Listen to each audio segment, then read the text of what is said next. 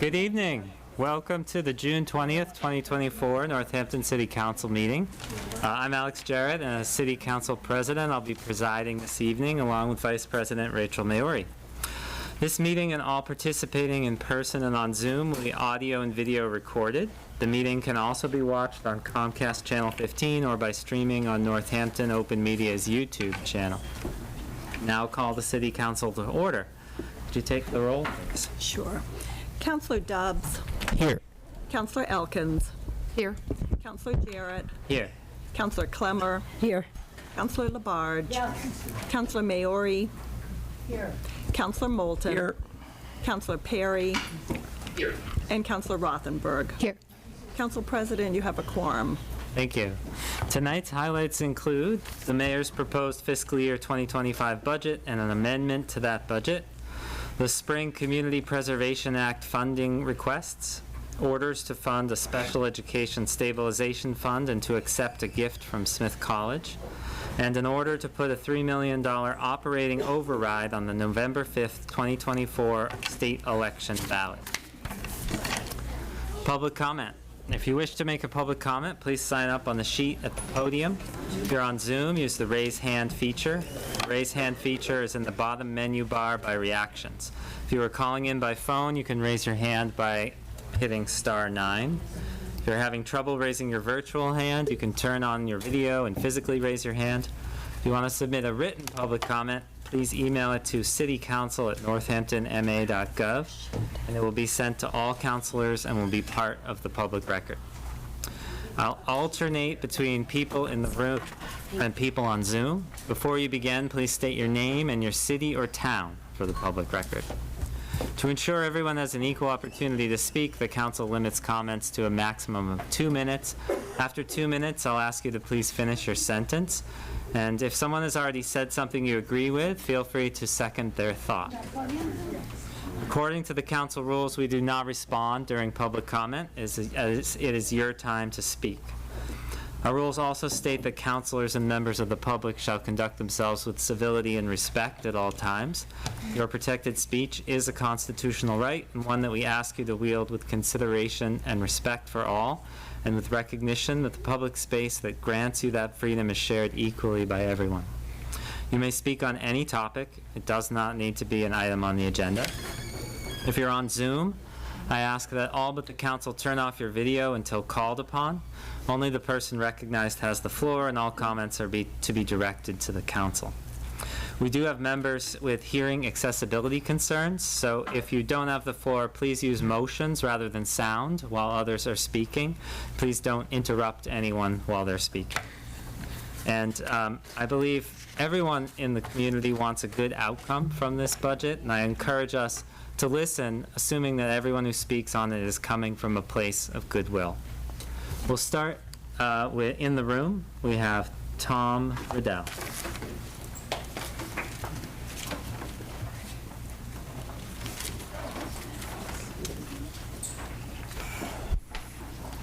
Hi, Tom Riddell, Aldrich Street, Ward 4. There is a movement among people in town advocating for a fully funded national Northampton Public Schools budget, and that maintaining current educational services is one of the most important priorities of the city. Others have been contesting this demand. The refrain is, you can't fund recurring expenditures with one-time revenues, and you should trust the mayor. I want to address the first of these by focusing on the city's funding of the schools for the last 4 years. Just over $4 million of school choice reserves fund was used to support the school's budget. In the midst of COVID, the federal government established the Elementary and Secondary School Emergency Relief Program to assist local governments with reduced revenue streams from the pandemic's economic impacts. The city received over $5.2 million of ESSER funding. Together, over $9 million of that money was used the last 4 years to support the NPS budget. That, my friends, was one-time money. It has been used to support the recurring expenses of the school department. Those funds allowed the city to finance schools with less of the city's own recurring revenues. That amount was consequently available to support spending by the city's other departments, that is, to support other priorities. But there's a problem with this, as has been pointed out. Using one-time funds to cover recurring expenses is not financially sustainable. Yet the mayors and the city councils approved this approach in their deliberations about these city budgets. Was there a plan to address the problem? Nope, it got kicked down the road. Other city spending priorities were favored, but the dilemma for the schools was unresolved. Last year, when the mayor added $1.2 million to the school's budget, she warned about the problem and said it would be worse this year and compounded into the future. But nothing was done to anticipate where we are now. The mayor's the chair of the school committee. Why no planning? Why no schools financial strategic planning committee or process? I guess there was a plan. Fiscal stability, a AAA bond rating, and the other favored priorities that the mayor and the city council have supported, leaving the schools underfunded and with no plan for correction. 2 weeks ago, I do have to ask you to Yep. Two weeks ago, I was sad. Today, I'm mad as hell.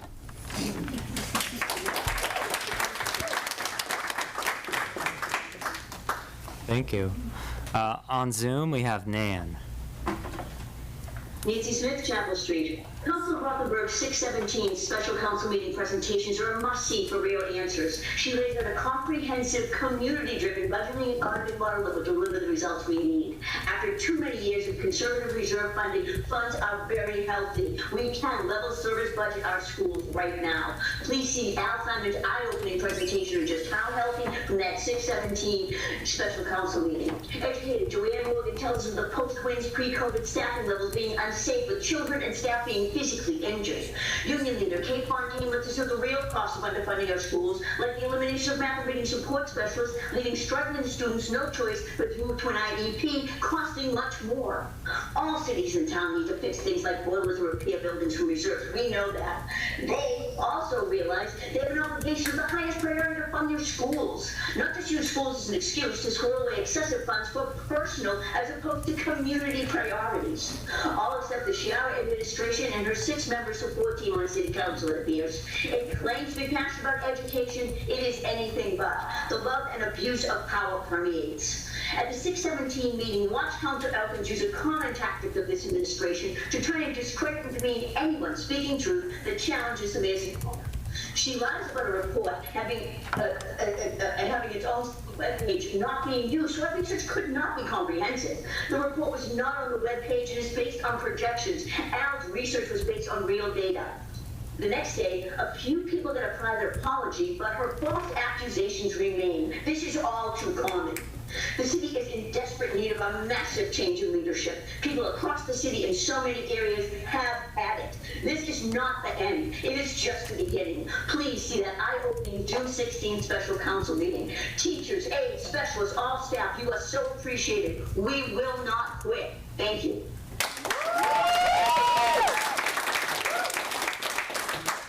Thank you. Rod Kleber, Yes, hello. your name and city or town, please. Well, Rod Kleber, Maplewood Terrace in Florence. I think you are the counselor for that area, right? Yes. My 2 minutes begin now, hopefully not during my introduction there. Issues need to be addressed through logical argument, sound reasoning and evidence. Any emotional appeals should be measured, not spilling into fallacies. Logical argument is not a zero-sum game. I win, you lose. The goal is to come to the best possible resolution of the issue together, typically arriving at some middle ground. The mayor worked to move from the planned 4% school budget increase to 5, then 8, middle ground. The opposing side flatly rejects that. They have indulged in ad hominem fallacies, like characterizing the mayor's efforts for the Community Resilience Hub as a matter of show. That was compounded by stating that the school children, most from lower to even upper middle class homes, were more important than the homeless. That is an offensive begging the question fallacy and social prejudice. Ad hominem for the superintendent also, despite her advocacy for the schools and necessary work with an 8% increase. She is charged with being disdainful and disparaging towards students, not the issue at hand. Of course, we've also heard the very special attack against our officials' work as being morally reprehensible. The most egregious fallacy has been either or. If you care about our children in our community, you will support a 14% increase.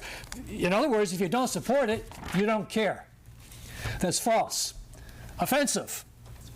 Shouldn't we be caring about the entire Northampton community, including all involved with non-school services and those who pay taxes to support all services? In my case, the assessment of my house has been raised 54% over the past 2 years. Another override is in the offing, this time for $3.5 million. I may be driven from the only home I've ever known. If you could finish your Keep in mind sentence. that without empathy, not partial empathy, there is no democracy. There is no community. What's next? A self-appointed ad hoc group redoing the city budget at the 11th hour? Like Gwen Agnew, have to ask you to I'm finish. concerned, thank you, about the effects of this prolonged disagreement. We need to get to work on helping our schools and helping our city as a whole. I'll offer just one idea. No, to I both need- save my, I need if I may. to be, no, I'm sorry, sir. You know, I beg your pardon. You- I will. I'll We put we on offer my- the same amount of time to every person. Yes, To and equal I time. would just say that considering the overwhelming number of voices that have been supporting the 14% increase and the few like mine, this was an effort to get perhaps a bit of equal time. But I will put some things Thank on the you. measure. The idea was to end football because it is dangerous. No, I need you to finish. Thank you. Yeah, I do have a Didn't gap. bring any cheerleaders, I'm sorry. Next on Zoom is Haley Pearl.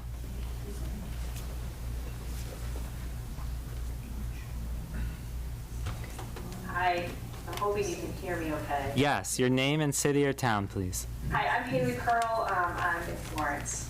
I just want to, well, I'll just get right into it. We don't have a school deficit in Northampton. We don't even have a budget problem. We have a representation problem.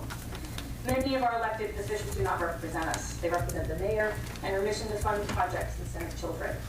Sure, after an incredible amount of pressure from constituents, some of you have gained a better understanding of what our schools face with these cuts. For that, I thank you. You've lobbed some softball questions to the mayor, Director Nardi, and Superintendent Bonner, but you've allowed them to skirt the toughest stuff. You've lobbied for certain positions to be restored at certain schools. Now you can say, as some school committee members said at the last meeting, that you did something. And for these things, you may pat yourselves on the back while you pass the weight of the twisted priorities of this mayor onto the much smaller backs of children. You say you're sad. You say you've endured lots of criticism over the last months. Well, guess what? Criticism comes with the job. We need representatives who can take the heat, who can hear us and act accordingly. We need representatives who see that our city is flush with cash and that we deserve a say in where that money will go. Somehow, we've done the research, but you haven't. Some of you said that you're not numbers people. Well, there are lots of numbers people in this community who have lots of questions about how this money will be spent. We need representatives who will ask why future aspirational projects are more important than children right now. The mayor wants to put Northampton on the map. Our schools have already done that.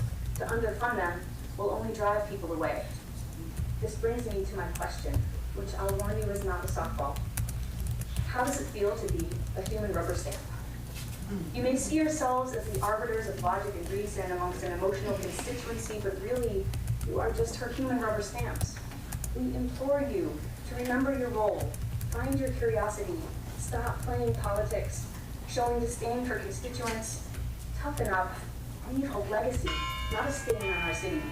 You may be saying, this isn't so easy, I bet you couldn't do any better. Well, That's time. and we will, and I'll say it again, the votes will speak if you don't. Thank you.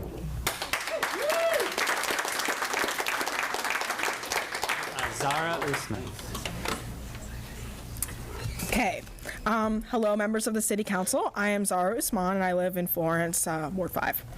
I'm a rising junior at NHS and a member of the Student Union. This past year, I've served as the Student Union School Committee representative, so I've seen this budget crisis firsthand at that level. Although my public comment today does not represent the views of the Student Union, I carry these opinions due to my experience as a representative and a student in this district. The Student Union did release a statement about the budget for the school committee vote, and the points made there still stand true. To quote, "With a tight budget to begin with, making reductions to offered electives and increasing class size will not allow our school district to maintain its competitive edge. Losing electives and larger class sizes are just some of the realities that our schools will be faced with without level services, which all lead to families choosing their students out of district and into charter schools." I attended the special city council meeting on Monday night, and I would like to say how appalled I am at the level of disrespect I saw throughout this group of leaders. Referring to qualified and engaged members of our community as outsiders is inaccurate and rude.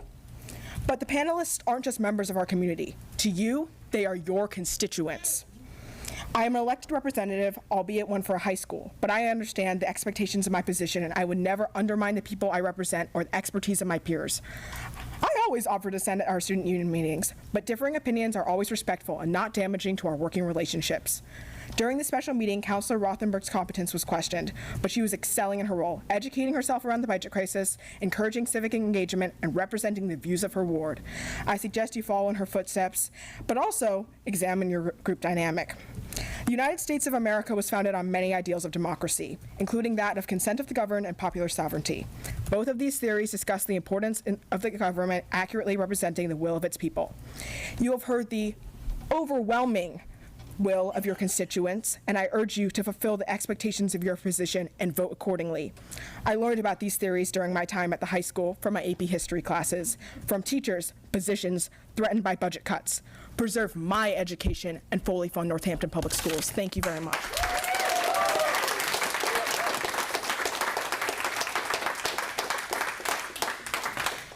Thank you.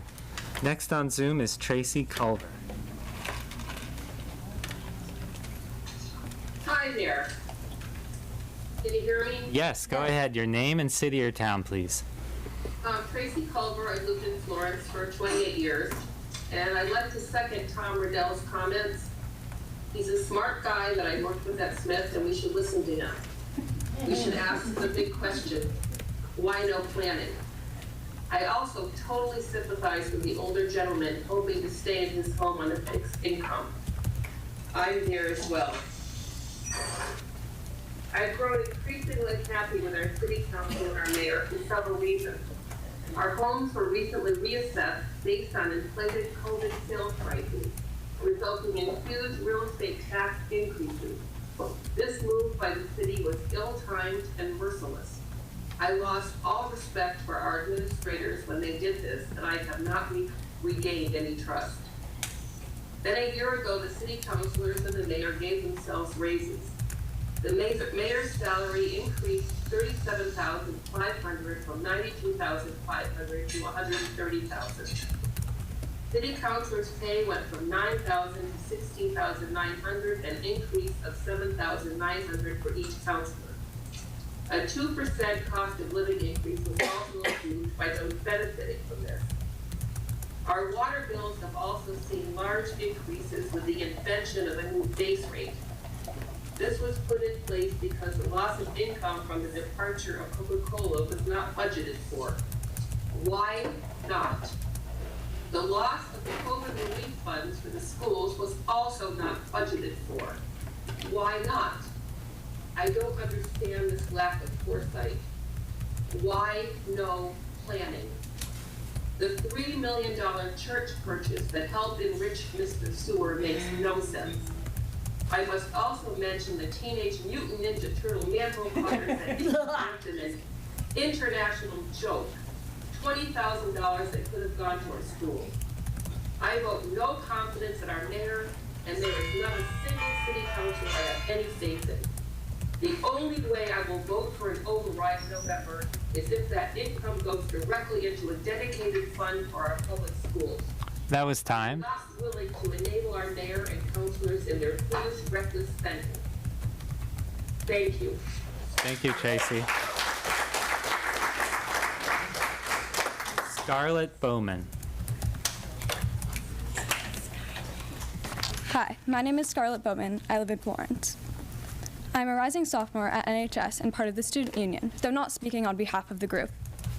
Student union has taught me so much about what it means to represent a group of people, and I'm here to talk to you tonight because I'm so disappointed in the way that our leaders are handling representation of the community. I've attended many of these budget meetings, and I've seen people from our schools come to you crying at public comment. I've seen teachers who are pink-slipped tell you how dehumanizing this entire process has been. And students have stood right here and told you that they are terrified for their future as Northampton Public School students. I hope you know that as representatives, that is the worst possible thing you could hear from your community. Students are leaving these meetings feeling disrespected by the people who are supposed to be representing them. So tonight, I wanted to remind you of your values and your promises you have made for our community. A direct quote from our mayor while campaigning says, "You can't make good decisions without listening to all the voices and seeking broad consensus," which is absolutely true. And from being in this room right now, I think it's very clear what the broad consensus is. Additionally, people in our community have warned you that defunding schools while fully funding police is not racially equitable. By not funding schools, you are not being anti-racist or fulfilling the promises that got you elected in the first place. I wanted to touch upon the environment at these meetings as well. I attended the special budget meeting on Monday with the council, and I was shocked at the amount of disrespect and lack of active listening by the majority of your group.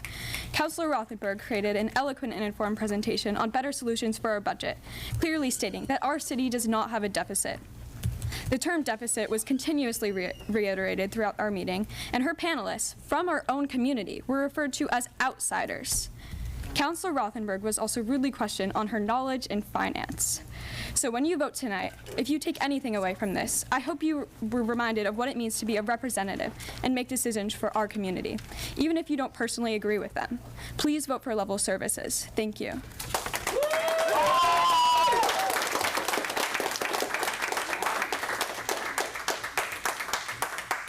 Thank you. Next on Zoom is Fran Volkman. Good evening, everybody. My name's Fran Volkman. I live at 26, are you hearing me? Yes, we are. 26 Crabapple Lane in the Lathrop community. And I'm really here to support what may seem to you as a minor thing, but it's the recommendations of the Community Preservation Committee, and specifically the recommendation of support for the Lathrop community's removal of invasive species. We're trying to create an environment here that supports all the creatures, from the smallest bugs to the bears. And the removal of invasives is an important part of that. And it's good for the whole community, not just Lathrop. It's something with a long time frame. We really appreciate the CPC's recommendations, and we appreciate your support of this as well. And while I'm here, I'd like to say one more thing. I am so grateful for everything that all of you are doing. I know this isn't easy. I think it's horrible. I've sat on both sides of this table. I would urge people, please, please address the issues and not the people. Thank you. Thank you.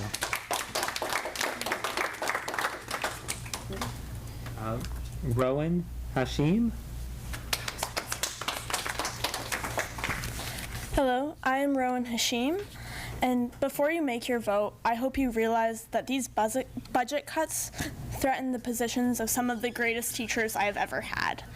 Daniel Graham and Trey Jones are once-in-a-lifetime teachers that Northampton, well, it's a miracle that you got them on their staff. When my parents split, there's a choice between me going to school in Northampton or going to school in Vermont. My school in Vermont was K through 8 with a total of 150 students.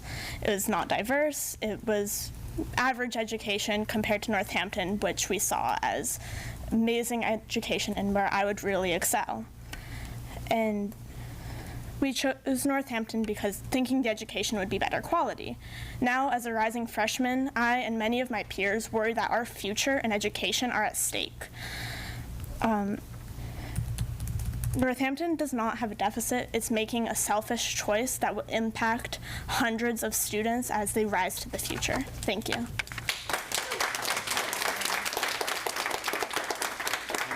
Your city or town is Florence? Okay, thanks. Next on Zoom, Brian Jersky.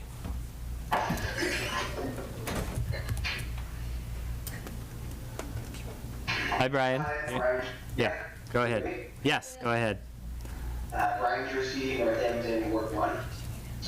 In the special meeting this past Monday, where Councilmember Rothenberg had the opportunity to present the plan with other community members, some of you said that the proposal of a working group was interesting, but too late. I was frustrated to hear this because many others, including us, have personally been suggesting this idea since April, emailing it to all of you and bringing it up during most of the public comment opportunities. So to act like this is the first time some of you have heard this idea tells us that you're not even listening. Secondly, I was frankly offended by how a handful of the other council members treated that meeting, mocking the ideas and seemingly annoyed that Councilmember Rothenberg had sought outside independent experts. We all know we can think outside of the box to solve this major issue. Shouldn't we be consulting with as many experts as we can? The best government officials work hard to learn how to govern, but most importantly, they listen to their constituents and do everything they can to advocate. So I want to thank Councilmember Rothenberg for doing exactly that. I also want to thank the other council members that are approaching this with an open mind. To those that aren't interested in exploring all avenues, I'll share this. I recently watched an exchange between the Massachusetts Secretary of Education, Secretary Tutwiler, and Senator Comfort, who is passionately advocating by reforming Chapter 70. She said to him, can we relook at the Chapter 70 formula? Can we crack it open and figure it out? She was suggesting a working group to problem solve this. Sounds familiar, doesn't it?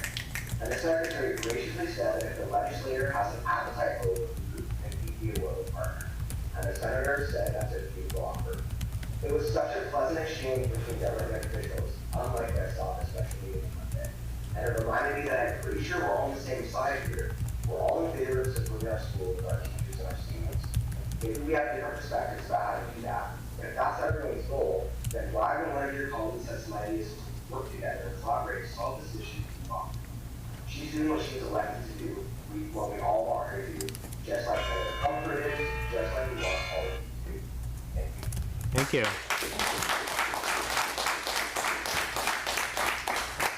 Just a reminder, please don't snap your fingers. It's an accessibility concern for hearing accessibility. You know, use motions and such if you like. Next in the room, Karen Hidalgo. I'm Karen Hidalgo. I live on Barrett Street in Northampton. I'm a school counselor at the high school. I'm speaking for myself, as I always do. I sent an email a day or two ago, and I'm not sure if you had a chance to read it. I'm sure you're getting a lot. I wanted to highlight a few key points, and I have a question to add. I also think it's extremely important to have a public discussion about education funding, given the history of underfunding in Northampton public schools. The needs of our students, academic and social-emotional, are real.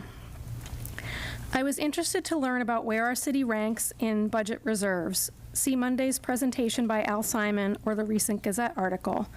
Why would one of the cities with the strongest reserves not be able to fund its schools adequately?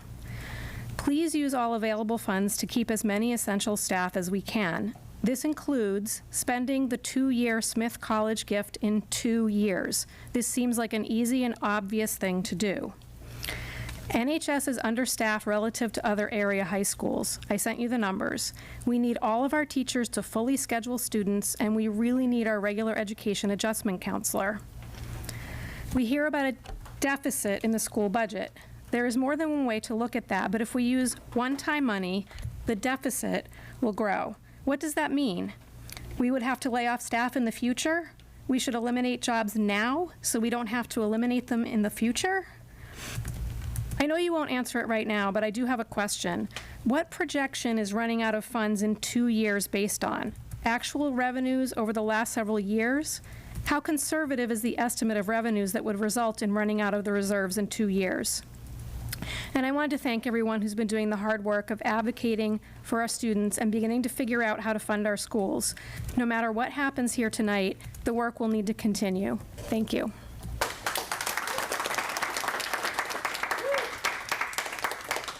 Thank you. Next is Liz Bowen. Elizabeth Bowen, Councilwoman, Ward 7. Tonight, I asked the committee again, what is their plan? What is your plan for the expenses that will be created by the mayor's cuts? Because less than a full gut job is still significant cuts. When the increases in special education costs eat up the savings, what is the plan? When no money miraculously appears from the state, what is the plan? When the cost of ethically and effectively running a school system continues to outpace what the mayor wants it to cost, what is your plan? Because the school system can't make that plan for you. We are running on a skeleton crew as it is. There's no fat to trim. We are already doing more with less. So what's the plan? The city is going to have to allocate the funds when DESI comes after us for violations. The city could allocate the funds now and prevent those increased costs, but it seems pretty clear that theoretical pet projects are more important to you than actual present expenses and obligations. And I don't understand. I don't understand how you have the gall to bring up an override, Jean Louise. I don't understand how you can bring up an override, refuse to state that it will go 100% to the schools, and expect us to support that override. You've demonstrated that you can't be trusted. You can't be trusted to spend our money responsibly. You've already demonstrated that you can't handle the responsibility of allocating the money we have. So tell me, why on earth would I trust you with more money?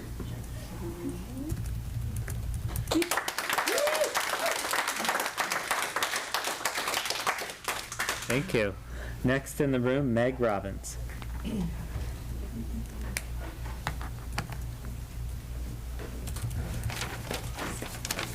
Hi, Meg Robbins, Ward 4, and I'm addressing you this evening on the Special Ed Reserve Fund, which you voted to create and the school committee confirmed. Putting $800,000 in, withdrawing $200,000 for F25 is on the table tonight. After this authorization, there is no legal provision for further voter approval as to when or how it is used. The new reserve will be under the joint control of the school committee and the city council, requiring a majority vote by both bodies, taking it out of school district control. The legal purpose is to fund unanticipated special education spending for rare out-of-district placements.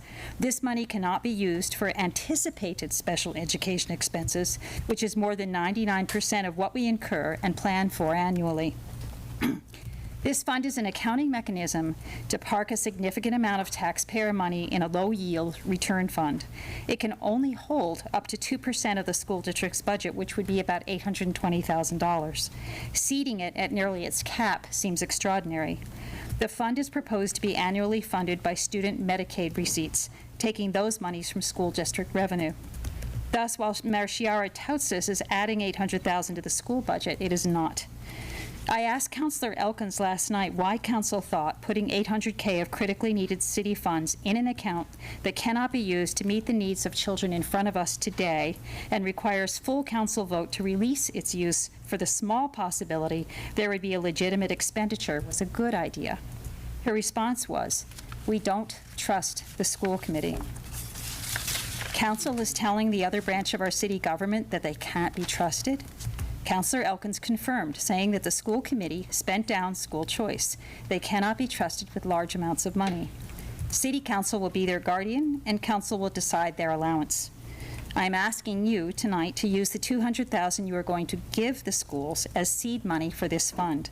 Put the other $600,000 in the F25 school budget where it will do the most good for the most children.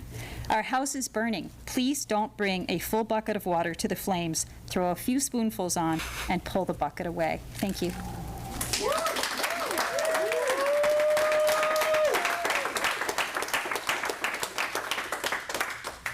Thank you. Next on Zoom, Isabel Miller.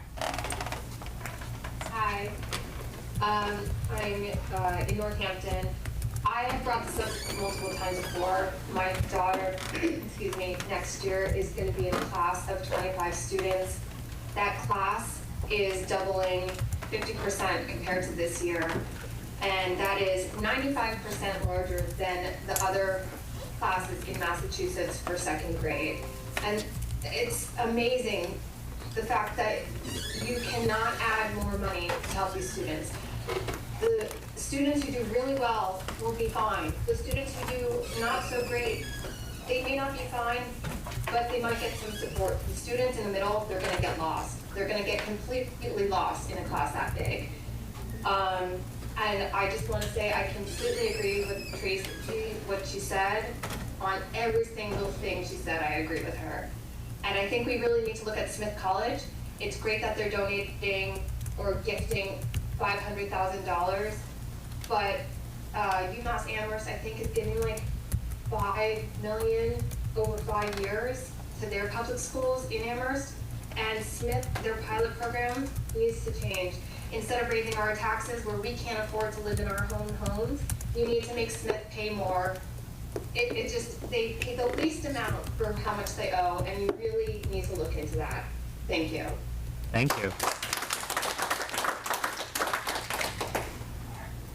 Karen McLaughlin. Hi, Karen McLaughlin, Ward 7, Spring Street. I'm here to try to say a few things. One thing I really want to say is we are all being gaslit by the state. And I think that's where we should all come together and say Chapter 70 funding is not okay. And all of us in this room and all of you and all of us should go at that hard over the next 2 years so we're not having this conversation of infighting with one another that's gotten pretty ugly. I think if we can all just say, let's put our efforts towards the state. Let's get the money from the state to move us out of like 1970 funding to 2024. We won't have these huge deficits. And I'm willing to do that. I went with Alex Jarrett, with Joe Comerford, with Natalie Blay, with lots of other constituents. On Monday night, there was a meeting about the Chapter 70 money, and the gentleman who spoke earlier was talking about that. Let's be radical and change the state funding together. We can do this together. We have 2 years of funding. Plug the budget now, and let's go after Chapter 70 now. We can do this. And it is an anti-racist, anti-oppression move to serve the children who will be cut. We don't need to do that if we can have the political momentum to go after this. I'm willing to send all the information. There was a recording of that session. You can all watch it. You can all sign up. Let's go to Secretary Tutwiler's door together and demand more money for our schools. Thank you.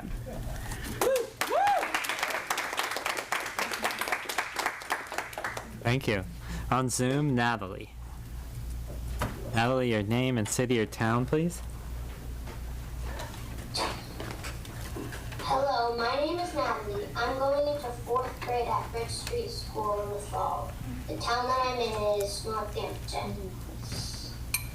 The reason I'm speaking tonight is because of the job cutting. I feel like this is important because I care.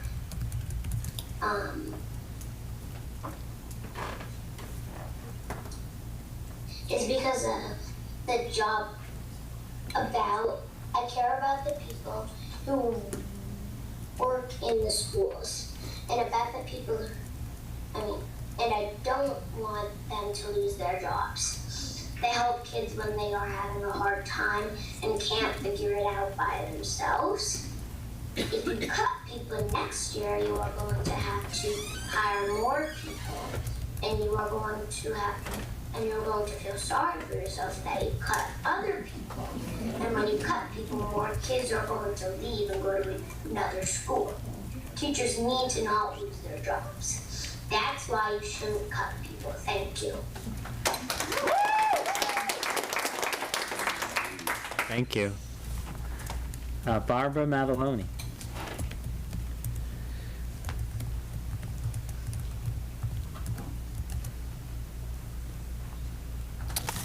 Good evening, Barbara Mataloni, Northampton. I have to say it's a curious thing to have a public comment opportunity in front of a mayor and city council that has been over the last few weeks responding to the public's questions and ideas with such dismissiveness and profound lack of curiosity. But here we are. So instead, I actually want to speak to the public and prepare you for what you will hear tonight and maybe won't hear tonight.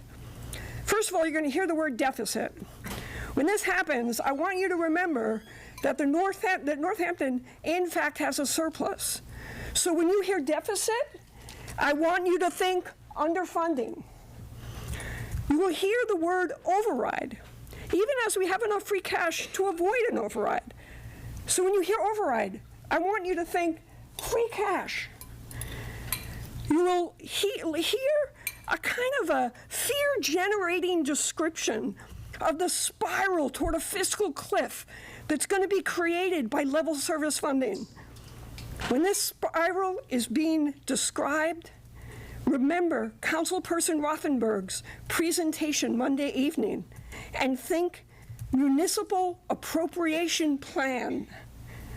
The next one is kind of tricky. It's about tone, because you're going to find yourself, and others have described this, and your fellow members of the Northampton community being treated with dismissiveness, with defensiveness and disdain. When you experience this, look to your left, look to your right, and say to yourself, the people of Northampton. Last, there are some words you are not likely to hear. I didn't hear them from the city councilman on Monday. These are some words that you need to hold on to, and because they need to fuel our conversation. You need to say to yourselves on a regular basis, children, educators, public education, democracy, values. Our actions should reflect these words: children, That's time. educators, public education, democracy, values. Thank you. Thank you.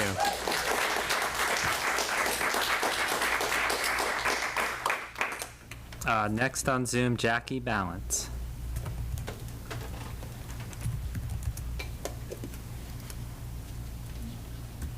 Are you able to unmute, Jackie?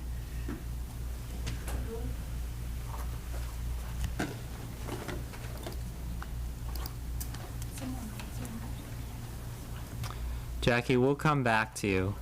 We'll move on to Amy Martin.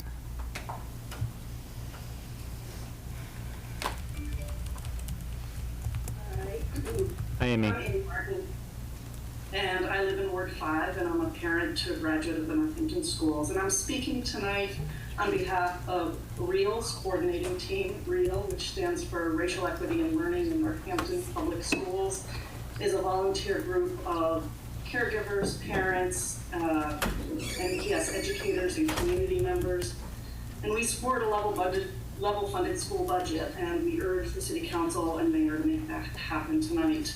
We know that you care about this too, and that you understand the value of a well-resourced public education. We know that you know that public schools are the most widely accessible learning institutions we have, including for Black and brown students who overall have fewer educational options than white students in our systemically racist society. We must fully fund our public schools and avoid the harmful cuts that are on the table, and that would disproportionately impact kids of color and other marginalized groups in town. The kids and families of Northampton deserve this. Northampton Public School employees deserve this. We all deserve this. It's our collective future at stake. So let's do this for this coming year, and tomorrow let's start the work, the hard work, of figuring out sustainable school funding going forward.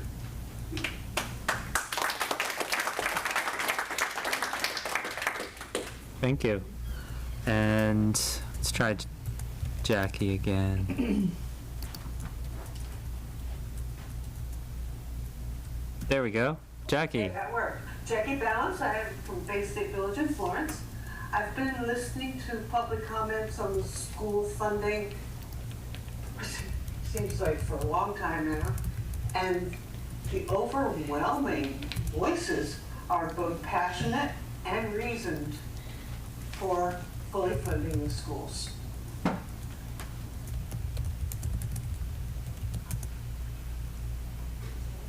If you represent your constituents, I think you will have to listen to these voices and reconsider the budget. I know there's only days left, a lot of special meetings, whatever it takes. Monday night's meeting did not show the council at its best behavior, and I hope I don't have to vote on the next ballot, write in no confidence, no confidence, no confidence for everybody in city government. You represent the people or you represent the mayor. Your vote tonight will tell us. Thank you, Jackie.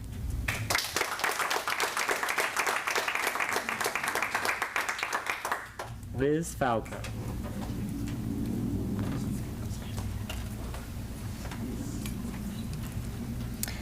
Hi, my name is Liz Falco. I live in Greenfield, but I promise I'm not an outsider. I'm a city employee.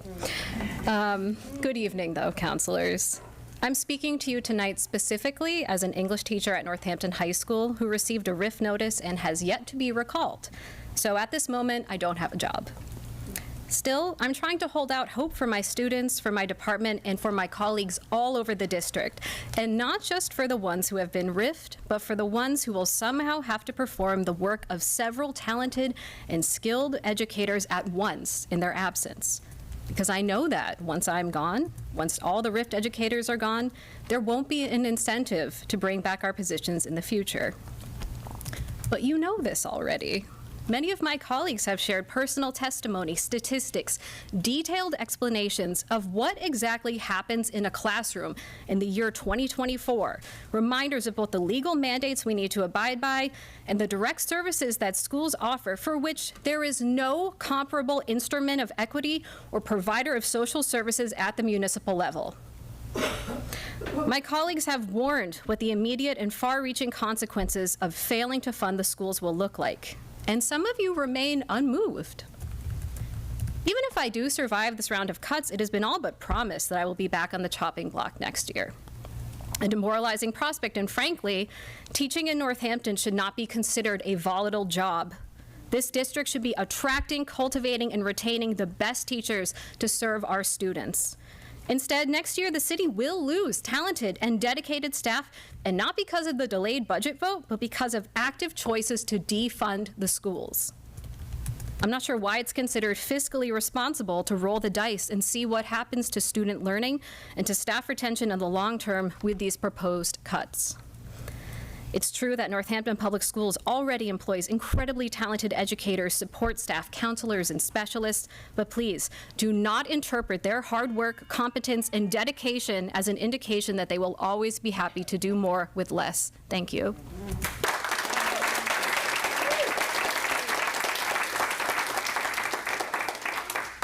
Thank you. Next on Zoom is Lisa Modenos. Thank you. Lisa Modenos in Florence. There is no deficit, but if you listen to some voices, you'd think the deficit was insurmountable, layoffs and cuts inevitable. The power behind this language and this approach is called the illusory truth effect in psychology. You can the same concept and word over and over and over and over and over and over and over again. Despite evidence to the contrary, people may start to believe you and not challenge you, even though the data is right in front of our faces. And that data show that there is no deficit, there's a lack of support to fully fund our schools. There is money to level fund our schools for next year, but we're being told, oh, you silly civilians, you don't understand finance. Even though we do have millions in our account, we can't use it. Yes, you can. East Hampton did to save their schools, but you won't to save ours. Your priorities are showing, and they don't reflect the priorities of the community. We know that when budget cuts happen anywhere in the public sector, the most vulnerable suffer the consequences. This is an equity issue in Hampton. We're talking about children here. In our public school system, a population whose poverty rate is 3 times that of the city. Children whose intersecting identities and needs are more complicated than the general population. It's within public schools where we can best counter this inequity for children. Cut the budget, you harm the most vulnerable. This is fact, we know this. And this aspect of the cuts has been rendered invisible by the continued narrative of deficit. There is no financial deficit. The deficit instead is in the advocacy for our children and for public education. The mayor and city council should and can support our schools by pushing for level services funding for next year. You still have time. You have the money. Use it to show your city that your priorities are truly about justice, equity, children, and public education. I imagine those are the exact same issues you're all going to campaign on in the next election year, right? Yeah. Thank you.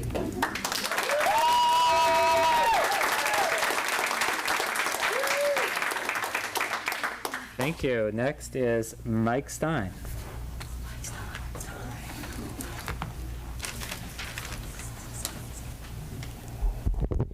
Thank you. Mike Stein, 14 Columbus Ave in Northampton, Ward 4 School Committee Representative. I continue to be amazed by the grassroots organizing and civic participation that resistance to the mayor's school austerity plan has generated. For the first time, we are having substantive conversations about the benefits and drawbacks of the fiscal stability plan as a community and considering how our policies and budget reflect our values. I want to share a few things I've realized with great clarity over the past few weeks. First, the residents of Northampton deeply value public education and want our elected officials to, at minimum, provide level service funding in the FY25 budget. Two, this process has produced an education voter base that will not disappear after tonight's meeting. Three, the city of Northampton continually runs surpluses and has no deficit. Four, the fiscal stability plan has been wildly successful in generating cash for savings, capital, and special projects at the expense of adequately funding core city services like education. Five, the fiscal stability plan itself and blindly trusting the previous mayor are what produced the current manufactured fiscal crisis we are in today.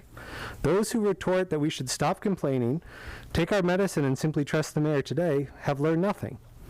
Six, it was political choices that locked up our mountain of cash behind invisible fences, and it is political choices that can open those gates and reconfigure those pastures.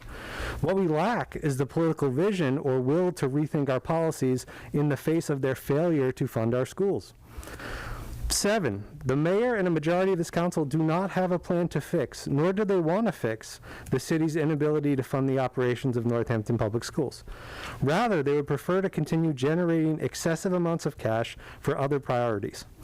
The dogmatic fealty to the fiscal stability plan, outside of all reason and without any critical distance, is astounding. 8, officials who dismiss inconvenient facts as misinformation sound oddly like another U.S. politician who complained of fake news and promoted alternative facts when confronted with the reality of his choices. For your own sakes, please stop echoing talking points without doing the actual work necessary to understand the data, policies, state law, and basic accounting terminology. It's embarrassing. Thank you.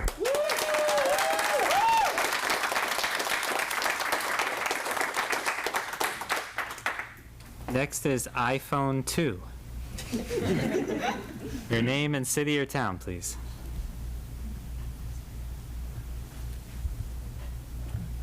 Hello. Hi, we can hear you. Okay, I'm sorry, I'm in my vehicle. My name is Maria Wallace, and I am an ESP at JFK Middle School. And I'm going to come with you with the same concerns that I had before, which are that the students that will be harmed by the cuts the most are Black and brown students. I don't know what that looks like for some of you, because it doesn't affect some of you. As you walk around this world in a white, how you are, I walk around in this world Black, as I am. And it does affect the kids.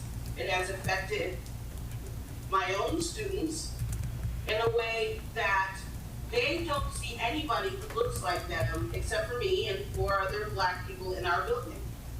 Now, some of those people are going to be cut. Now, people always talk about education, how you need to see yourself and your community. We don't. And so if you are starting to cut away those services that Black and brown kids receive on a daily basis to help them do well in school so that they can be successful out in the world, you are doing them a disservice. And I know, I want to say, it doesn't affect most of you. And it doesn't. But it does affect them. And if you care, I'm in the last sentence, if you care about students And all of your talk about budget, City Council has forgotten the students. Do not forget Black and brown students, because you are. Thank you very much, and I hope you vote in a very productive way.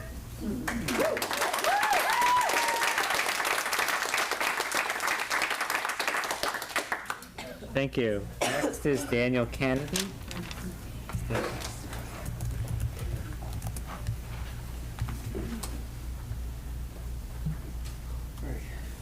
Hi, everybody. Well, I'm gonna make this. No, all right. I'm just gonna. Yeah, it's green. Okay, you're good to go. All right. So I'm gonna try and make this fast because I am now hot and sweaty and gross from standing outside like everyone else here. But I want to start out by saying, don't underfund the schools, don't cut services. That's just irresponsible when you don't have a plan. I have asked multiple times, I think everyone else has as well, asking what exactly is going to be cut? What services are going to be cut? What are we losing? And no one seems to be able to consistently articulate what that is. If you cut without knowing, you are making a mistake, or you are very liable to make mistakes. Seems very irresponsible to do. I also do not see how a city can describe its finances as healthy while also making, again, unplanned, unaccounted for cuts to services across the board. Doesn't matter where it is. The mayor referenced a plan, a 2-year plan, to work with the school committee to find out how to address budget cuts or address needs. I don't think that was done. I don't know the status of it, but I'd love to hear about that. That seems like a reasonable path forward, but it takes a lot of time. It does not make sense to cut in 6 months or a few months or even a couple of weeks without doing that work. I also want to address Councilor Clemmer saying that there were outside residents. That's an oxymoron to begin with, but it really just feels extraordinarily exclusionary. I don't know what your intent is with that phrase. I would love to hear it, though. And for Councilor Elkins, just lambasting someone for not reading documents that weren't available just seems irresponsible and like political theater. I really hope that's not the way things are done. I would love to see inclusion. I would love to see taking this energy and putting it like forward towards budgets, especially in the future. That's where our power is, and that's what I hope you will do. Don't cut any funding for the schools, don't cut any services for the schools, and please vote with your minds, your hearts, and with the community's future in mind.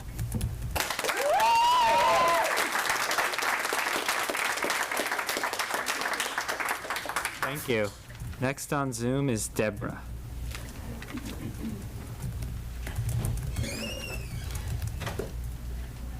Can you hear me?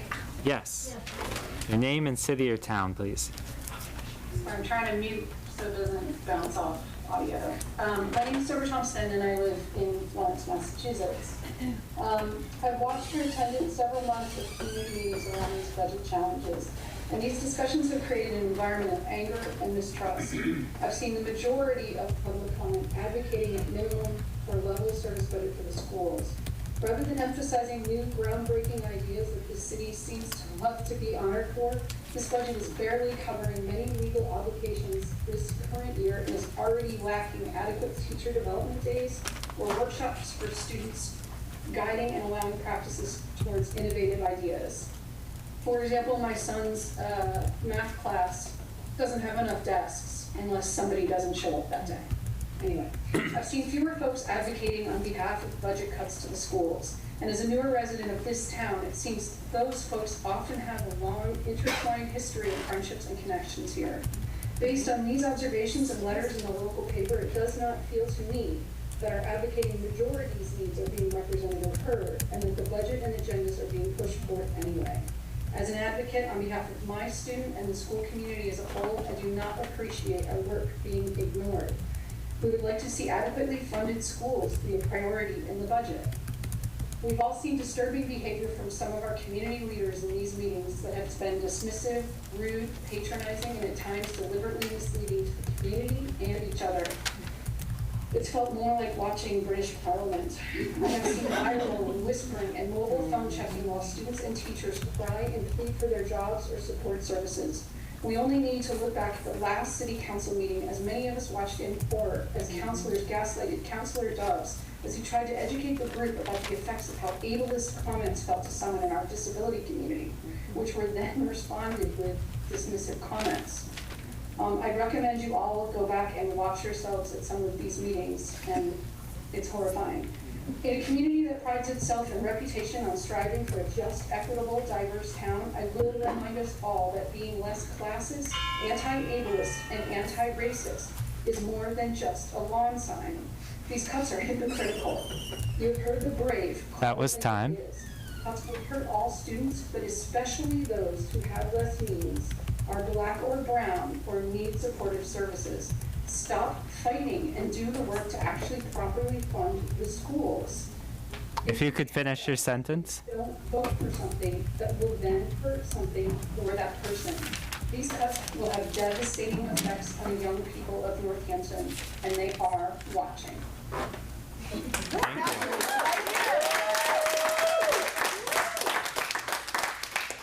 Next, is it Michelle?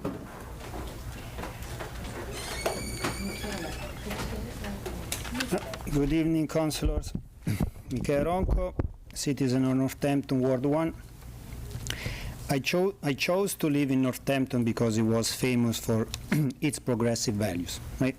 Since I moved here 14 years ago, I never concerned myself about local politics, in spite of having a long history of political activism and serving my community as elected official. I trusted I was living in a progressively run city. So why am I active now? Because I became concerned. And the more I paid attention, the more concerned I became.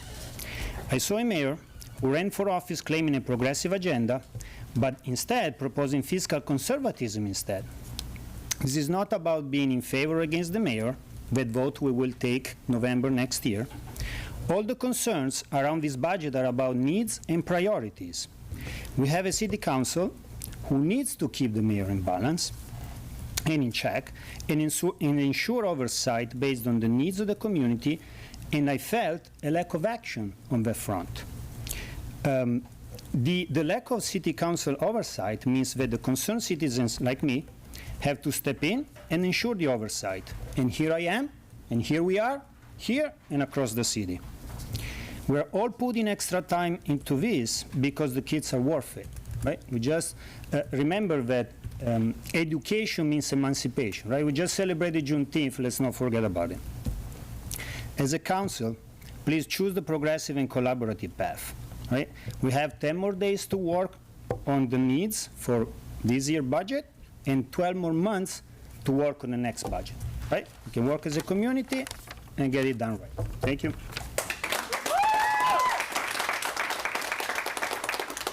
Thank you. Next is Sandra on Zoom.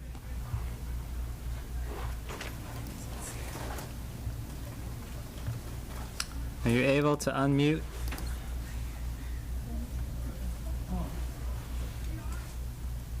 We will come back to you, Sandra. Andrea Egido.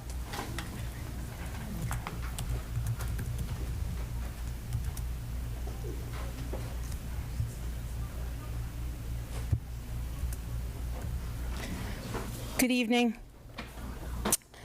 My name is Andrea Egido. I am the president of the Northampton Association of School Employees, and I teach kindergarten at Ryan Road Elementary School. I'm horrified by what I've heard over the past few days.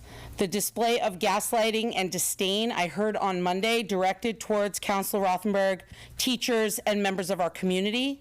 And then tonight to hear that an elected official saying they don't trust an entire elected body of our city to use money appropriately. I just want to add, the only reason the school choice account was spent down was because the city didn't adequately fund the schools in the first place. For years, even though there were overrides passed and excess revenues, the Northampton Public Schools have been perpetually underfunded. That's happened on, and it is continuing today. We are in the process of potentially losing almost 20 positions from our schools. High school students can't get the classes they want. There's 30 students in a class and students on waiting list because they can't get into AP Psych or the history courses that have created these wonderful students that you heard tonight. In our elementary schools, our youngest and most vulnerable students are losing support staff, paraeducators, interventionists, and tiered support professionals that make it possible for them to access the curriculum and the classes of their peers. This budget asks to put more invisible fences around money. Money, I might add, that comes from medical and reimbursements for school services that should be part of the school budget anyway. That doesn't seem to make sense. This budget also drags out a small gift from Smith College for 3 years when it could be used in 2. Also doesn't make sense. And instead of budgeting schools from recurring revenue, the mayor and Director Nardi continue to give one-time funds, just one more minute, I'm almost done, to give one-time funds which further perpetuate the underfunding. I have reached out numerous times to the mayor and superintendent to try to sit down and come up with a budget that would not harm our students, but to no avail. No response from the mayor. If you could finish your sentence. Yep, the money is there. Mayor, you can make this right tonight. You can make it right. You can amend the budget so that this council can vote on it tonight. And we can start healing, getting better, moving forward together. Thank you. Thank you.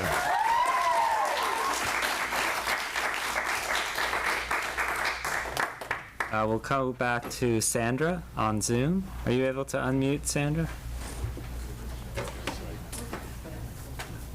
Do we need to evacuate, Rachel? What's happening? Just noise. Oh. Okay, we'll come back to you. I'll let you know if you have to come back. Yeah, let us know. Joanne? Thank you. My name is Joanne Sickles, and I've been a member of this community for about 4 years now. And I was at the special meeting on Monday night. My friends have a child who is in the Northampton High School who will be a sophomore. I was absolutely appalled at the treatment of Councilperson Rothenberg on Monday night, being targeted. She is the counselor for our ward. She listens to her constituents. Mayor Shara, you ran on the fact that you were going to fund schools. If I had the power, I would call for a no confidence vote. However, I do not have that power. Also, all of you are trying to convince the people of this community there is a deficit. Well, I'm going to ask all of you, and I know you do not answer questions, but I will tell you this, okay? I'm going to ask all of you, okay? You're talking about, you're saying by 2028 or 2029 or whatever it is, which you mentioned on Monday night, that it would be somewhere around a $9 million deficit. Well, I want to know if any of the numbers you all are putting out there have been certified by a certified public accountant, because I have impeccable math skills. And I believe that the priority in this community should be our children. They are our future. They are your future. If they are not educated, then they cannot make a future. So if all of you still live in this community when they're adults, what's going to happen? Because if they're uneducated, they won't be able to get decent jobs, and this community will die.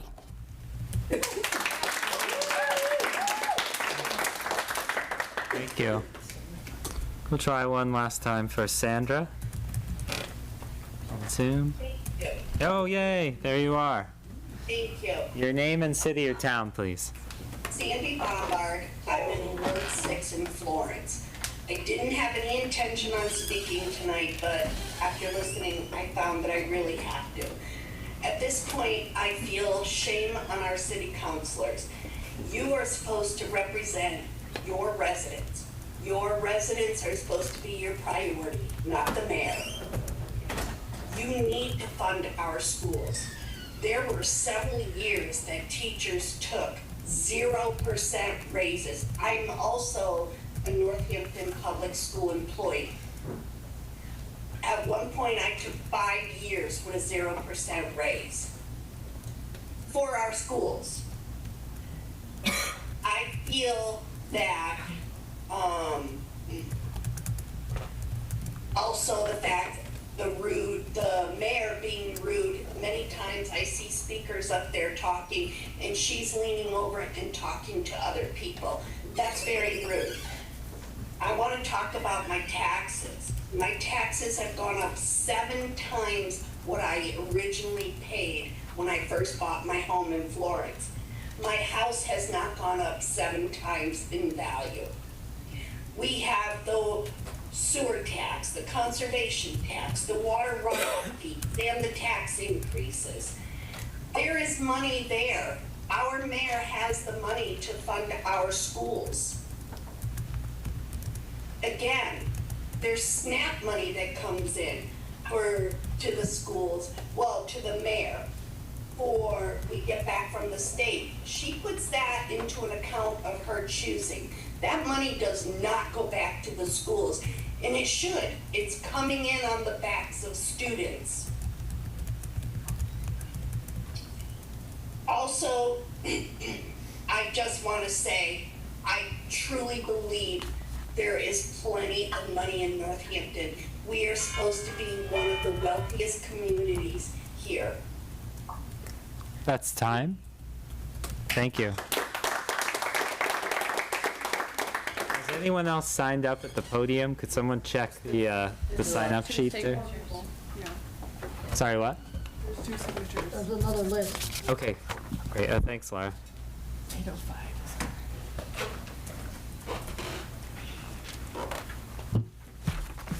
Okay, is it Delia? Delia Martinez?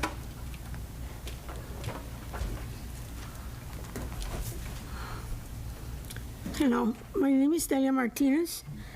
I have lived here in Northampton for 24 years. I have paid property taxes for 24 years. Every so often, I have to come here because there's a story that they don't have money for schools. The same story.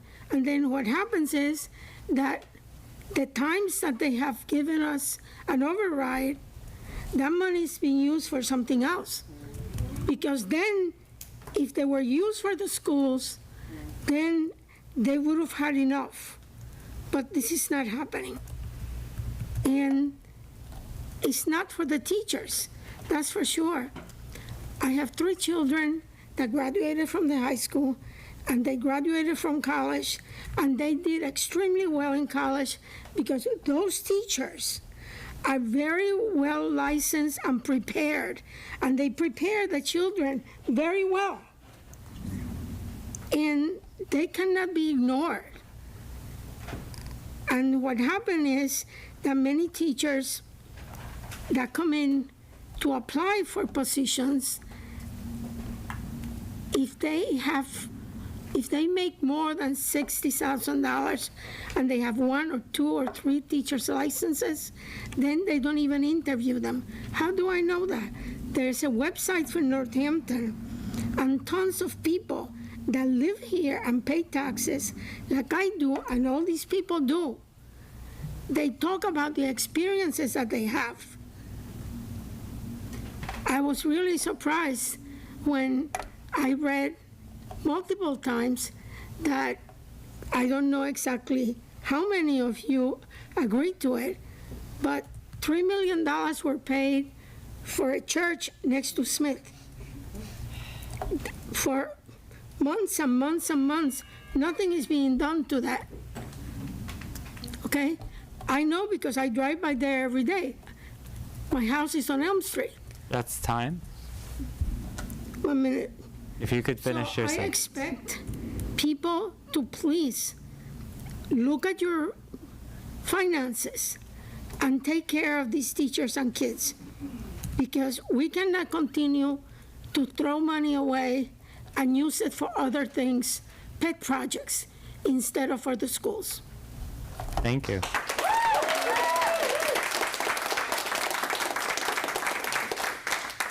sit on Zoom. Thank you for taking the latecomers. I thought the meeting was... Sorry, the next person is on Zoom. Oh, sorry. You'll be next. Becca? Hi, I'm actually Mike Natale. I am speaking as the owner of a local business, 8th Street Fruit Store in Cooper's Corner. I live in East Hampton. At the stores, we make a point of hiring many students from Northampton Public Schools, and we support Dollars for Scholars. And I ask that you please keep our scholars enrolled in Northampton Public Schools. Northampton Public Schools need to be fully funded. It should not be an option to take cuts from the schools. It's absolutely necessary to use available funds to fully fund our schools. Our educators are our foundation of the town and they educate our children. Because of the decades of underfunding, we have your so-called deficit. Spend the necessary funds to fix this and fully fund our underfunded schools. Consider it a capital expense. We have to consider those things in the stores, do some unnecessary fixes that don't make the beautification of the stores. It's something that's necessary to fix, and this is something we need to do to fund our students and our teachers. Thank you.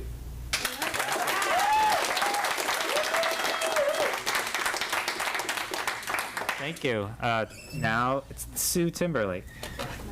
Sorry, that was really embarrassing. No worries. I thought the meeting was at 7, because the webpage says it's 7, so I came in late. I just want to say that strong public schools are really key to a good municipality. We all know that. All of us know that. Whose job is it to plan for the schools? Well, I know the charter in Northampton, and by the way, I'm from Florence, Sue Timberlake in Florence, and the charter in Northampton does just what every other town does, municipality in Massachusetts.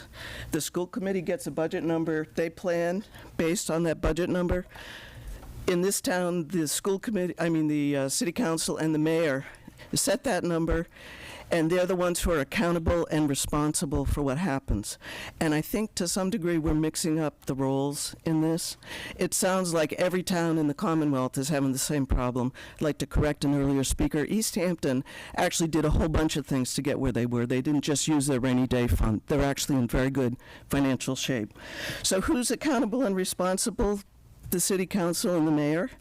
We had a AAA bond rating before COVID, and we lost it just before COVID, and it was regained by the, I think it was Narkowitz and then the current mayor. And we all know what it means if you have a good bond rating, so it's really important to keep that.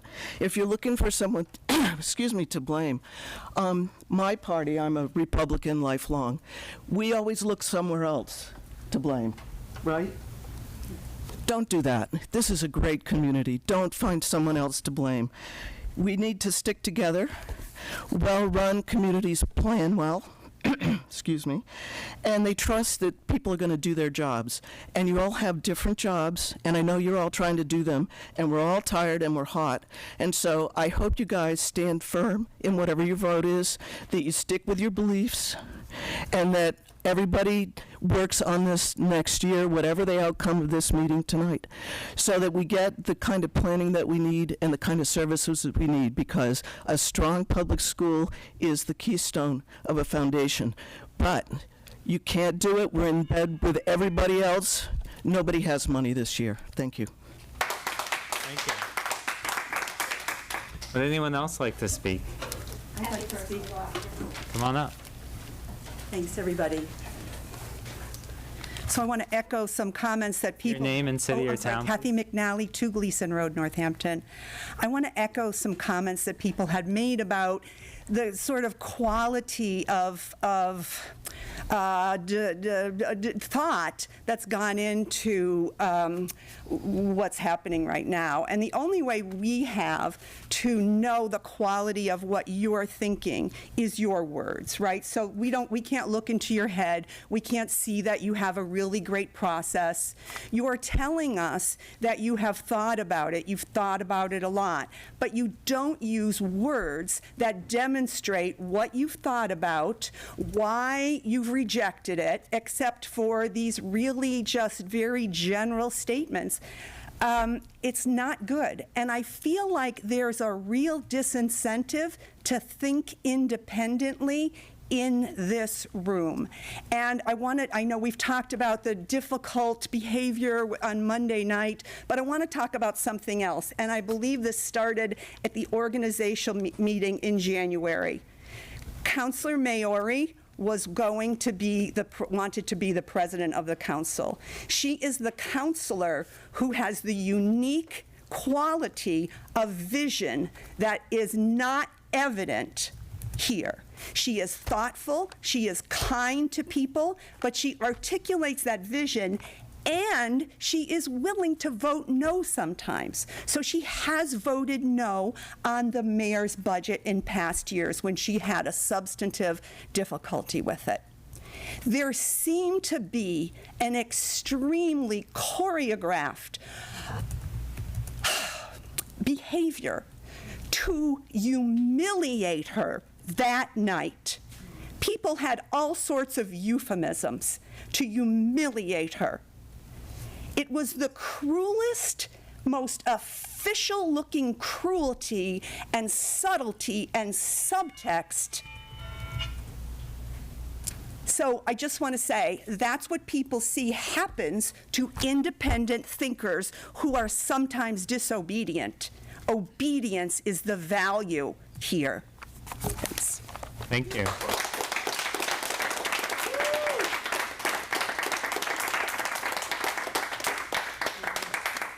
Melissa Makaborski, I live in Northampton. One final quick comment. It's enough. It's enough.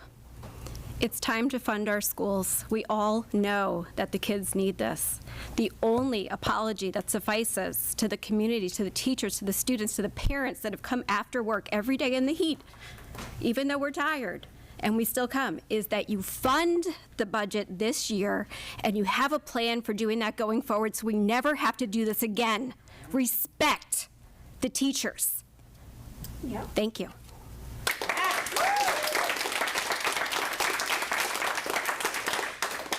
Thank you. Would anyone else like to speak? Come on up. I'm Jennifer James. I'm the parent of a graduate of Northampton High School and a student that's currently a student at the high school. I guess there's a lot of different definitions for who belongs and who doesn't in this conversation, so I'll say I was born here. I'm a fourth-generation member of the city. I've also lived away from here in a big city and moved back. I've been a taxpayer for 17 years, so those are my bona fides if you need to hear them, because it sounds like some of you need them. I just want to say I need you to level fund our schools, and when you see my son and I walking in town, because I know you will, because we all see each other walking in town, you'll see me with my son. And I hope you can look me in the eye and my son in the eye if you vote against level funding. I hope you can look at all the students you see on the street in the eye and know what you've done if you vote against level funding our schools. Thank you. Yeah, thank you for sharing your emotion with us. I think I'm not going to share my name or where I live because our family's been traumatized in Northampton for one thing, and that is asking that we teach our children to read. So in this educated community, as people stand here and have to give their names and what they do for a living and their backgrounds, I'm not sure whether those things are important, but in this educated community, our kids can't read. Look at the data. And you will see that a large number of children in this community cannot read. And of course, our most vulnerable students, our black and brown students, are more impacted by this. Watch the Right to Read film. And, you know, we're a perfect example of a community, right, where the white students, their families will pay, and they'll get that reading instruction, and they'll learn to read. And the rest of our students who don't have those resources will not learn how to read, and they'll end up in prison. And that's from a community like Northampton. So talk about your degrees, talk about your educations, but think about the children you're leaving behind, and there's lots of them in this community. Look at the kids at JFK right now and how many can't read. Look at that data. It's irresponsible. Level funding is a joke. It's not nearly enough. We fought, Jackson Street School fought tirelessly against the science of reading. Gwenwa Agna, biggest spokesperson, standing in the way of the science of reading. As parents within the community like ourselves tried to begged this community to teach our kids how to read, We were told, just read to your kids at night. That's all they need. So we've asked, like, what are you doing for the kids that weren't taught how to read? Like, oh, we have this great curriculum now, which we all know it's okay. What are we doing for the kids at JFK who didn't experience the science of reading? Absolutely nothing. We're doing away with all the interventionists. So not only won't there won't be tier 2 support, which there already isn't, let's be clear, and there hasn't been. So do right by the children. Like, so little of this discussion has been about the children. Our children can't read. It's shameful. The data supports what I'm saying. Thank you. Would anyone else like to speak? My student union colleagues are abroad, but they really want a public comment. Can I call them and can they like speak into the microphone? They can't. Zoom isn't supported in the country that they're in right now. Sure. Would anyone else like to speak in the meantime while we're getting that set up? Sorry, give me 1 second. My calls are not going through. She just texted me, so.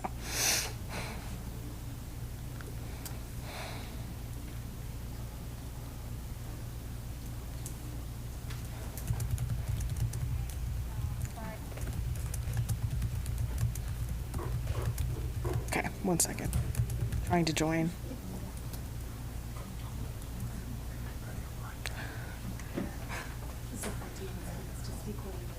Yeah, can someone else speak? I'm sorry. Okay, you're just gonna go outside. It's not letting me join. I'm wondering if I could have a little bit of help though. Maybe anybody else? Hi there, my name's Nicole Roach. I'm a Northampton resident.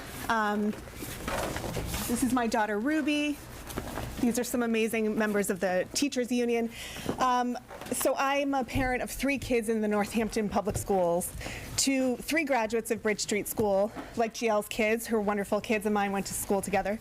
And I'm here tonight because this is 1,000 signatures on a petition.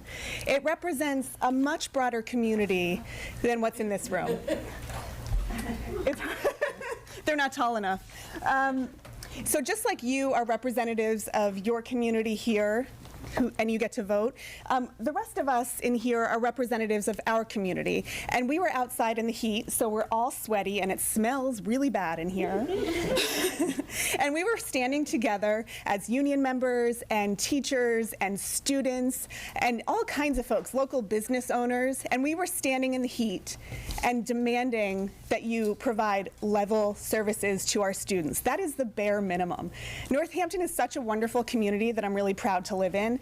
But when we say that our students deserve less than what they're getting now, which by the way is not what they deserve, that's a real problem. That's not a progressive value.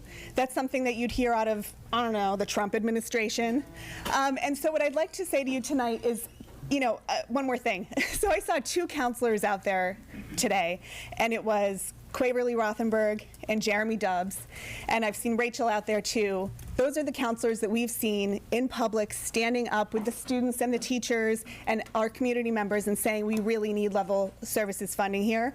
And I hope that the rest of you were sort of inspired by our community and you make a good choice tonight and you vote against a budget that is demeaning to our teachers and to our students. Thank you. Thank you.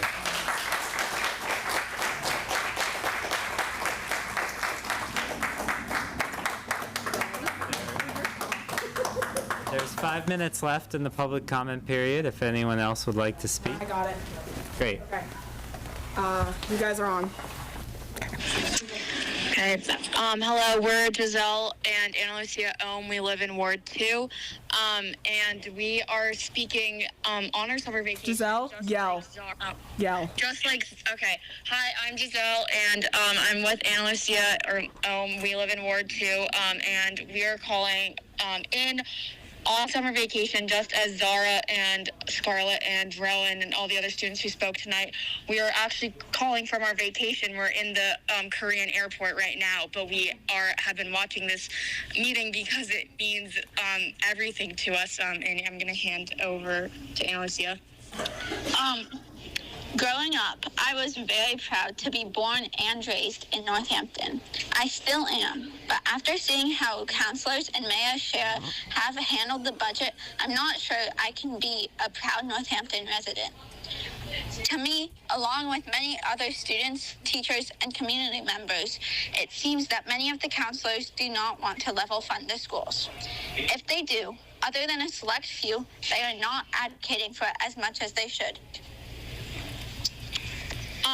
I would add that we are both on the Northampton High School Student Union, so we have had experience with this budget crisis and how it is affecting the students, and hearing what the students have been saying at our school, and there is no doubt about it, every single student at our school is advocating for and needs level funding this coming year. It is critical to our education and our futures, and really dictates our entire lives at this point, because education is just the foundation of that. I'd also add that we were at the special finance meeting on Monday, I believe, and we're just really disappointed with the conduct of the entire council on how they handled the presentation that was so eloquently put together by Councilor Rothenberg. Yes, that is what we have today. Just please level fund our schools. Thank you. Sorry, I know that wasn't the most accessible thing. Would anyone else like to speak? Okay, seeing none, we will take a 10-minute recess and return at 8:12.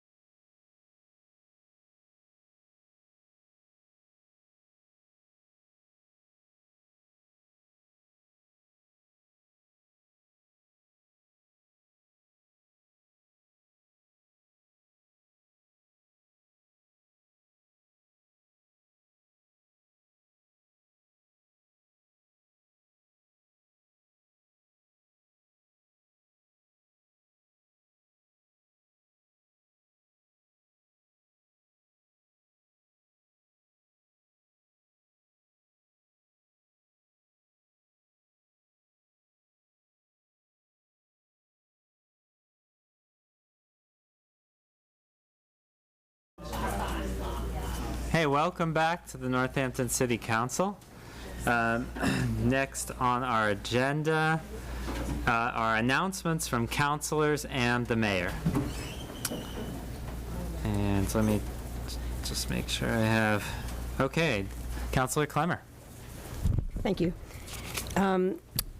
This weekend's a weekend of action. June 24th marks 2 years since the Supreme Court overturned Roe v. Wade. Alex Jenkins is organizing a rally at 11 a.m. in front of City Hall on Saturday, June 22nd, for reproductive freedom. Rep. Sabadosa, the Raging Grannies, and I will be speaking, and other people as well. And it's co-sponsored by Indivisible, Northampton, and Swing Left. Thank you. Western Mass.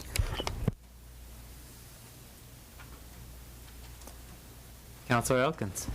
As I have been updating folks, the Northampton High School girls varsity ultimate frisbee team went to nationals and placed 5th. And so congratulations to them and all of their hard work. Thank you. Any other announcements? I'll make one. This Saturday, with a rain date of Sunday, is the Northampton Family 4th Festival at Look Park. And it starts at 5 o'clock. And there will be fireworks and a lot of other great activities there. And Councilor Maori, did you have any announcements? No. Okay. I have another one. Per Mass General Law, Chapter 166, Section 22, the Northampton City Council will hold a public hearing on Thursday, July 11th, 2024 at 6:30 p.m.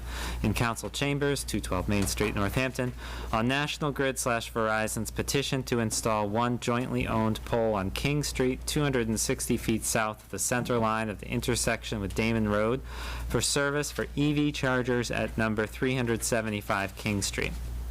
Instructions for accessing the hearing may be found on the July 11th City Council agenda, to be posted no later than 48 hours prior to the meeting. The City Council will hear all persons who wish to be heard thereon. I also wanted to speak to some of the decorum behavior at council lately. I've been concerned with the interruptions and also what I see as a lack of respectful dialogue with other councilors. So I ask that if we disagree, we do so respectfully and when we're recognized. If someone's been disrespectful to you, it's appropriate to address that, but it's important not to escalate. And if anyone needs a recess to cool down, you can call for that at any time. Thank you. Next, we come to the consent agenda. I'm going to read the consent agenda, and if there are any removals, let me know. The minutes of the special City Council/Finance Committee meeting, May 29th, 2024. 24.095, in order to accept D.A. Sullivan $10,000 gift for purchase of storage trailer. 24.097, in order to approve fiscal year 2024 end-of-year budget transfers. 24.102, appointments to Parks and Recreation Commission for referral to city services. 2 folks to the Parks and Recreations Commission, Glenn Conley, a reappointment, and Kristen Dardano, a reappointment. Are there any removals to the consent agenda? And Garrick, you're just gonna have to speak up if you can. I can't always, it's hard to go back and forth. If anyone else can watch for Garrick's hand as well, that would be helpful. So seeing no removals, I'll entertain a motion to approve. A motion made by Councilor Moulton and seconded by Councilor Labarge to approve the consent agenda. No discussion. Roll call, please, on approval. Councilor Dobbs. Yes. Councilor Elkins. Yes. Councilor Jarrett. Yes. Councilor Clemmer. Yes. Councilor Labarge. Yes. Councilor Maori. Yes. Councilor Moulton. Yes. Councilor Perry. Yes. And Councilor Rothenberg. Abstain. That passes with 8 yeses and 1 abstention. With the council's permission, I would like to move ahead to financial orders on second reading. to be starting with the order to appropriate $800,000 free cash to NPS Special Education Stabilization Fund. Okay, so 24.092, an order to appropriate $800,000 free cash to NPS Special Education Stabilization Fund. The history: the rules were suspended to waive 2 readings. On June 6th, a charter objection was raised at the call for the vote, so no action was taken. I'd entertain a motion to approve. Move to approve. Second. Motion made by Councilor Elkins and seconded by Councilor Labarge. Let's see. We're at the second reading now. So I am going to make a motion to suspend Rule 413.4, which is reconsideration. Is there a second? Second. Okay, now I'll explain what that is. That rule, so when a vote passes, a member voting in the majority can request an immediate reconsideration. A member voting in the minority can request reconsideration at the next meeting. The purpose of minority reconsideration is to allow time for the submission of new or additional information. With the charter objection, I believe that time has already been given. Discussion on suspension of the rule. So, President Jarrett, can you explain exactly what suspension of the rule does? What's the impact of that? Yes, so that would mean if this vote passes, and only if it passes, that the reconsideration could not be used just in this case. And so basically if reconsideration was allowed and it was invoked by someone who voted in the minority, then this would come at our next meeting. And I'm putting it forward because I believe that we've already had the delay for any new information, and now is the time to vote and to not have to consider it at a future meeting. Thank you. Councilor Mayor. We're just talking about the special ed? Yes, just this item, 24.092. Okay. Are there any other questions or comments on this motion? Okay. Roll call, please, on suspending reconsideration for this item. Councilor Elkins. Yes. Councilor Jarrett. Yes. Councilor Clemmer. Yes. Councilor Labarge. Yes. Councilor Maori. No. Councilor Moulton. Yes. Councilor Perry. Yes. Councilor Rothenberg. No. And Councilor Dubs. No. So that passes with 6 votes for and 3 against. A 2/3 majority is required. So it's still on the floor. Discussion on the order to appropriate $800,000 free cash to NPS Special Education Stabilization Fund. It's not the order to use any of it. It is just to put the money from the undesignated fund. And would you like to speak to this order at all? I mean, I'll just make sure that the council knows that, so the council voted to establish the fund, and then the school committee voted also to establish the fund. So the fund has been established. This would be to seed the fund. Councilor Elkins. And as I recall, this money is being seeded with undesignated funds at this point. And if we don't seed it with this money by July 1st or by June 30th, then we would have to find another source to seed this money. Is that correct? Correct. The undesignated fund balance is frozen as of June 30th. Okay. If for some reason this does not pass tonight, is it, have you determined an alternate source for seeding this? We would likely take it out of general stabilization, and then when the undesignated fund balance is certified in the fall, October, November, ask for a transfer. Okay, thank you. Councilor Moulton. Yes, I'd like to ask the mayor, this fund has been established to address unexpected, unanticipated special education costs. And there was a suggestion that should we consider using the money for anticipated special education costs. Can you explain the reasoning behind the stabilization fund being used for costs not anticipated? Sure. I'm going to let Director Nardi's spoken to the auditor and other sources and can speak to this. So the fund can be used for unanticipated and unbudgeted. So the simple mechanism is once the budget is set, then you can also include an appropriation annually to state that there is a portion that is unbudgeted for special education purposes, and we can use this fund. So there is the opportunity to use it annually, and then throughout the year or after the budget is set, if there is a situation where there is unanticipated costs that come up, this would help. An order could be brought forth to help the school budget or fund those unanticipated costs. So two things, unbudgeted and unanticipated. So can I ask a follow-up? Yeah. Thank you. There has been some discussion about creating a stabilization fund for the school department.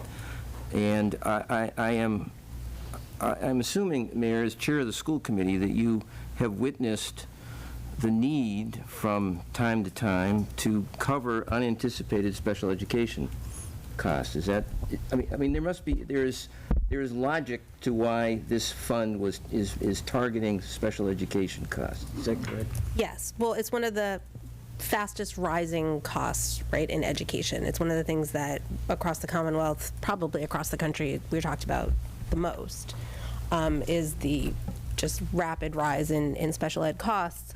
And as there can be unexpected things that happen during the year, a student moves in, a student needs a placement, I think it's one of the most challenging things for a school budget. So, you know, our budgets have to be balanced, and there's not a lot of flexibility at that point. So this is something that can be a real strain on districts. And so that's why we would like to start this. This is why lots of other districts have also created these funds to help address these unexpected things that happen during the year. But additionally, this is a stable additional source of funding directed towards special education, which we've heard is one of the biggest concerns. Thank you. Sure. Councilor Rothenberg. So, Mayor, if your budget were to pass, you will have many unbudgeted school costs, $2 million worth. We've heard that it will increase special education needs. We've heard that the bare minimum staffing of your budget is not going to cover all the kids that will be coming into the school that will need IEPs, and is not going to cover the kids who are on IEPs that are currently being reviewed and have not been approved yet. So is it your intention to use more than the $200,000 in FY25? That would be up to the school committee and the city council. To follow up on that, what is your prediction of how much of this money you would need to use to mitigate the cuts? I don't have a prediction. Again, that would be up to the superintendent and the school committee to decide if there is a cost that arose and whether they would feel that it should be covered by this fund. And finally, is there a limit on how much you would be willing to withdraw or able to withdraw in FY25? So this fund, you can withdraw up to $350,000 in a year.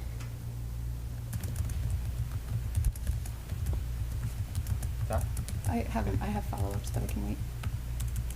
Anyone else like to? Councilor May? We went over this last time, but let's just, because I totally support a special ed stabilization fund and seeding it. It's just when it's coming with the budget conversation, and there's some conflation, and I guess can we go over again why we cannot just put this money into the school budget or the general, the operating budget, so that we could use it and have more flexibility around anticipated special ed and educational needs? So the purpose of creating a stabilization fund is to create stability over many years. So this is something that we've heard is a desire to create an additional fund. The school choice fund had served this purpose. It's now been spent down. So this would create a stable fund that would create an additional annual source plus the possibility to address an emergency need, and would be able to perpetuate for years. So using one-time money this year, then next year those funds will no longer be there, and we would also not have a fund that will recur.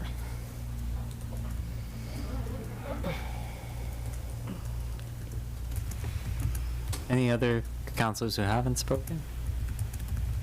Okay, back to Councilor Rothenberg.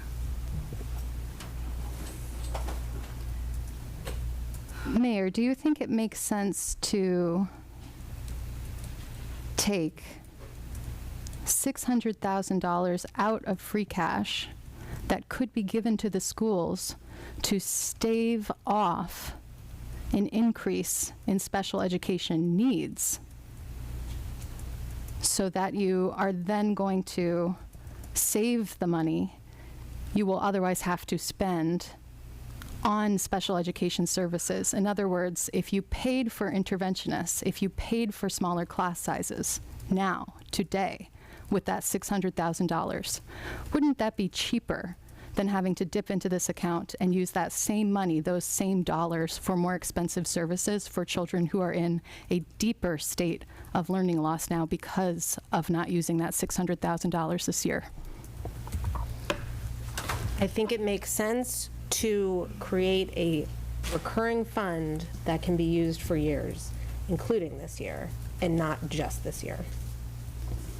Even though it will be expensive, it's a form of inflation. If you're spending those dollars on a more expensive cost, you could do it cheaper this year by just funding the education services you have. Do you understand that question? I understand your question. I'm not sure that I agree with your premise. Thank you.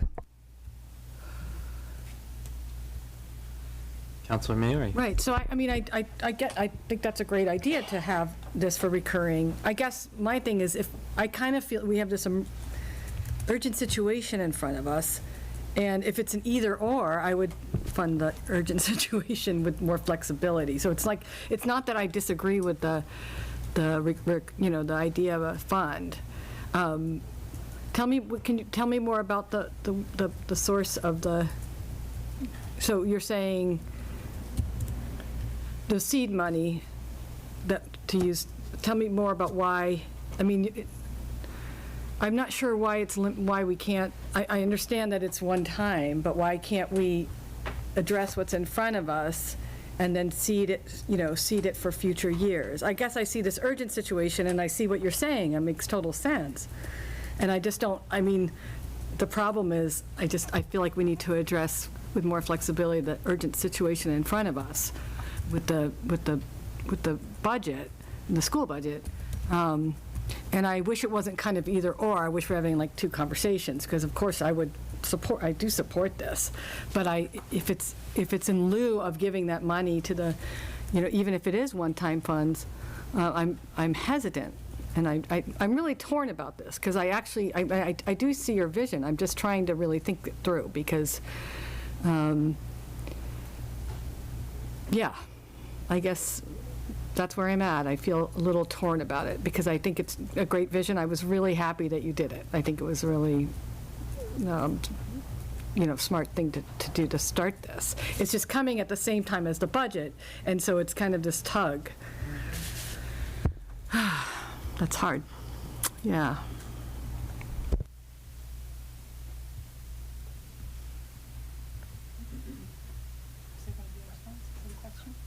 I'm not clear. Oh, I guess was there a no, question? I or? guess not. Okay. Thank you. Other councilors? Just a comment. Councilor Rothenberg. So that being the case, this having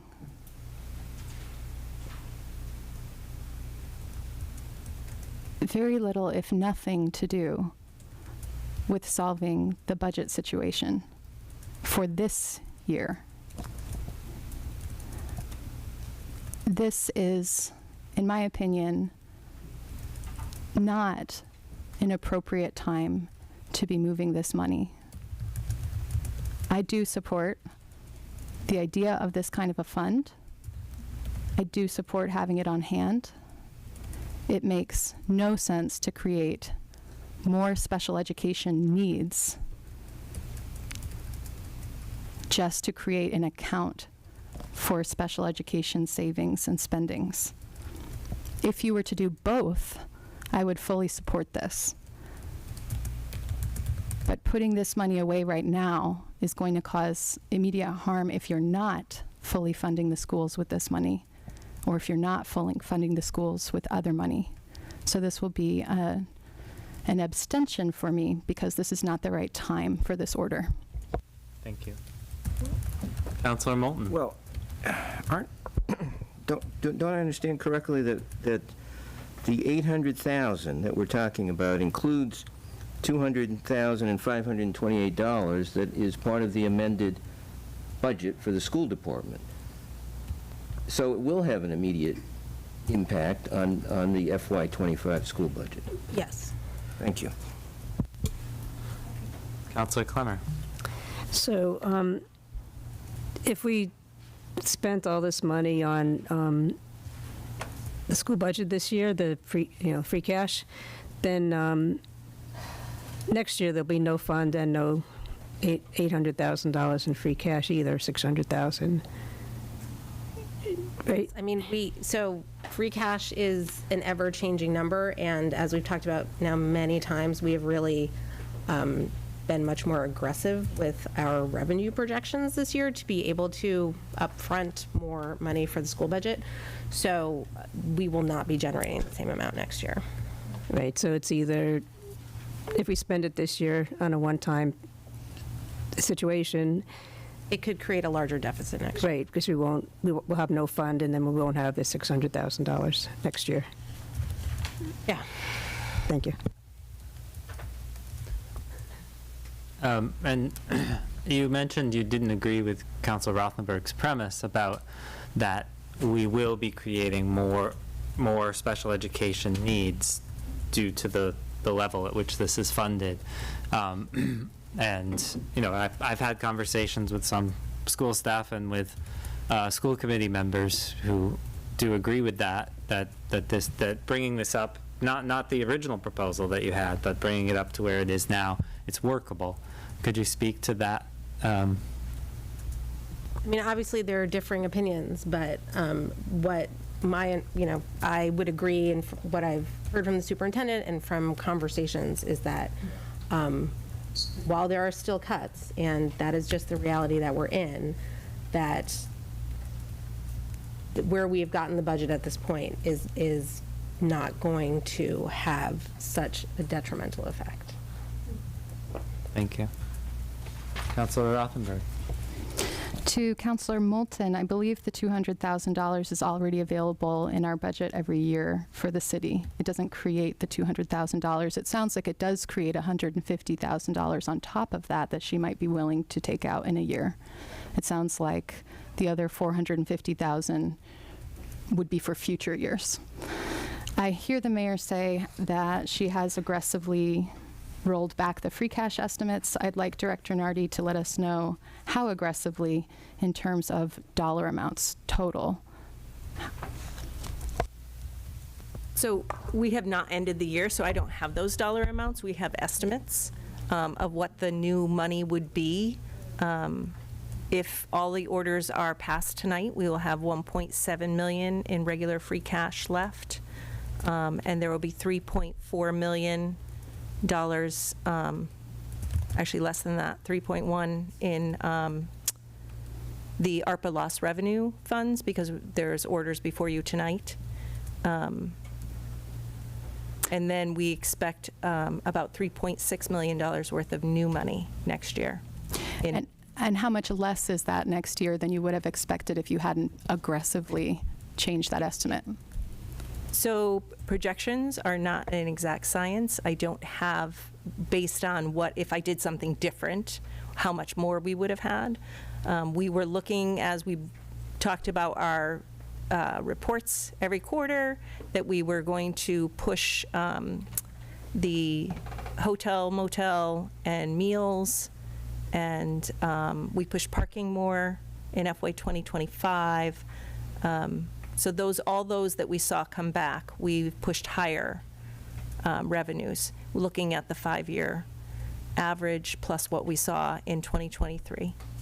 And can you just clarify for me, when you said the $3.6 million figure for next year, precisely what are you referring to? What is that figure? That is possibly new revenue from revenue projections and budgets that were not passed. Budgets that were not spent. That's your total free cash estimate. That would be new revenue. That's an estimate. For FY 25? 24 this year. That would be the end of FY 24. Okay, so did you roll back for FY 2025? And do you have a ballpark for how much you rolled back your estimates for FY 25? I don't have an estimate of the dollar amount. Okay, thank you. All right, well, can I respond to the question that Councilor? Is that okay?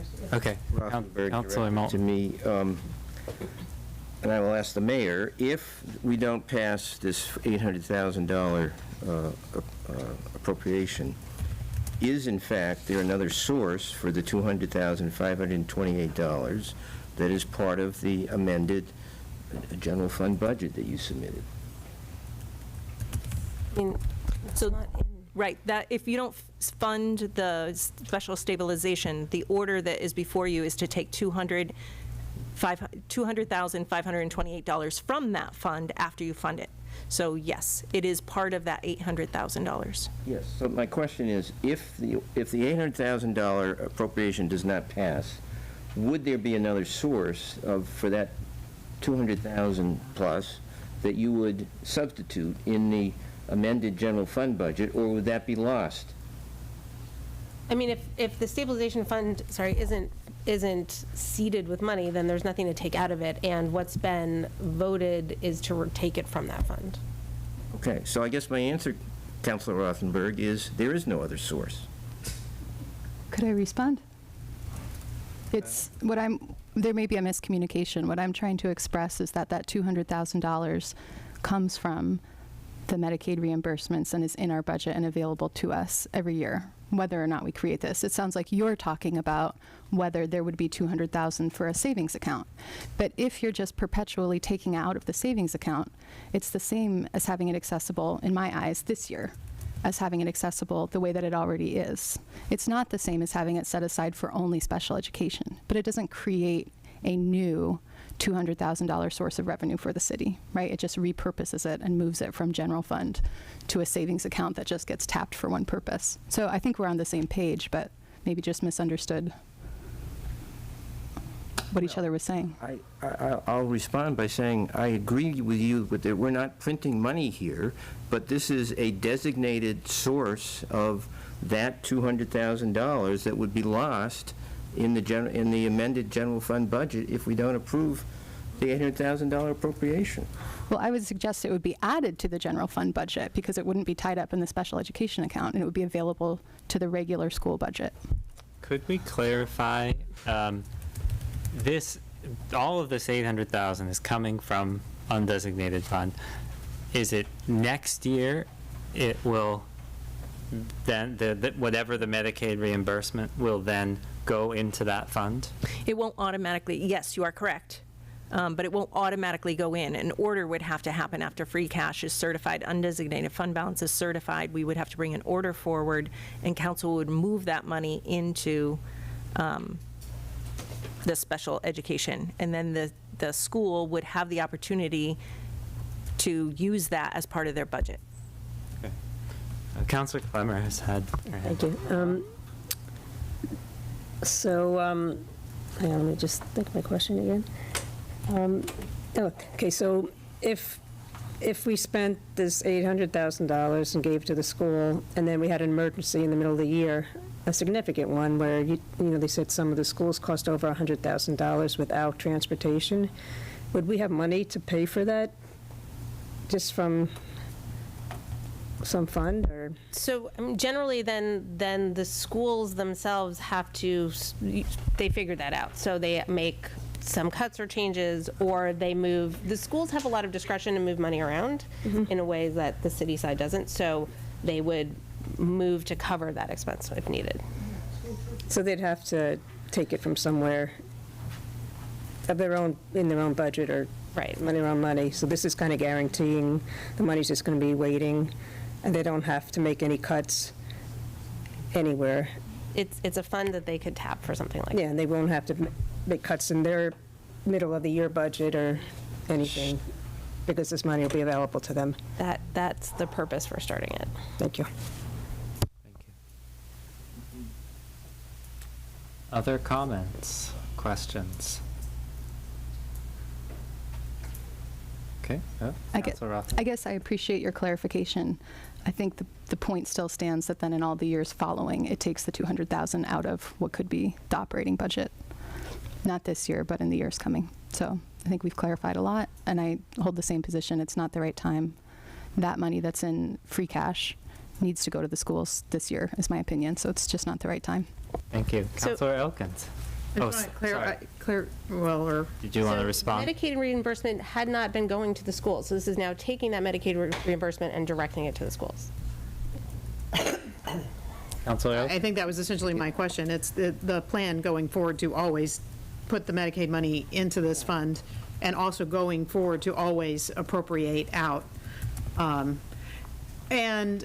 heard, are there concerns that this fund, by that regular recurring appropriation, will be depleted by that? Or is it the thought that it will, based on the Medicaid reimbursements and then other ways of making it grow? Because there's other funds that also you're planning to put in there? So it's the reimbursement and it's the tailings. Now, schools keep most of their tailings, but there's usually some amount. So it would be those two amounts would go into the fund every year. And having looked at other communities using this, they don't seem to deplete it. They don't seem to zero it out. There's some years that it's not used. Those additional funds aren't used. If we find a situation that it's being used to the full extent every year, then we can look at, whether there needs to be an additional appropriation at some point. Follow-up question? Yeah. And so, is it fair, I think I understand that tailings are essentially kind of the school's free cash? Yes, correct. Right. Okay. Thank you. Any other comments? Councilor Rothenberg. So if that $200,000 has not been going to the schools, that's good to know. I think that you're not necessarily putting it into our schools by putting it into this account. If our schools are not properly staffed to be able to help kids with special needs, this money will go to out-of-district placements. It's almost like you're setting up another charter school stream, but a special education school stream. I do think we should have that stream. I just think it's really, really unwise to not be focusing on keeping everything as much in-house as you can right now. I think that is your cheaper option, and I think that's the more caring way to take care of the community this year. Thank you. Councilor Elkins. One more question. So I think I understand that out-of-district placements, when required by an IEP, are possibly like the most expensive thing that could come up. Is that fair to say? Is that? I think so. I think they can be extremely, depending, they can be a very sudden, large cost. Okay. And that's the thing, if that's decided that needs to happen, that's not a choice like somebody is making to go to charter school. That's something that we'll have to cover, the school district will have to cover, right? Correct. And if we didn't have this fund and school choice fund was depleted, then a very large expense could come up that then would have to be dealt with directly out of the school budget? Yeah, I mean, this is one of the big concerns that districts have, and there's circuit breaker money, but it wouldn't address that need right in the moment necessarily. So the schools would have to figure out at that moment in time, how to address you have anything? Director Yes. Nardi? So if I can go back, I don't have the dollar amounts that I'm increasing, but I can talk to you about the revenue of the percent that we're increasing it for FY 2025. So like motor vehicle excise, we are increasing that by 11.5% over FY 2024. Hotel motel, I am increasing by 12%. Meals, 11%. And ambulance is the other big one. We are increasing that by 10%.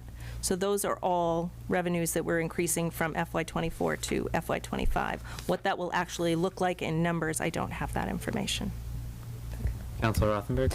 And did you look at the property tax collection rate, and what changes, if any, did you make to estimated expenditures? In regards to, I'm not sure I understand. To that more aggressive rollback of free cash estimations.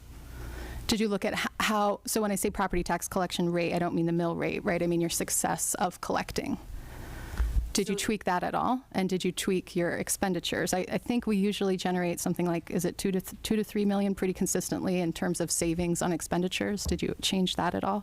So what you're referring to is budgeting and then not spending those budgets. We did look, we met with every single department. We asked every single department to be tighter with their budgets. Most OM budgets, expense lines did not increase. And property. But the expense of the schools was increased to Right, so I'm sorry, city as much department. as the Yes. revenues were increased. Yes.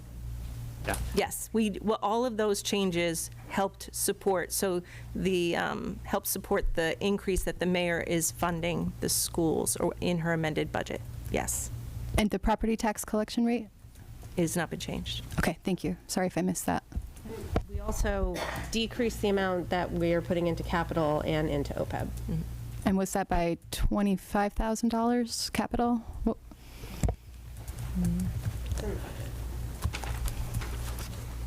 Does that sound about right?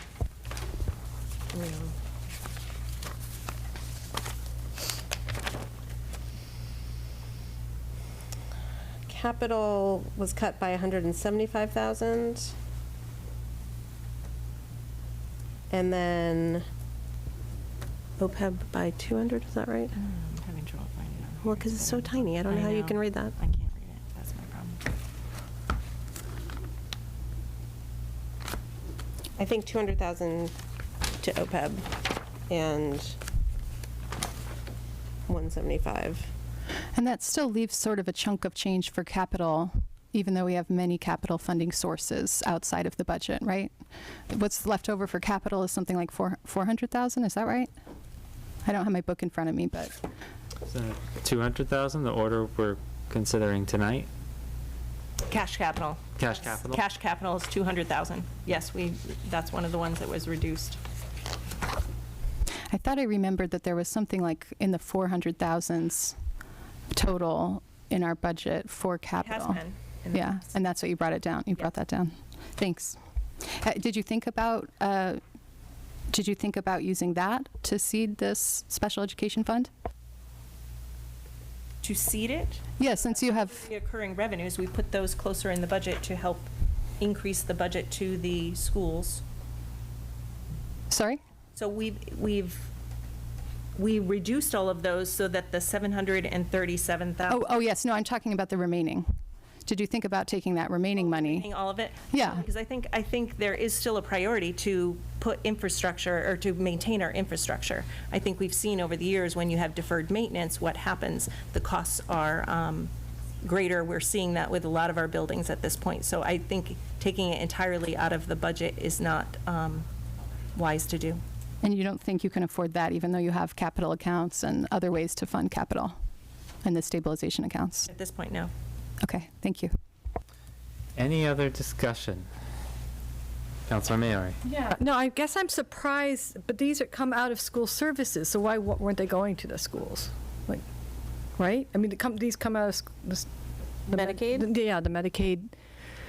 I don't have, and I think some, you So have by more law, that the interest. Medicaid reimbursements come back to the General community that funds them. to the municipality by law. They go into the general fund. Yeah. Certainly, Okay. different communities handle these things differently. Right. This is a way of bringing them back to the. So in the Okay. general fund, some amount of them go to the school. Right. Yeah, because it goes to general fund. It just seems like that, it should go back to where it came from. That sounded weird to I say. understand. Are you saying they're generated by schools? They're Yes. generated by students Yeah, getting school special ed services. That's my impression. Yes. Councilor I think I was just going to make the point that I think, I don't know, Mayor or Director Nardi made, but Yeah. everything that's in the general budget, in a whatever percentage we budget to the schools, can be said to go. Council President, could we ask the audience to refrain from the guffaws and the... Please. If you need to speak, you can step outside if you need to have a conversation. Coughing is fine. Actually, Councilor Mayor. Yeah, I wasn't done. I was just going to say that, this touches upon a bigger philosophical difference that I have, which is that I think we know that best practices with non-recurring funds, but we know that we can lawfully use them for funding our schools. And so if I were going to allocate money, I would be putting this into the ongoing school budget, because we, and this is a larger budget conversation, but because I think we need to address what's in front of us, and I have faith as a community that we would not allow the gap and the hole to kind of continue, because I think that we are going to come together. I think we're all pretty changed by this experience, and I think my way of doing it would be to kind of address what's in front of us in terms of funding the schools, and then to work like hell so that we're not creating a gap next year. That said, I don't get the feeling, and I can't allocate funds, and I don't get the feeling that this money will go to the school budget, so I am going to support seeding this, because I want any money to go to the schools or close to the school adjacent. And so I am going to be voting to support this, but I did need to say that the way I would do that, it would be different, and that's a larger kind of conversation we can have when we start talking about the budget. But thank you. Thank you. All right, we're ready to vote. I'll just say that this seems like a practical way to add flexibility for special education needs. Roll call, please. Councilor Jarrett. Yes. Councilor Clemmer. Yes. Councilor Labarge. Yes. Councilor Maori. Yes. Councilor Moulton. Yes. Councilor Perry. Yes. Councilor Rothenberg. Abstain? Councilor Dubs. Yes. And Councilor Elkins. Yes. So that passes 8 votes yes and 1 abstention. Okay, we move to 24.093. In order to approve using $500,000 Smith College gift to support fiscal year 25, 26, and 27 NPS budgets. Is there a motion to approve? Second it.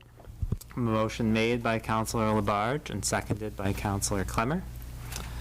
And I'm going to move again to suspend the rules, as this was also a charter objection was imposed, so we also had that time. So move to suspend Rule 413 for reconsideration. Second.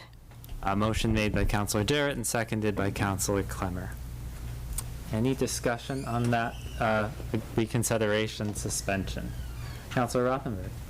I just want to sort of explain for the public in layman's terms what my understanding is of the purpose of this.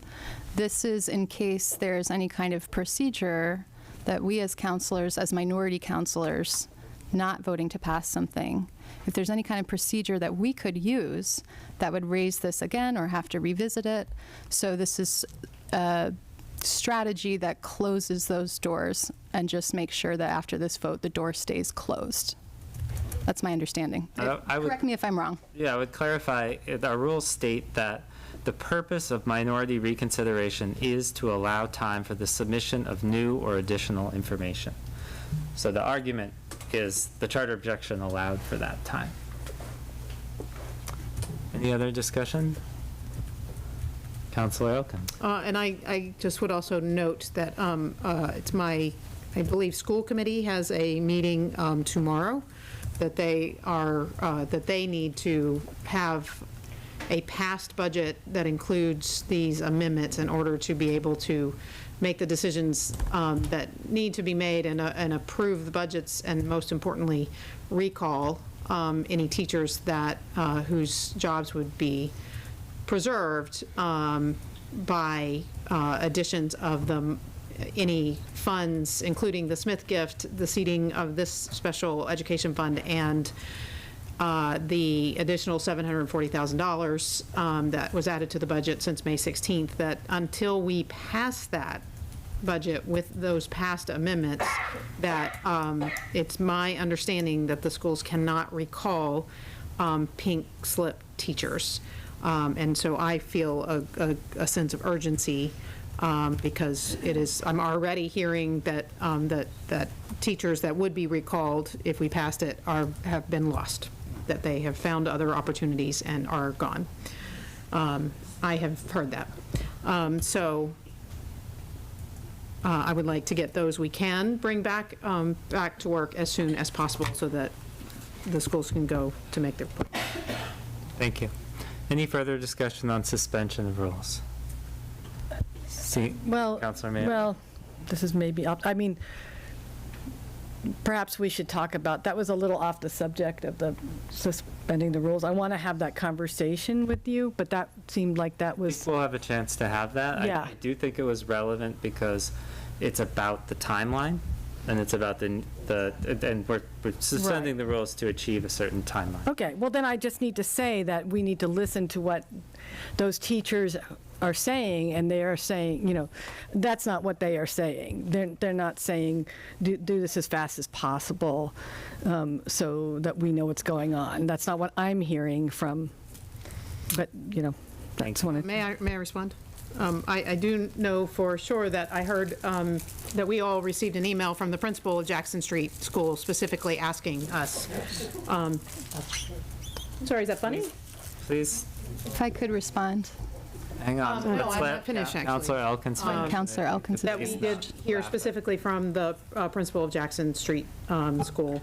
And I have also heard privately from other folks, teachers, that they would like to see us. So it is not a monolithic sentiment that we should drag this out as long as possible.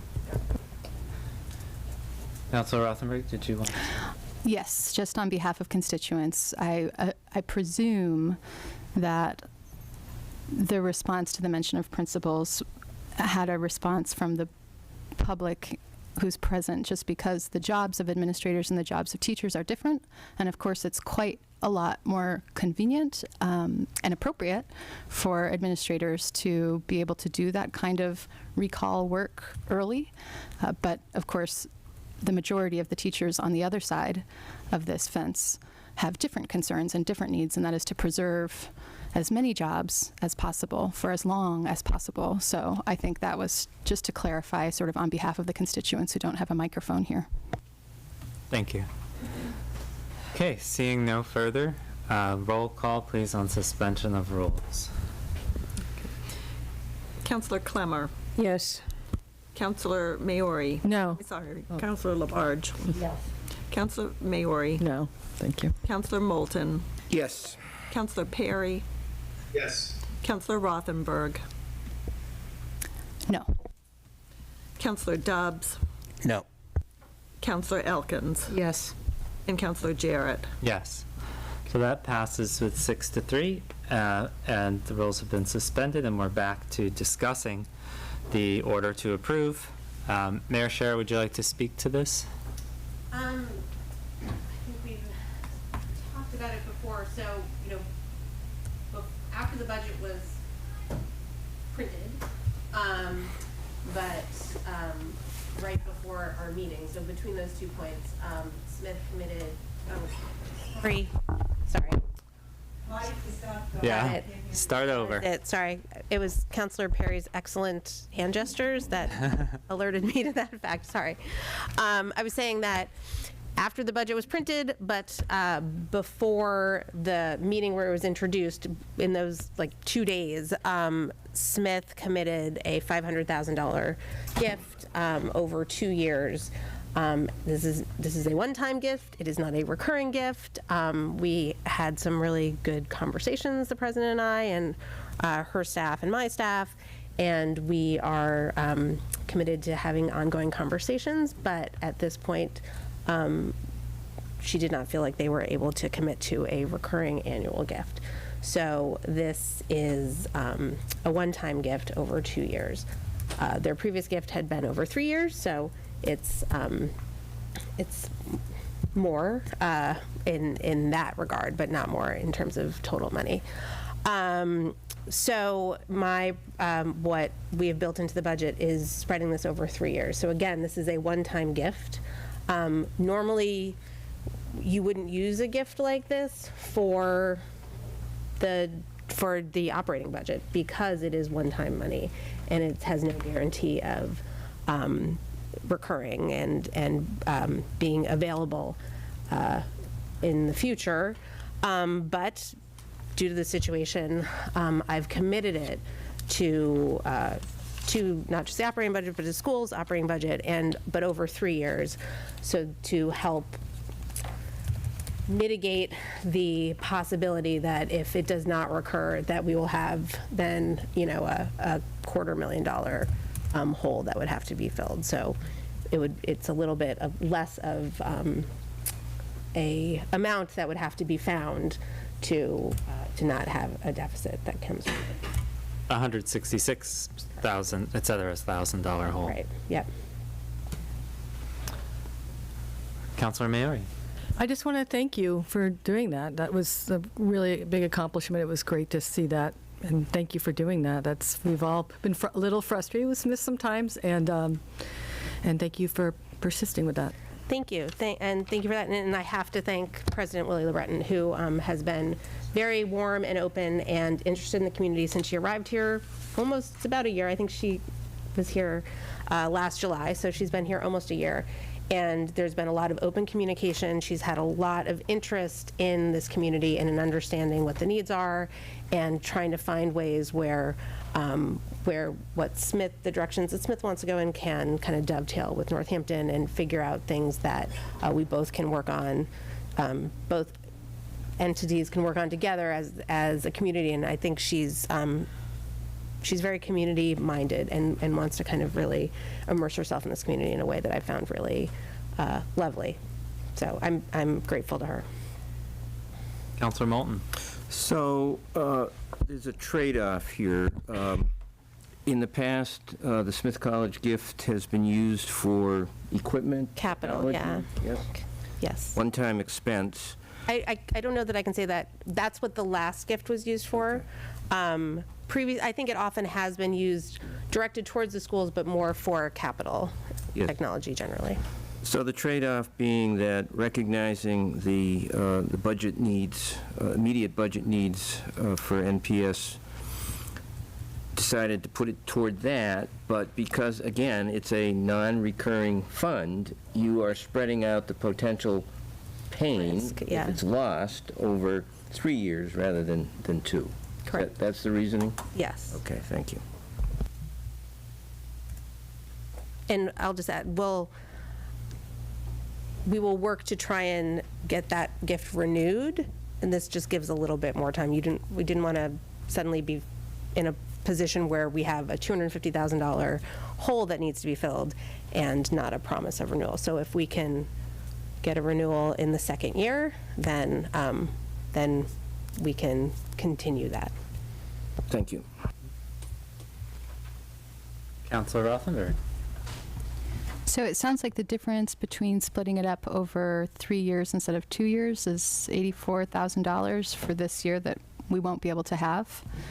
Do you know how much the first grade paraprofessionals cost per year? I don't have those numbers in front of me.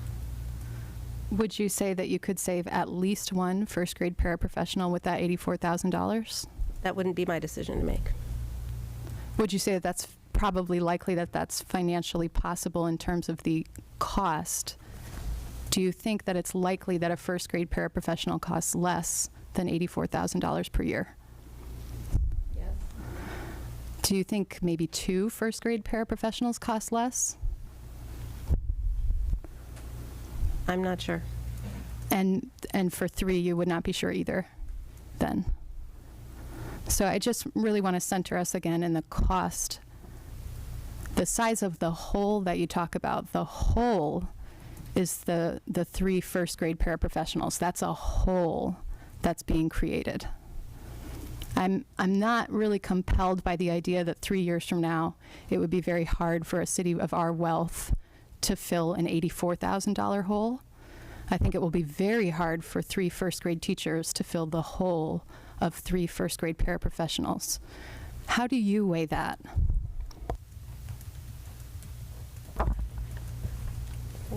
Councilor, I am very sorry that we do need to have some cuts this year. That is just the reality. And I've tried to direct as much money as possible without creating a larger recurring problem where we'll be not just in this situation next year, but a worse situation next year. And I've tried to direct as much as I can without being reckless into this budget. Any other councilors who haven't spoken? Councilor Clemmer. Yeah, just 2 things. One in response to Councilor Rothenberg. I mean, it's not only salaries that you're paying for. If para makes $40,000, I really have no idea. It's also paying for insurance. I mean, the health insurance, paying for pension, and whatever other costs go along. So it is more than just their base salary that the city has to pay for. Yes, benefits and in perpetuity.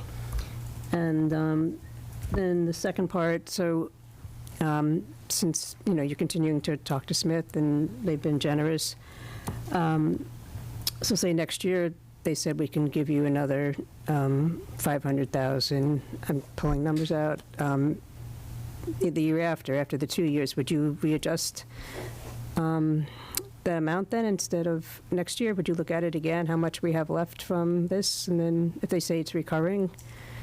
If they say it's recurring, that changes everything. Yeah. I certainly we will look at everything again next year. If this becomes a recurring gift, then we can build it comfortably into the budget and know that it will be there and can sustain. And then if they say we can get, just for another 2 years, we can give you another $500,000, since we're only using a third of it this year, then would you possibly take a look and see if there's a, readjust the numbers next year? Certainly we'll look at everything. Yeah.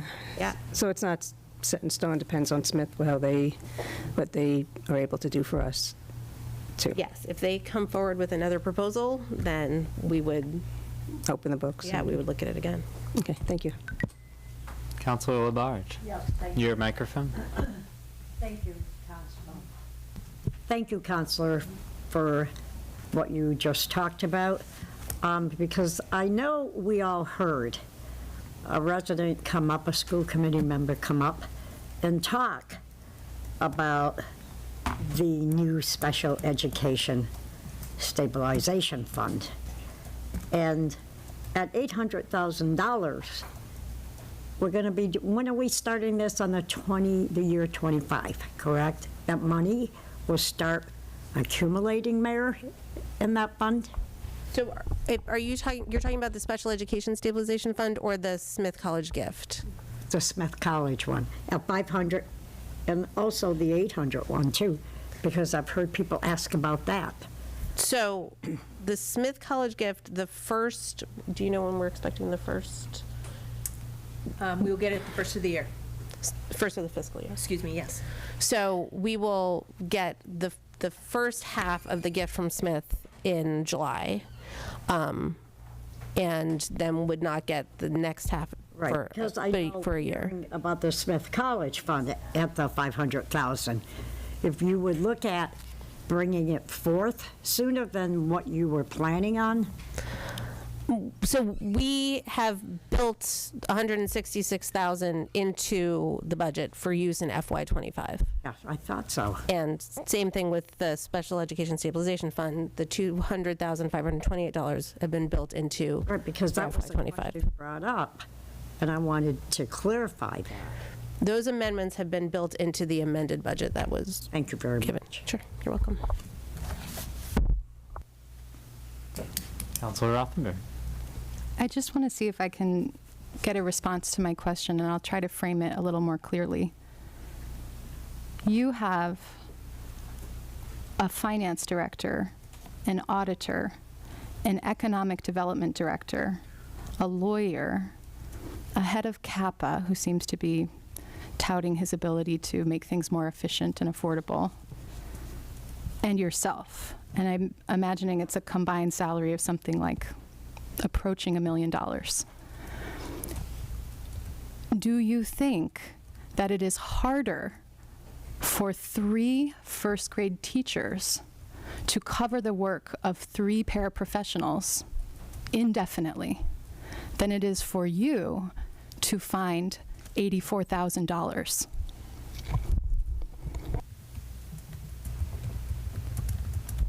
I don't know how to answer that question. Thank you.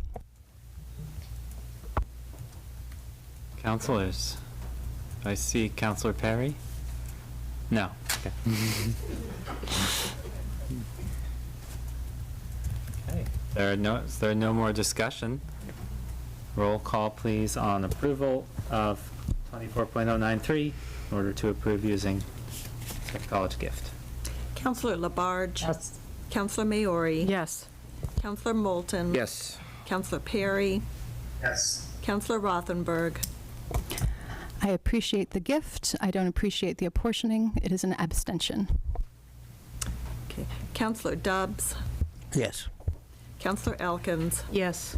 Councilor Jarrett? Yes. And Councilor Clemmer? Yes. That passes 8 votes and 1 abstention. Now we move to 24.069 in order to approve the fiscal year 2025 general fund budget. And the mayor has submitted budget amendments. And since these amendments don't change any of the area in which I have a conflict of interest, I may participate in this amendment.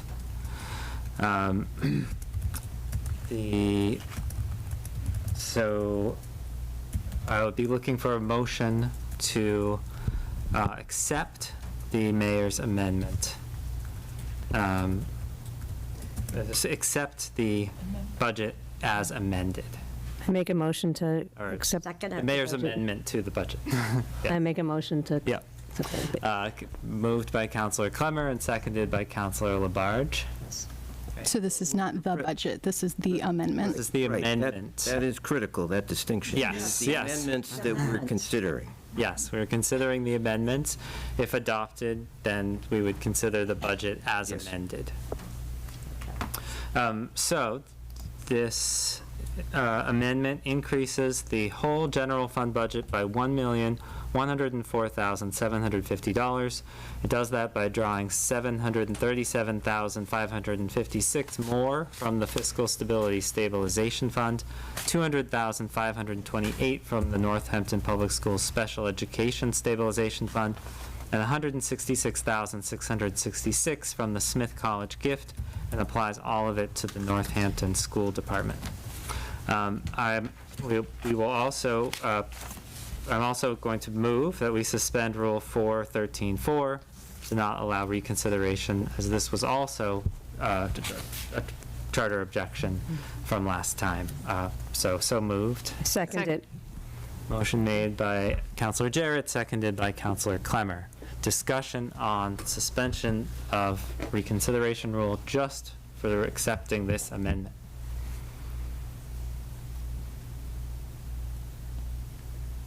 Seeing none, roll call please on suspension. Councilor Maori? No. Councilor Moulton. Yes. Councilor Perry. Yes. Councilor Rothenberg. No. Councilor Dubs. No. Councilor Elkins. Yes. Councilor Jarrett. Yes. Councilor Clemmer. Yes. And Councilor Labarge. Yes. Passes 6-3. Now, back to the amendment.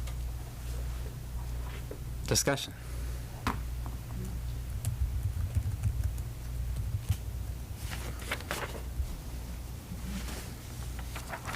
Councilor Rothenberg.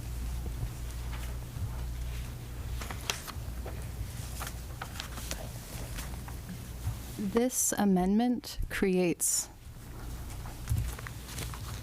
a very difficult situation for the budget, because the budget as it stands is not something that I can in good conscience and with integrity approve on behalf of Ward 3. However, because this amendment can only be passed if the budget is passed, it places $1.1 million at risk of not being given to the schools if the budget fails. I would request that the mayor bifurcate this amendment from this budget and set it forth as a separate financial order, so that councilors who find the budget unsatisfactory are not put in the position of having to feel as though they are being forced to consent and pretend that they approve a budget that they do not approve. I would like to hear your thoughts on that, Mayor. I would like to ask first clarifying, so we're in the 45-day budget process. Are we permitted to accept additional orders that affect the 25 budget, or must we wait until July 1st before we can do that, like outside of the budget, of the general fund budget process? It's not my proposal. It's not It's a separate financial order. It's a separate appropriation. That is my question, is that permitted for, while we're in this year? Point of order, just like Councilor Jarrett to be able to ask his question. I'm clarifying what I said. I'm not sure I understand what the request is. Is the request to remove the additional funds from the general fund budget order and bring them separately prior to June 30th? Correct. The request is to bring a separate financial order for that amount, because I cannot approve this budget, and I do want the schools to have that money. I did check with the DOR, and you can pass appropriations simultaneously to the budget appropriation.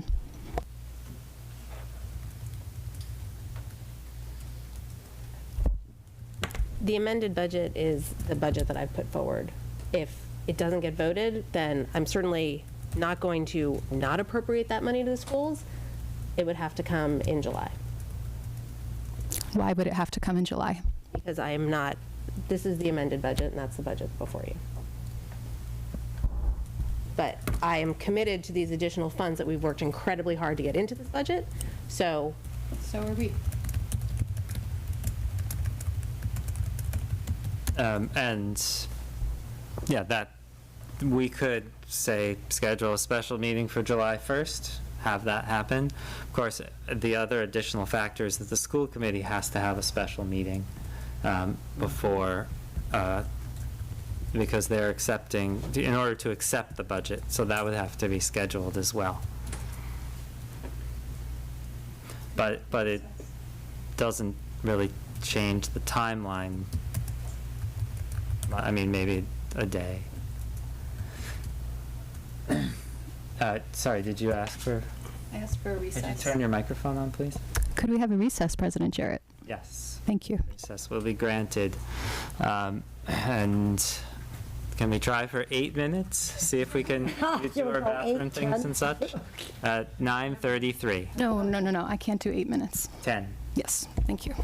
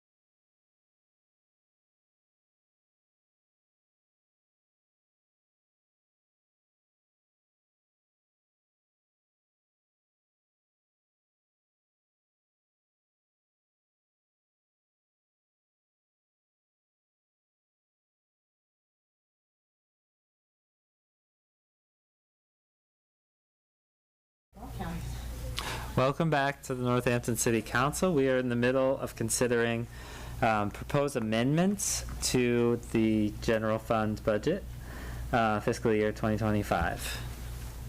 Councilors. Councilor Moulton. Well, I'm not sure what the purpose of Councilor Rothenberg's suggestion was, but I take a dim view of any effort to further delay our vote on the amended general fund budget. We delayed it for 2 weeks. I echo Councilor Elkins' concern about the staff that we've left with uncertainty. We heard from the Jackson Street School principal that very day, 2 weeks ago, when we could have voted a budget. I heard school committee members the following Monday express surprise and disappointment that we hadn't delivered a budget. And I suggest that no matter how late we need to stay here tonight, we need to come up with a budget that we can deliver to the school committee by 4 o'clock tomorrow afternoon. Thank you. Councilor Maori. I just want to clarify my interpretation of what Councilor Rothenberg was saying was that she was saying she doesn't feel she can vote on this, so it's going to be a no vote. And so she was she wanted to separate out the amendment so that didn't get impacted basically from the no vote if it didn't pass, if it wasn't, you know what I'm saying? That's not I think that was the purpose. Perhaps I should let her. Well, I'm fine to let her answer, but again, my concern is that we deliver a whole budget to the school committee tomorrow afternoon. And if we're going to bifurcate the amendments to a financial order which is not going to come to us until July 1st, then we're leaving that uncertainty because the school committee doesn't have the entire budget. So the problem, the crux of the problem is that this budget, this mayor did not get us to a yes. There was not consensus building to make a budget that we can vote yes on. So unless the kind of work that's going to be done here late into the night is the mayor revising her amendment to bring us up to level services, we can't approve this budget. What kind of work could we do to the middle of the night as councilors? Like to keep us on the amendments and whether we would like them to be added to the budget. That is what we are talking about right now. There will be time to talk about other aspects of the budget when we get to that place. Okay. I mean, I would only say in response that each counselor can only speak for himself or herself in terms of whether we have a budget that we can vote yes on. I don't know that we don't have a budget that we can vote on tonight.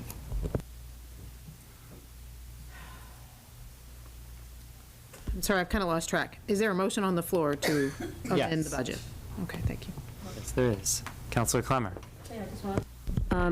So if we separate this extra money out, though, these teachers can't make plans with what they're going to do because they don't know if there's going to be the money then to have for their jobs next year, and the superintendent won't be able to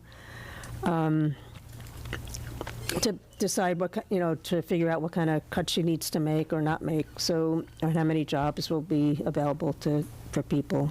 So it's going to put everything on hold.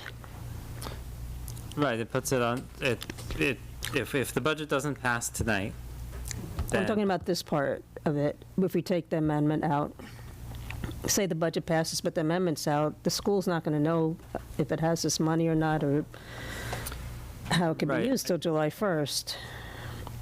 Yeah. Correct? I wasn't hearing Councilor Rothenberg saying that there would be a yes vote if we did this maneuver of moving the financial order to a different night, or a separate order. So the delay would still be to goes into effect July 1st. But it would hold up positions then and till July 1st instead of... I mean, theoretically, if we approved those, I guess if we had a special meeting earlier we wouldn't have to have a special meeting on July 1st. So by a matter of hours, there would be an approval of the additional funds. That's the only practical difference. Okay, back to these amendments. What do we think of these amendments to the budget? Councilor Elkins. I believe that these amendments reflect a lot of new information and work to continue evolving the budget from the one that was presented on May 16th? It was like a lifetime ago. And, some of which literally arrived right then with the Smith gift, and then others and other things that have come that were a product of all of this discussion and what we've heard and questions that were raised and asked, I think, both here and ongoing in school committee. So I remain committed to, I want to approve this budget with these amendments, and I want to do it tonight. Thank you. Councilor Labarge. Yes, I want to echo what I've heard two councilors tonight, Ward 2 and Councilor at Large Malkins. We have worked tirelessly. We went from 4.5% up to 8.5%. And these amendments are crucial here. They are crucial here, these amendments. This just didn't happen overnight. The mayor, her finance director, us councilors, we worked tirelessly on these amendments. It happened. It's there. We've added on more money. More money. I have to agree that to split this budget right now, to me, is the wrong way to go. I know a lot of teachers in the city, born and raised in the city, and my heart is out, believe me, of a predicament here that I have never seen this bad, ever as a counselor. And it breaks my heart to even look at laying off any teachers, anybody in the school department. I look at children, just like at Ryan Road School, wherever, and you look at their eyes and they're so happy here. I will agree of keeping these amendments in this budget. We've worked tirelessly on this. Maybe some people might not like it, but I feel we have done our best here. If the mayor can find more money, find it, because we are in a predicament that's so unhealthy. I've not seen this ever as a city councilor, and it really upsets me. I'm not gonna blame anybody for this, period. School committee, city councilors, our mayor, and that. We heard tonight, and you were absolutely correct. We need to work together, put our heads together, and move on. Move on. Let us do our work, all of us together. Just the other day, I heard, the mayor is going to close down Ryan Road School. My heart went like this. Wait a minute. I've never heard my mayor mention, and I want to get this straightened out, mention anything about closing down any of the schools. I fought once before about closing the schools, and I would fight again. So I have to agree. I've worked tirelessly on this, studied it. I heard Monday night, and I thanked Al Simon and I think it was Murphy or Moriarty of being on that panel, and I appreciated that. We found out facts. What more do we want here? Our financial director, who's an expertise, showed the difference between that meeting on Monday evening. And I am getting calls as a counselor of people really getting upset in this city, afraid to come into this room for being hassled or harassed. and this should not be happening. How can we work together here? And that's all we're asking. We all get our heads together and make it happen. Thank you. Thank you.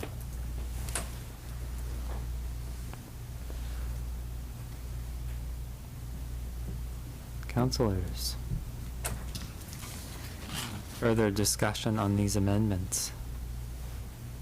You know, I was planning on speaking to these amendments during the main time, but more money for the schools is excellent, and I understand that there is more financial risk, and there are consequences to pulling this extra money, but I'm in favor of it.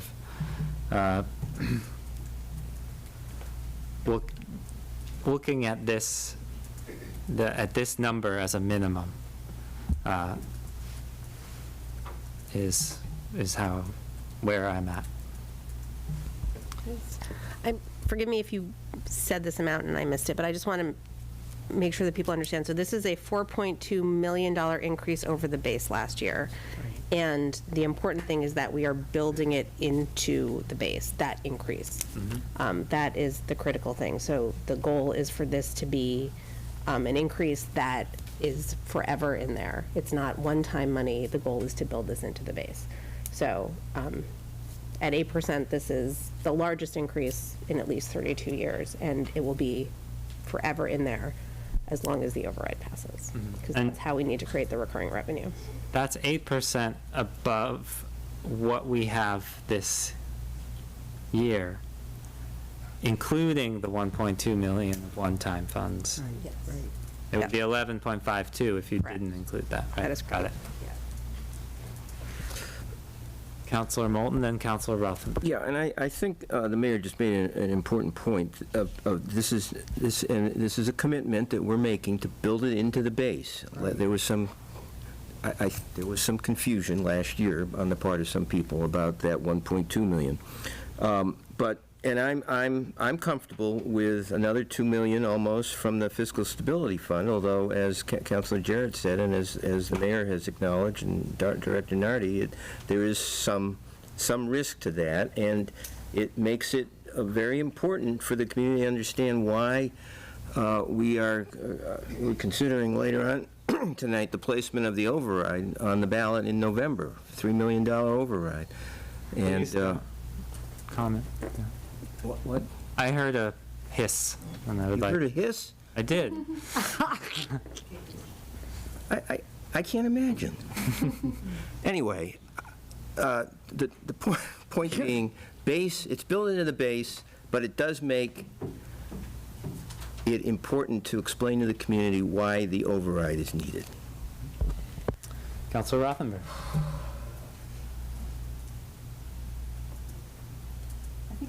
Your mic. Oh, okay. Any other? Sorry.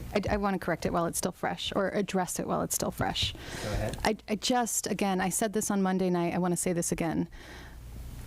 The schools grew, I believe, by 3% in cost, their total spending. I really want to dispel this notion that maybe in the public that the schools became 8, 14, 17% more expensive. They just didn't. They grew on average over the past 7 years by 4%, and for the past 2 years they grew by 3%.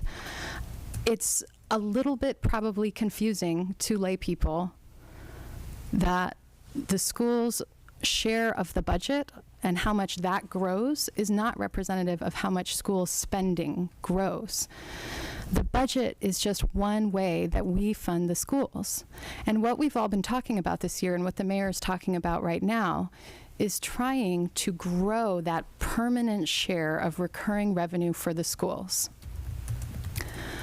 When we vote on the budget, my understanding is not that we are voting on any of those other parameters about how the mayor got to these numbers. We're not voting to say yes to an override. We're not voting to say yes to cutting their growth from 4% to 3%. We're not voting to any of the sort of preamble in the mayor's budget book, right? We're voting to a financial order. It's just the appropriation that's on the page.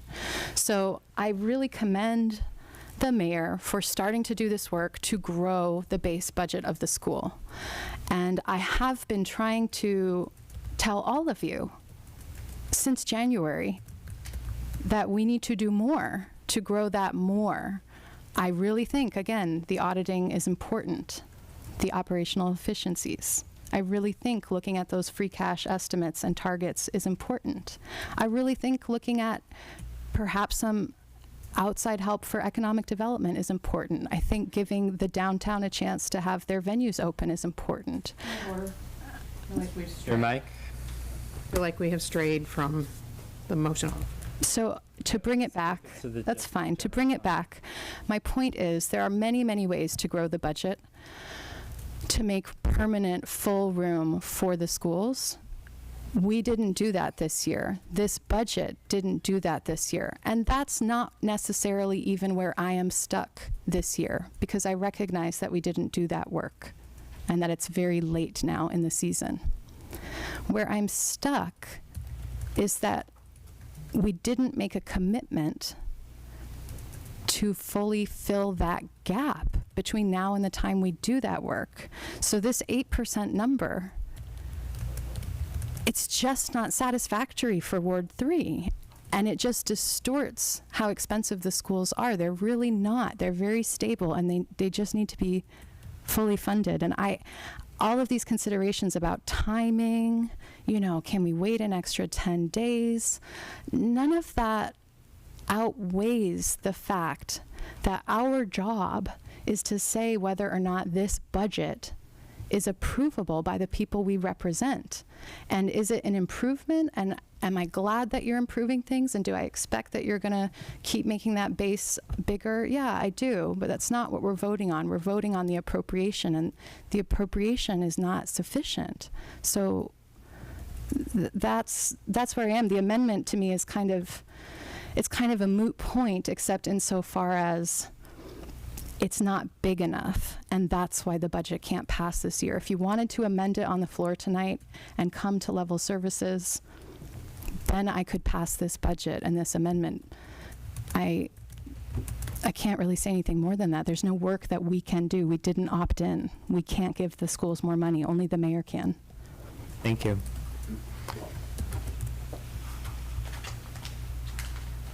Would anyone else like to speak on these amendments? Seeing none, roll call please on the amendments to the budget. Oh, excuse me, my battery ran out on my microphone. Oh yeah. Let's see. Alexis, are you able to, or do we have we have another battery. Thank you. Great. I think we're good. We've got.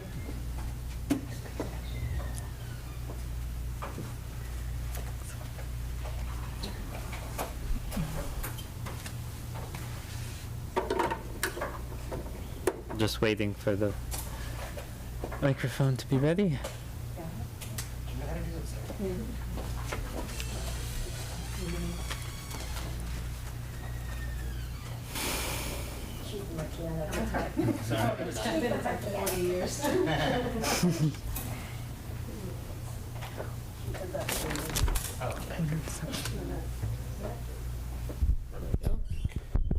All right, roll call, please. Councilor Moulton. This vote is on the amendments, correct? This vote is on the amendments to the budget. The mayor's. Yes. Councilor Perry. Yes. Councilor Rothenberg. Abstain. Councilor Dubs. Yes. Councilor Elkins. Yes. Councilor Jarrett. Yes. Councilor Clemmer. Yes. Councilor Labarge. Yes. And Councilor Maori. Yes. So that passes with 8 votes and 1 abstention. Okay, so now we move to the budget as amended. So I have a conflict of interest as a member of the Petal People Cooperative. I'll just give my conflict and then. Yeah, I wanted a point of clarification from you before you left. Sure, yeah. Okay. I'll just disclose and then. as a member of the Pedal People Cooperative, which has a pre-existing contract, which started before I was elected, with Central Services Parking Maintenance. So Council Vice President Maori will preside and has agreed to accommodate this conflict by dividing the motion. I'll return at that point to participate in a discussion about everything else in the general fund. And you have a question? So I think, for everyone, can we go over the scenarios about the budget? If the budget does not pass, we're touching upon this before, but I think we need to be really clear about it. If the budget does not pass, we go to the end of June. Right.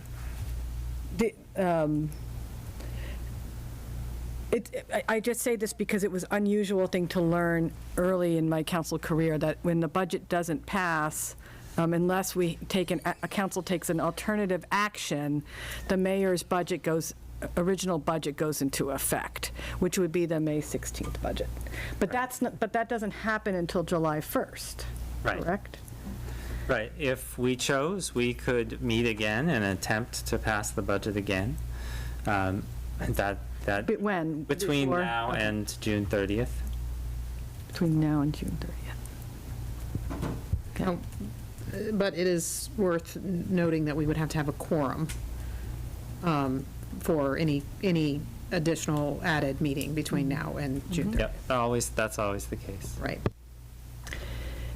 And the other scenario, if it passes, if some amount of people, unless it passes unanimously, some amount of people who voted in the negative could then do a minority reconsideration? Correct, and we have a special meeting set up tomorrow to consider, if that scenario happens, we could consider, assuming enough people show up, we could consider the reconsideration at that time. Okay, and then you vote again at that point? Okay. Yeah, when you do a reconsideration, you re-vote. And just one more question, so if it does not pass, and then we want another meeting, then does anyone just call for a special meeting? I mean, I know we have one already on the books for tomorrow, but Yeah, so the mayor can call a special meeting, the council president, or any 3 councilors. Okay. And there's no limit to how many times we can vote on the budget, or, I mean, it's depending on the tolerance of the president, or? Tolerance of the council. Right. Yeah. And I would suggest the tolerance of the council is not high. So I'd like us to wait, if we're going to talk about anything, I'd like us to wait until we've done the division. Okay, so we're just dividing, and then you can actually come back, so if we have another. So why don't we, that makes sense. I forgot that you were going to come back after that, so if we have more clarifying questions. So I would move to divide the question. Yes, thank you. A second. Wait till Oh, right. Oh, sorry. Yep. Before we can divide it, we have to put the general fund budget right. for discussion. Okay. Not the order. Right. Budget. Actually, I'm going to rescind that. I would actually first move to suspend the rules as we have previously to suspend reconsideration. I second that. Suspend reconsideration? Yeah, the rule that we have been suspending all evening. And I'd ask that for the discussion and vote for the entirety of 24.069. Okay, so that's a motion you're putting on there? Yes, a motion to suspend the rules. Okay, is there a second? Yeah, second. Okay, motion made by Councilor Elkins, seconded by Councilor Clemmer. I'm sorry. Oh, I apologize, yes. Confused. Is this happening, or are we separating this before Alex leaves, or are we what does that mean? Yeah, let me think of it. So I initially made a motion to divide the question, but I put that aside for a moment, but because first I would like to move to suspend the rules for discussion and vote over the entirety of 24.069. And a clarification, because we talked about this earlier, Laura, President Jarrett cannot vote on the suspension. Is that what we came to? We debated that earlier. I just don't know. We He's don't want to. accused right now. Right. I didn't He's get an answer recused, so to I that think he question, can't. but he's not in Yeah. the room. Okay. Okay, so we have a motion on the floor. Any discussion? And I would just advance the same arguments as Yeah. was put forward before, is that we've had charter objections and additional time, and I would also cite the waiting school committee.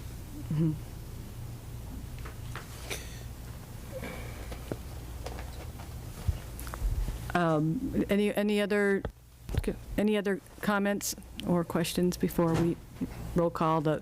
So we're voting on a motion to suspend minority reconsideration on the vote on the budget. Okay. Roll call, please. Laura. Councilor Perry. Yes.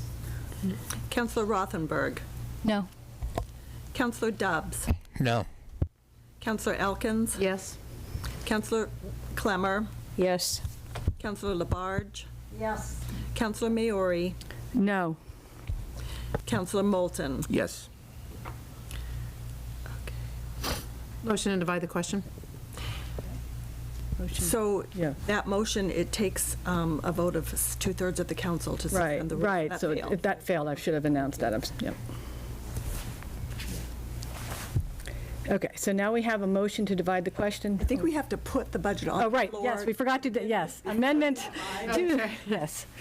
Amendment, I'm sorry, we're putting the adoption of the FY 2025 general fund budget on the floor for discussion as amended. And now I would move. And this is, yeah, so this isn't the motion to approve the order. To do that. Yeah, this is not the motion to approve the order. It's just putting it on the floor for discussion. Move to put on the floor for discussion. Okay. Yes, motion made, second by. Second. Well, I'm going to give it to Councilor Labarge. Okay, so now it's on the floor. Now we can divide it. And now, yeah. And now I'm going to put the motion to divide the question, and I'm looking for a motion to divide the question separately to consider central services, parking maintenance, which contains the Pedal People contract. So I'm looking to divide that so that we can. As you've heard, I'd move to divide the question. I second. Right, but I thought you divided. No, I'm just. I know, but I think I had to put the. No, you're right, I'm making fun of myself. Yeah, yeah. Do we have to move putting the motion on the floor first before we can divide it? No. No? No, right, no. That's right. No, so now we're going to be voting on the motion to divide the question to consider, to take out, central services parking maintenance, which contains Pedal People. So, any discussion? Okay. Who was the second on? I thought it was, I did give it to Councilor Labarge. That was the earlier motion to put it on the. The second was this time. Oh, Councilor Moulton? Stan wants We need little flags. We need buzzers. Jeopardy buzzers. All right. All right, roll call, please. Councilor Rothenberg. Yes. Councilor Dobbs. Yes. Councilor Elkins. Yes. Councilor Jarrett, I'm sorry, Councilor Clemmer. Yes. Councilor Labarge. Yes. Councilor Maori. Yes. Councilor Moulton. Yes. And Councilor Perry.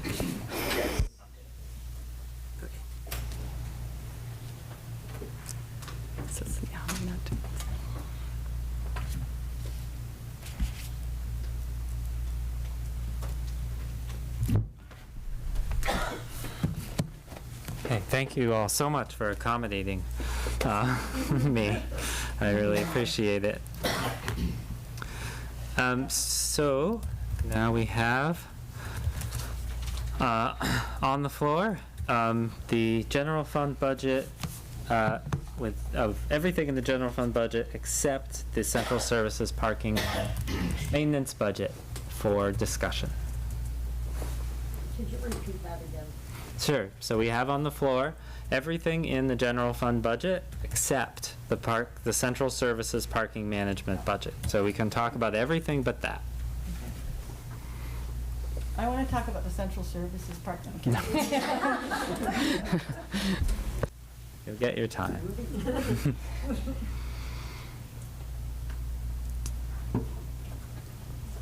Councilors.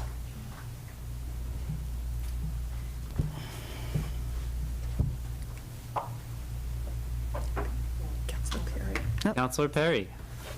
I mean, everyone else seems to be quieted down, so I'll loom over you. So I just wanted to first of all, thank everybody involved in this budget discussion. But like literally all the community, everyone, this has been a journey, and it's a journey that we will continue to be on. I only have a couple of things to keep it short, but the first thing is I want to remind folks that the budget isn't done by one person. Contrary to some assertions, there isn't really like a tyrant making everyone do their bidding. There are months of discussion, department heads, and city employees, the public, and councilors. And I bring it up because many of the people involved in this process are people who live here, people who, if they don't live here, they work here or have worked here for years. And they care deeply about the success and vibrancy of this community. So again, I want to center us on that community aspect. Because these are your neighbors, your coworkers, your friends, your customers. And I also want to say that the people involved in this process are highly qualified. Years of experience, various degrees. I learned in my first term, we were able to take tours as city councilors in various departments that our mayor, Chera, set up. She began organizing these as a way not only to help with onboarding, but also team building. And for me, they were wonderful looks into the different worlds that help our city run. The department heads give us examples of how money is spent. They talk about things that they would do if they had more money. These trips not only taught me kind of like how big and important this process is, but how many people are involved. I've been to every one of these stores, thankful, and I've seen almost every other councilor in these stores. One thing I will add after this discussion is that I would put the schools on those stores. I've had the pleasure of being a parent here, so I've seen the inside of our schools. I've talked to some administrators, but that would be my one thing. But I say this because these scores gave me perspective. Looking at the city. And I told myself in all of my discussions, trying to listen to everyone, that I would try and support, if there was a plan that I saw as a concrete start to stability and start a solution, I would support that. I was hoping that I would see that recently this week. I didn't see much hard numbers talking about how to move forward financially. And that brings me to one of the reasons why I ran. Because of my perspective, I rent here. I've worked in the entertainment industry for decades. I work in the service industries. And when we're talking about underestimating revenues, I want to kind of be here to sound an alarm that these industries that we are basing a lot of these numbers are still hurting. The restaurants it's hard to keep staffed. Our entertainment venues are not the same as it used to be. I don't know who else has been in a dispensary, but the business isn't there the way it used to be. And when people say the city is underestimating, my counter to that is, or underestimating the city with the revenue exceeds, my counter is that there's been a lot of hard work with our city's economic development team. I've been there working with people. And the reason why we are sort of successful is because of that work. Things like Summer on Strong, bands on Rooster, the things I pretty much try and tell you about. The reason why these industries are doing well is because the city is putting effort to try and hold up this industry, or these industries that we rely on so much: hotels, motels, meals. So we are at a very difficult place. A lot of our restaurants are owned by more than one person. We have a place, if someone passes away or dies, we can lose 2 restaurants at a time. That's revenue we lose. But I had a constituent in Ward 3 calling me very concerned because there was a threat of being shut down, and he would lose 3 of his businesses in one building, which would be about 50 employees and hundreds of thousands of dollars in tax revenue. He has to close or leave. we might seem to be good, but we are not there yet. So I just wanted to be there as the canary in the coal mine, saying that I know that the city is doing the work to try and keep those things afloat. And the last thing I think I will say is that, Councilor Labarge mentioned this, but for everyone who didn't feel comfortable coming into these spaces publicly and talking, you were still heard as well, the same way that everyone who spoke publicly was heard. But it does hurt my heart that there's currently this feeling that you can't speak your mind without being hissed at or ridiculed. It's not something I want to teach anyone, not my kids. I don't want to teach people to treat people like that. And so I'm sorry that this process has been, for me, a little bit about dividing community. I always find it's easy to, I don't know, anger an audience, or you can rile up a crowd. It's hard to build and heal communities. So I'm hoping that I will continue to do the work that I do. I'll be here in the community. But I find myself at this point where I see this budget before me as a way of people listening, trying to, rectify some of our problems. We're not solving them all, but we are making a start. And so that's how I am. Thank you. Who's next?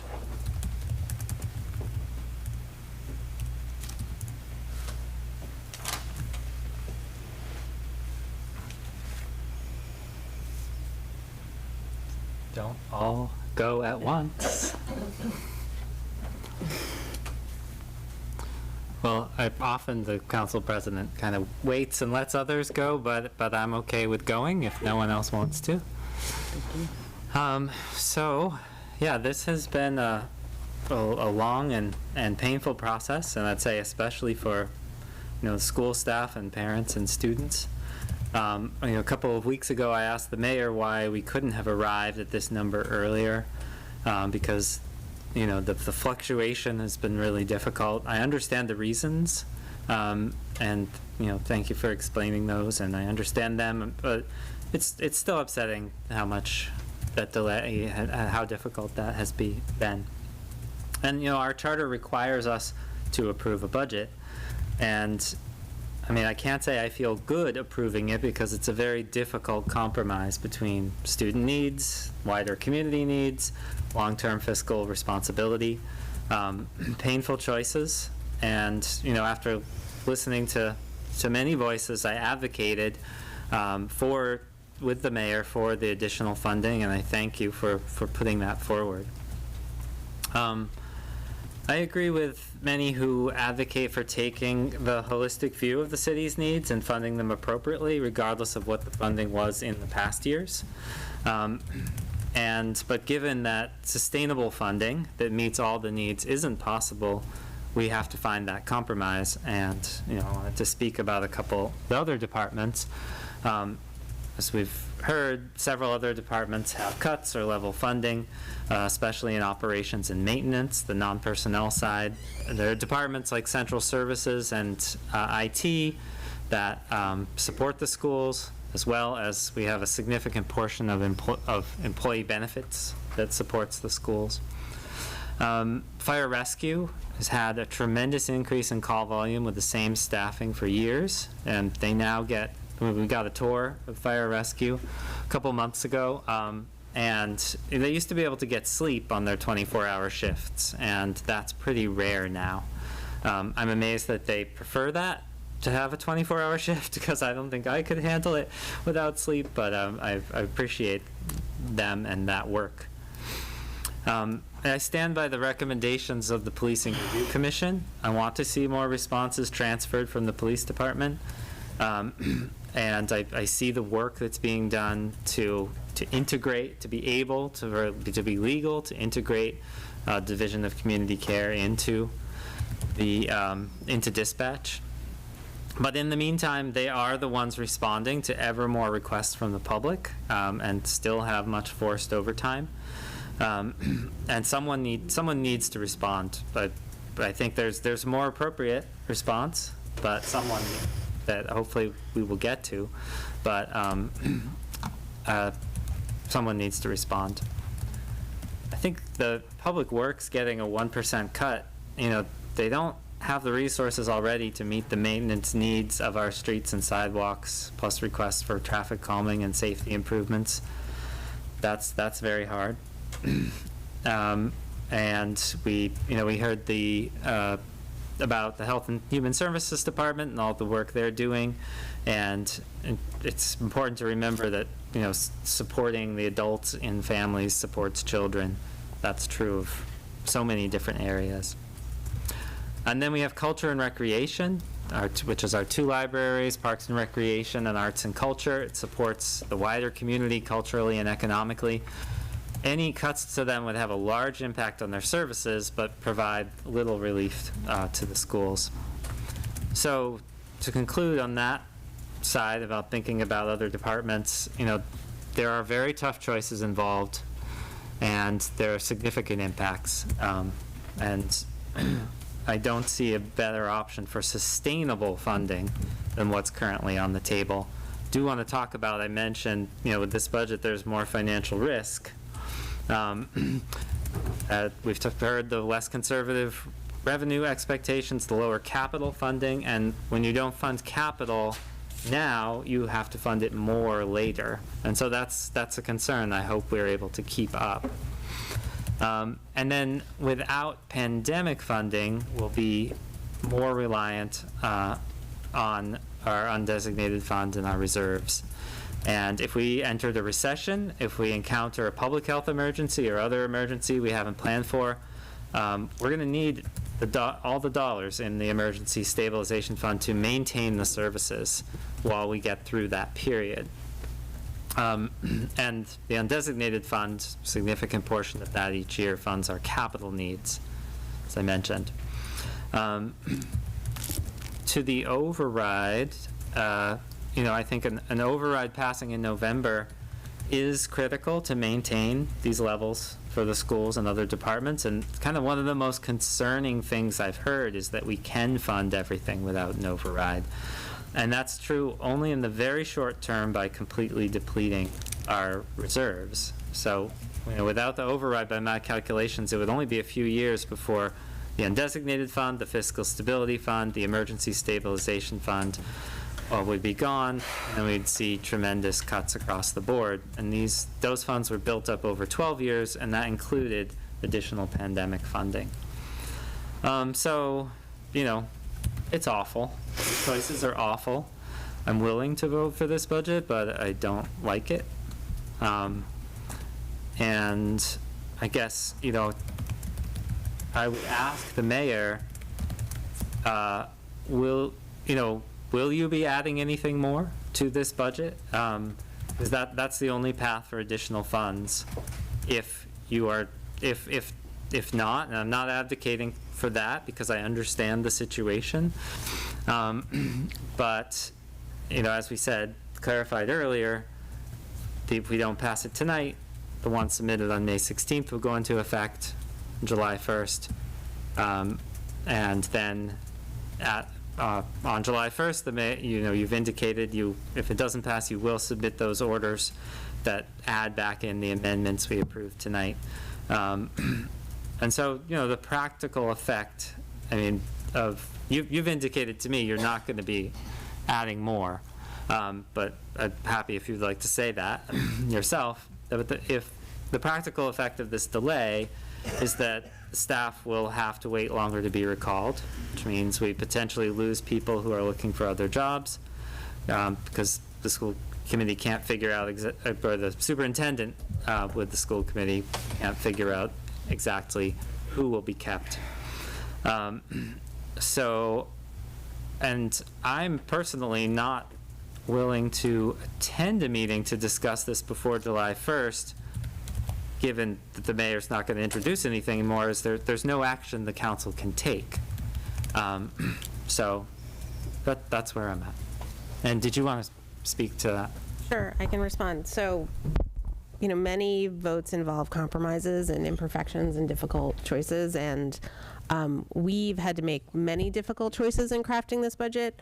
And I know that you all have difficult choices before you tonight, but that is the task before us, to do the best with what we have. And we have added as much as we possibly can responsibly to this budget without needing a larger override or creating a larger deficit by using one-time funds that are not recurring. So we've worked incredibly hard to be able to get it to this, to where it is today, and that 8% increase. Thank you. Councilors. Councilor Dubs. Thank you. I'm here tonight to represent the people of Northampton, not to be a rubber stamp. I believe that the most effective tool that I have as councilor, the most effective and powerful tool that I have as councilor is my vote. I believe strongly that my vote should reflect the priorities and values of our community. Throughout this budget process, I've been exploring, along with other councilors, all the options that we might have. I've been exploring these options with an open mind in order for us to work together to find a solution to our school budget crisis. The proposed budget would eliminate teachers, specialists who work with children with disabilities, and support staff. It would cut essential services to our most vulnerable and marginalized students. The proposed budget is not, in my opinion, is not reflective of our values and priorities, which is why, up until this point, I thought it was necessary to delay the vote in order, to give us time to keep talking about it. But now here tonight, it's time to vote. We've looked at all the options, and now we have to make a decision. Therefore, tonight I am voting for our children, their educations, and their futures. I am voting to not cut funding or services from schools. It's simple as that. The kids are worth it, and I'd like to know, what are we even doing here if we aren't doing everything we can in our power to protect the future of and serve the needs of the children that we're here to represent? We must level fund our schools. Furthermore, I'm not happy with the DPW budget. The sidewalks in Northampton are atrocious. We've got flood pumps from the 1930s that keep us in danger of flooding. I don't know why the DPW budget is being cut. I think that's absolutely ridiculous. The current budget is not acceptable. I cannot in good conscience approve of it. And that's all I have to say. Thank you.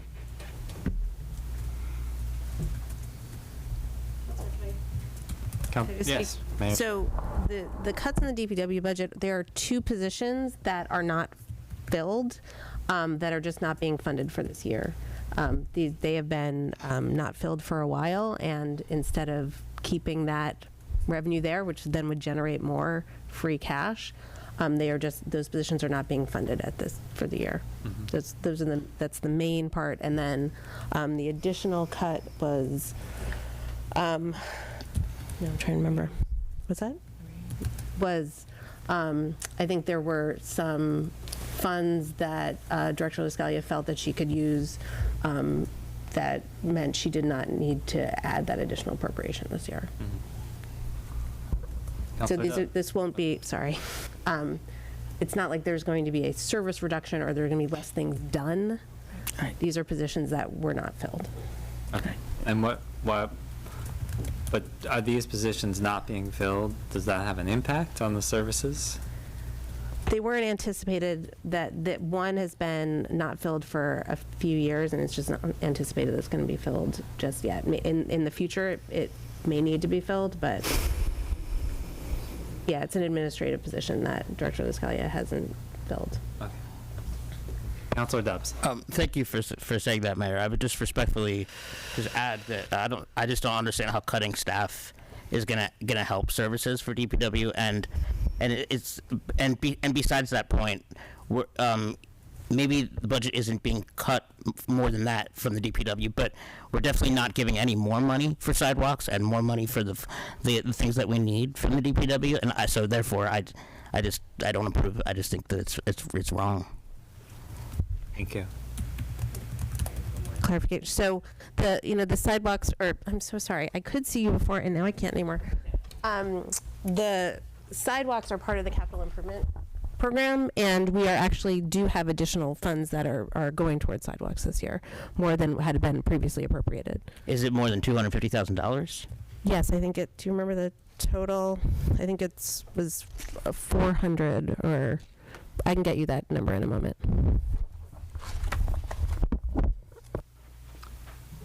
Who's next?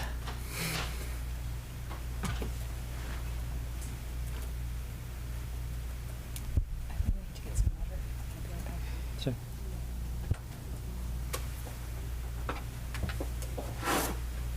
Ask for a recess then. I think it's important that we're all here for the discussion. I'm asking for a recess. Okay, 2 minutes? Sure. Okay.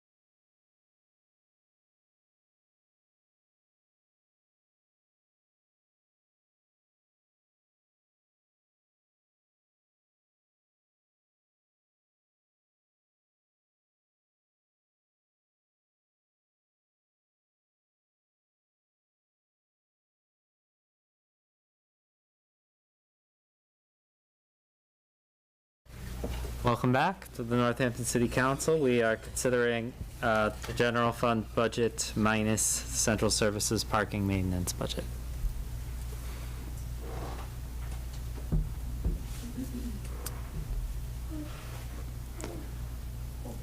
Well, councilors, if there's nothing more to be said, let's go to a vote.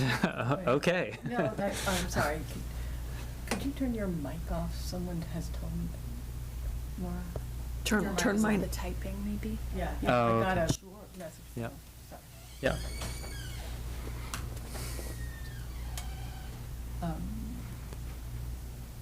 Right, okay. There is no further comment on the divided. I mean, I will go now. Great. Okay. I was distracted by a text from someone who was saying that they couldn't hear because of the typing, so I just wanted. We're still discussing, and Councilor Yeah. Maori is recognized. Yeah, no, I just want to, it's interesting, there was so much, this has been it feels like a very, very long budget season. Of course, it's the same amount as usual, but it feels,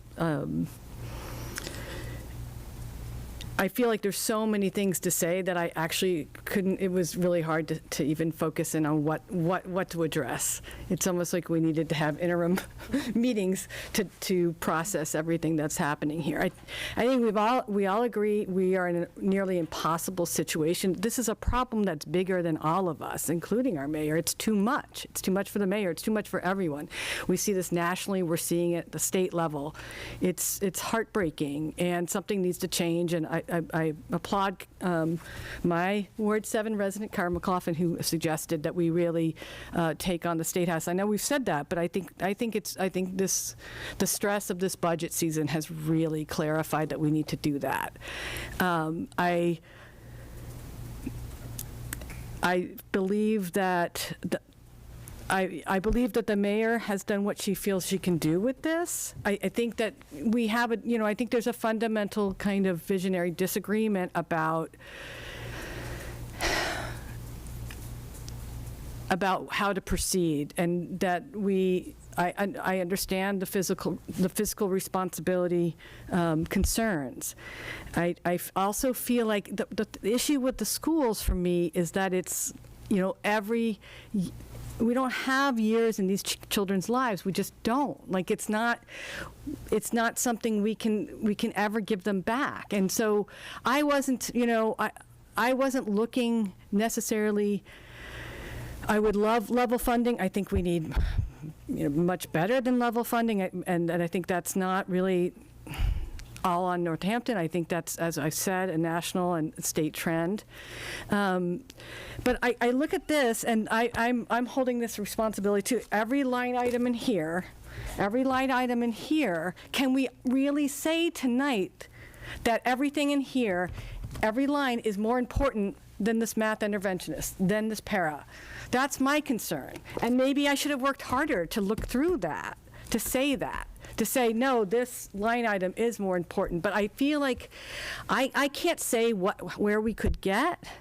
I think everyone's really tried, including the mayor. But I think I can confidently say that I think we could go a little further, and just because I think every position matters. I understand level funding. But I think that every position matters, and even one or two positions make a huge difference in the environment in the school and in the experience of the students. And I don't even really want to blame someone. I think it's a huge problem, and I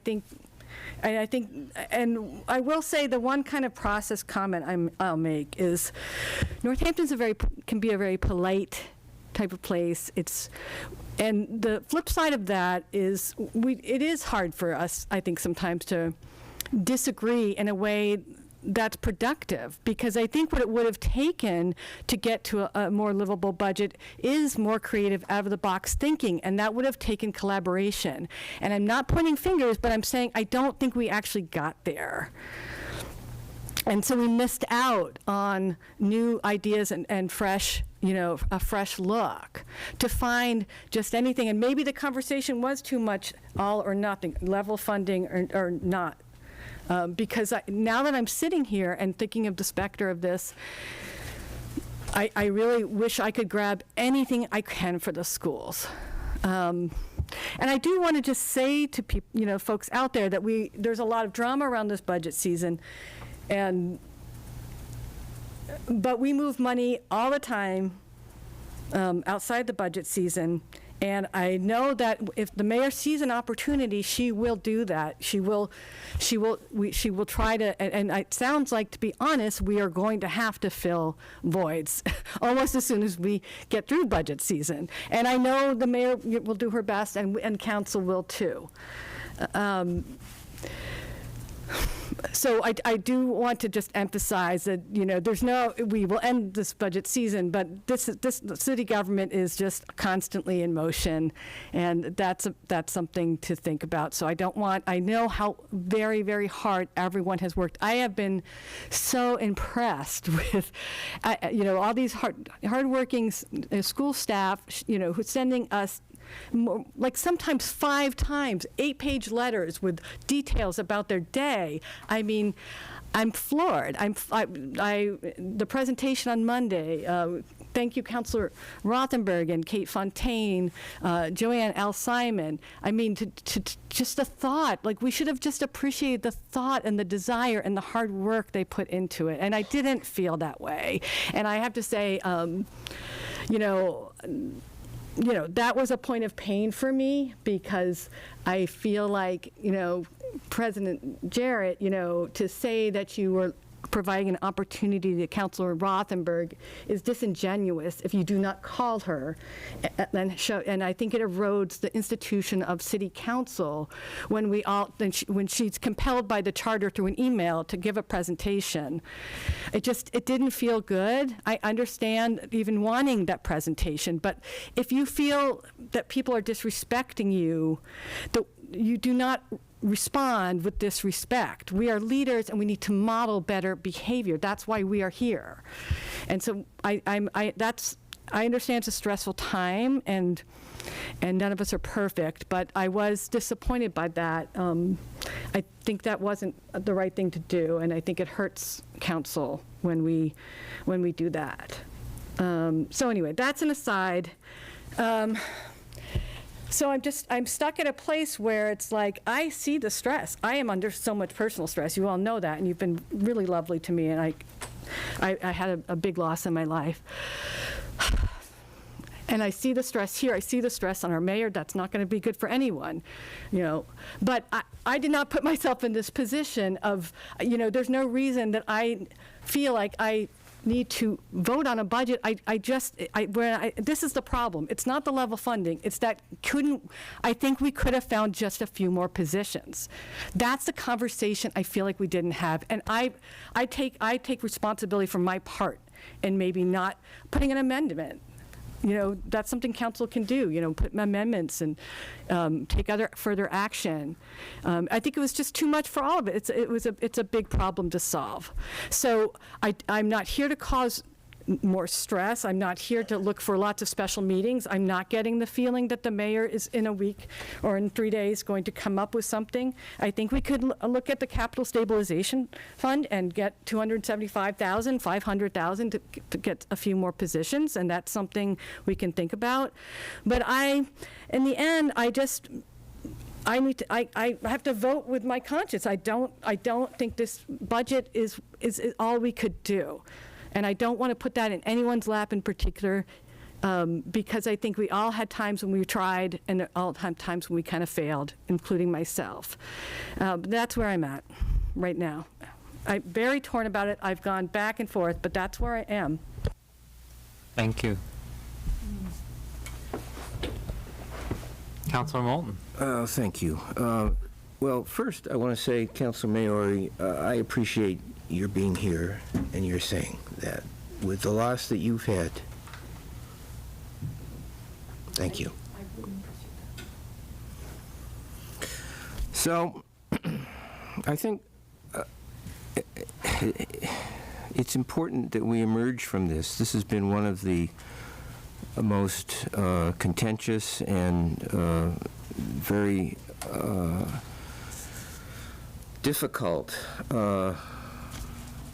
issues and that has involved so many people in the community, and it's really ripped the fabric to some extent that I can remember in decades. And it's important that we emerge from this learning some lessons and committing to working together. And Councilor Maori mentioned the word collaboration, and that is important. And I hope that we can emerge from what has been a very divisive period here and commit to collaboration, all of us. There are many, many, many voices that we've all heard from, and I want to emphasize, as we've said on other issues, just because we vote a certain way doesn't mean that we haven't heard those voices and that we haven't been listening to those voices. And it's the people who are here tonight. I appreciate your being here, but it's everybody else who has reached out to me, both in my ward and throughout the city. And I've met with people, and I've responded to emails and talked to people on the phone. And So that healing process is going to take some time, but I hope we emerge with a commitment to work together and to become stronger. And I will say it's distressing to vote for a budget that results in people losing their jobs. That's a terrible thing, as Councilor Jarrett said. I want to address a couple of things other than the school budget while I have the opportunity. And one is to return to the Fire Rescue Department, as Councilor Jarrett mentioned, and to tell Chief Peelis that I heard you both in the tour we had in February and when you spoke at the budget hearing on May 30th. A 1.65% increase for fire rescue for FY25 when your calls have steadily gone up. 9% increase over the past years is insufficient, and I will be an advocate for looking at how we can find the money to increase staffing in fire rescue. That, to me, that's very important. I also want to talk for just a minute about the Department of Health and Human Services and the work that Commissioner O'Leary and her entire team is doing to expand from what was a traditional, very modest public health department into really a regional model with all the things that you're doing. And yes, you are supplementing your appropriation from the city, which is only up by a little over 3% next year, with a lot of grant money, and that's risky. But Commissioner O'Leary, as she said during the budget hearing, has a terrific track record, hasn't had to lay off any staff that were funded by grants, and I trust her that she will continue that. So I am impressed with the work that she has done to secure those grants in a way that allows DHHS to do so many things that are serving, again, some of the most vulnerable people in the community, with a division of community care, with a vaccine program that immunizes children that don't have access to health insurance, particularly immigrants. And so I commend Commissioner O'Leary, and I commend the Department of Health and Human Services for all that you're doing.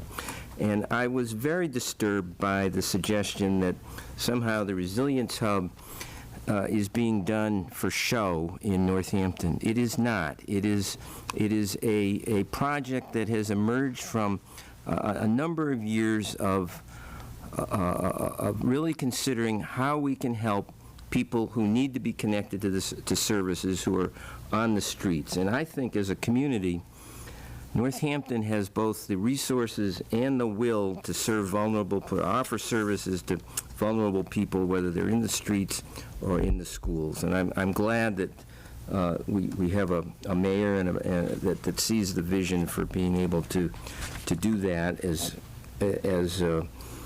something that's necessary. Regarding the school budget, I appreciate, as others have mentioned, all of the educators and parents who have spoken to me, and particularly the group that more than a dozen people I met with at Jackson Street School on May 29th. I learned a lot about a modern school and how all those staff positions fit together and how they're all necessary. And it is very, very difficult to be at a point where we are having to consider how to sort of triage the needs of the schools. And I recognize that the needs of the schools go beyond the 8% budget increase that we're currently considering. But I don't want us to be in a situation where we're continuing to use non-recurring sources of revenue to patch that. I don't want to be in a situation where in 2 years we're back here again looking at how we're going to patch it. We need to find sustainable ways of funding our schools that go beyond the level services, maintaining excellence, and there is work to be done both on the budgetary front, and I agree that we need to be pushing the state, and I will be an advocate for that. But beyond that, to look at things in the schools regarding curriculum, regarding the inclusion model that's being used, regarding assessment tools, and all of that, that I believe the new superintendent will provide some leadership on. And it has to be done in a way that is that really takes a sort of a holistic look at how we're operating the schools to make sure that we're doing it as an effective and an efficient way to maintain excellence. So of course, it's not a perfect budget, and it leaves some things to be desired, and perhaps we'll find a way during the course of the coming fiscal year to look at how we can provide more money, particularly to the schools. But I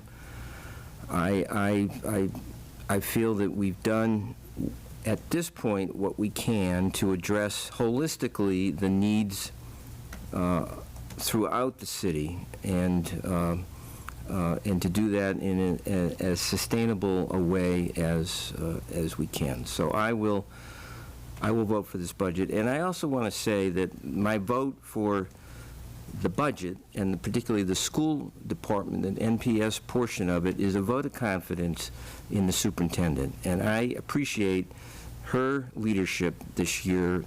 She's been in a particularly challenging position. Her willingness to listen and her willingness to be flexible and to make adjustments very quickly. And I hope that she remains as the leader of the Northampton Public Schools. Thank you. Thank you. Councilor Rothenberg.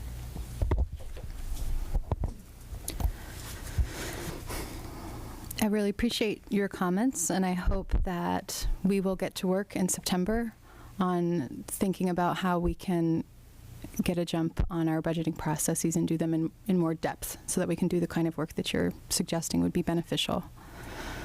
I also just want to say to the school committees and the school community, it's the end of the year, and I picked 2 of my girls up from Bridge Street School, and I was approached by a woman named Marcia, who is both of my daughters' speech helper. And one of my daughters graduated out of needing the help, so she doesn't need the intervention services next year. And one of them will continue to need the help, and will continue to work with that interventionist. And I should say she may be a special education teacher. In any case, she sees my daughter 30 minutes every day. My daughter is incredibly smart, and she taught herself how to read, and she taught herself math, and she taught herself how to speak Polish, and she's 6, and she did that when she was 5 and 4 and 3. But the one thing that she needs help learning at school is what's called a communication breakdown. And I think it's so interesting when we talk about sort of divisiveness here and a lack of ability to collaborate. I think it's so interesting to see the way that our children are learning how to not have those kinds of communication breakdowns. And I think our government will look very different in 20 years thanks to our school system. And I feel like, to Councilor Maori's point about every position mattering, it's so easy for me to see, right? Because I'm autistic and because my kids are. It's so easy for me to understand that my child is not falling behind in math. She probably doesn't even need to go to school for math. She probably doesn't even need to go to school for reading. There's no Polish, but if there was, she might not need to go to school for Polish.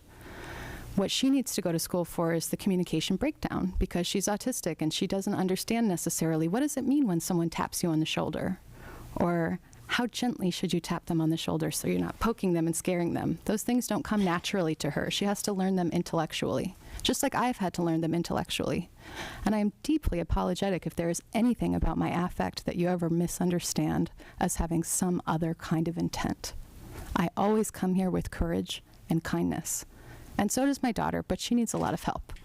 And so when this Marcia came up to me, she told me a story that I think really illustrates what the community has been trying to express to us.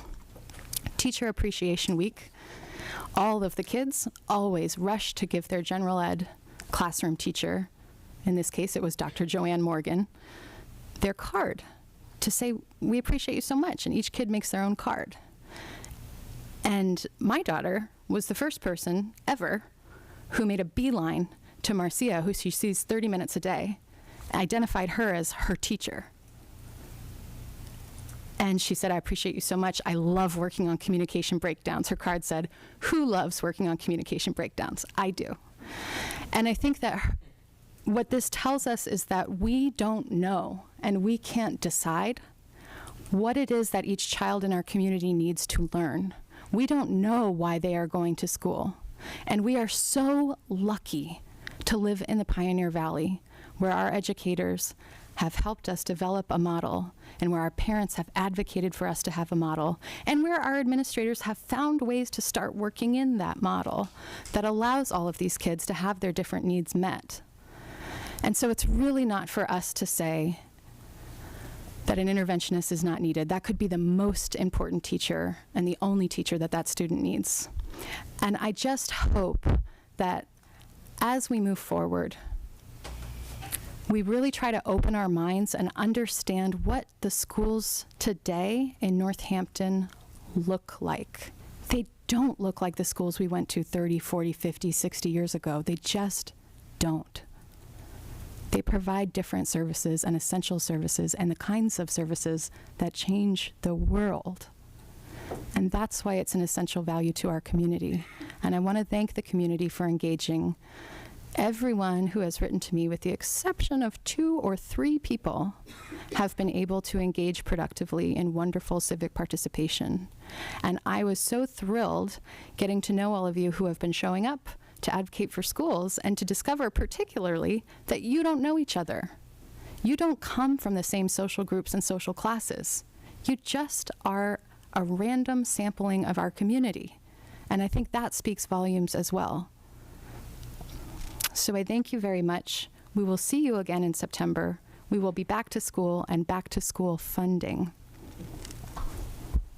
Thank you. Councilor Clemmer.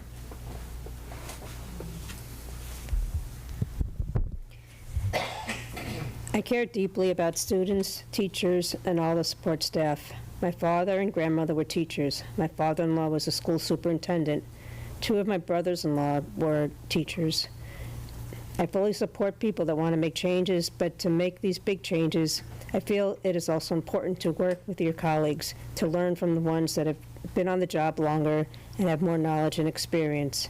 Overestimating one's own abilities and knowledge while disregarding or undervaluing the expertise of others can indeed be disruptive and counterproductive in a collaborative decision-making environment like City Council. Unfortunately, during this process, this is not the way it was done. Those who didn't agree with the small group were shut out, criticized, hissed at, and our jobs were threatened. Meetings were held in secret, and newsletters were only sent to people who were in agreement with their belief that a level service budget could work without running out of money in a couple of years. Even this evening, one of the teachers who spoke criticized a phrase I used the other night on Monday and thought commenting on it was a good point to make. Where's the compassion? These are comments from some of the comments from residents about the way the process were handled. Someone said the city council must vote on the best interests of the city as a whole, not be unduly swayed by special interest groups organizing a pressure campaign. The vitriol and ire that has been present during the budget season is reminiscent of our current national politics. These tactics are unacceptable. We don't want that for Northampton. Please, no talking. This is what I mean. There's a small and extraordinarily snarky and unkind group that is pushing an irresponsible and unrealistic agenda and painting those of us who call it out as terrible people who do not care about teachers, students, and our schools. This, of course, is ridiculous, but it has the effect of tearing our community apart and silencing people. And when I say silencing people, I mean both figuratively and literally. Their Facebook group administrators routinely remove participants who seek to have an actual discussion about the school budget, thereby creating a perfect echo chamber. My city council suggested that this could be, I'm writing to express my concerns regarding the current conflict over the city and school budgets and the hostility towards the city's leadership it has generated. My city councilor suggested that the creation of a level budget could be accomplished in town hall meetings. Who would be willing to participate in town hall meetings with hostile people who scream at you for not caring about children if you suggest cutting a school budget? Right, seriously, right now, nobody I know even wants to risk appearing at public comment. And these are all, we've all gotten these letters, so I'm sure you've all seen them. Many residents have written or spoken to me about their concerns about the false information that a small group is promoting and the means that some councilors use to delay the vote on the budget, and more importantly, on the extra $1.2 million and the creation of a special ed fund. Do these councilors know that they will lose the extra money if we don't approve the mayor's budget? Many of our residents do. A resident wrote, "This group is spreading incorrect information about the budget, city funds, and what they have labeled as free cash. The claim that there are responsible ways to fully fund schools without an override, without cutting city services, and without impacting our bond rating. Yet to date, with several weeks until your deadline," this was obviously written a while ago, "there is no explanation what was meant by that. This delay tactic will only exacerbate the already great tensions in the community when we should be working together for the best of everyone in the city."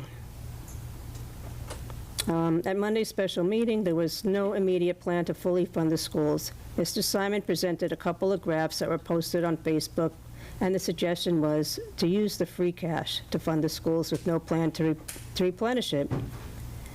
This is the mayor and the director Nardi's plan. There was no plan for replenishing free money or how we would cover capital projects and any emergencies that arise. Director Nardi explained multiple times with graphics that the money would run out in short order, but they dug the heels and insisted it would work. The fact is that intransigence and demagogic appeals to emotion are bad for government, whether exercised on the right or the left. We all received the following email on Tuesday. Ultimately, Councilor Rothenberg's numbers were exposed for what they are: smoke. Her final proposal was to proceed to empty our savings and then spend next year in a series of endless brainstorming. Maybe the system needs to be looked at. I mean, the schools have been given more and more money, and there's still a lot of things that could be changed in the schools. I will be voting to pass the mayor's budget, and I want to thank many members of our community who have called and written in support of this budget. Mayor Shara and Director Nardi for all their work they put into it and for getting us on the road to fiscal stability. Thank you. Council Chair, I would just like to make a note that people are in the back laughing. I know. Well, it just proves my point, what all these people were saying, that I try to encourage people to come. Please be quiet. I try to encourage people to come to speak out from all these letters I've gotten. I asked them to come to city council to write, and they're all didn't want to because of getting his stat or getting criticized. So that's why a lot of the comments were one-sided the last few sessions here. Thank you. They've come to an adult place.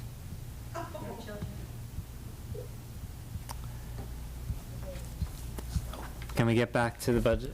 Yeah. Who would like to, I believe Councilor Elkins and Councilor Labarge haven't spoken yet. Would you like to speak? Sure. Councilor Elkins. I am sure that folks who have followed this whole discourse understand very well that I will be voting to approve this budget with its amendments, and I am not supportive of further delays. I have done my best to speak to as many people as possible, and I have found that those conversations, in general, whenever I can have them, have folks leave feeling, even if there's not agreement or understanding of where we are or how we should deal with the problem, folks feel better for having talked. And so I've really tried to talk to as many folks. And I've also been clear and consistent throughout all of this that when people would ask me, what do you think is going to happen? What do you think is going to happen? And in the end, I mean, I couldn't predict the percentages or the numbers or the exact things, but the thing that I have been saying throughout is that the mayor, I believe that the mayor would bring forward a responsible budget and that council would approve that budget. I will note, the mayor has brought forward a responsible budget, and I mean responsible in all senses of the word, in terms of as robustly as we possibly can, funding our priorities as much as we can. And that involves a lot of things. That involves taxing, setting our tax rate at the very highest that we can possibly do without an override, which we do and always have.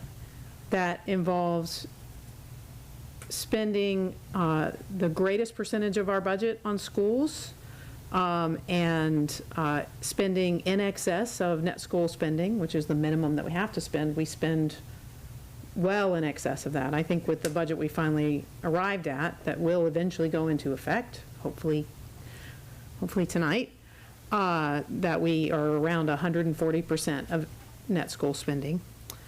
And we also have, going into this process, a fiscal stability policy that gives the schools a greater guaranteed increase than any other budget in the department. And the mayor, of course, has also pledged to exceed that even. So it's 3% in the fiscal stability policy, and it is 4% based on what the mayor has promised.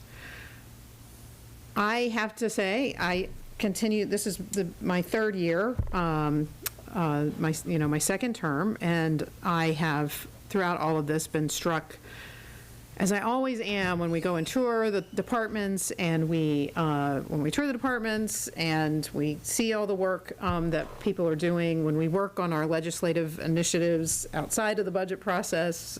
Councilor Jarrett and I work a lot on zoning and housing things, and I've worked with Councilor Maori on the Energy and Sustainability Commission, where we've brought forward some really important things that we're supported by advocacy in our community, and it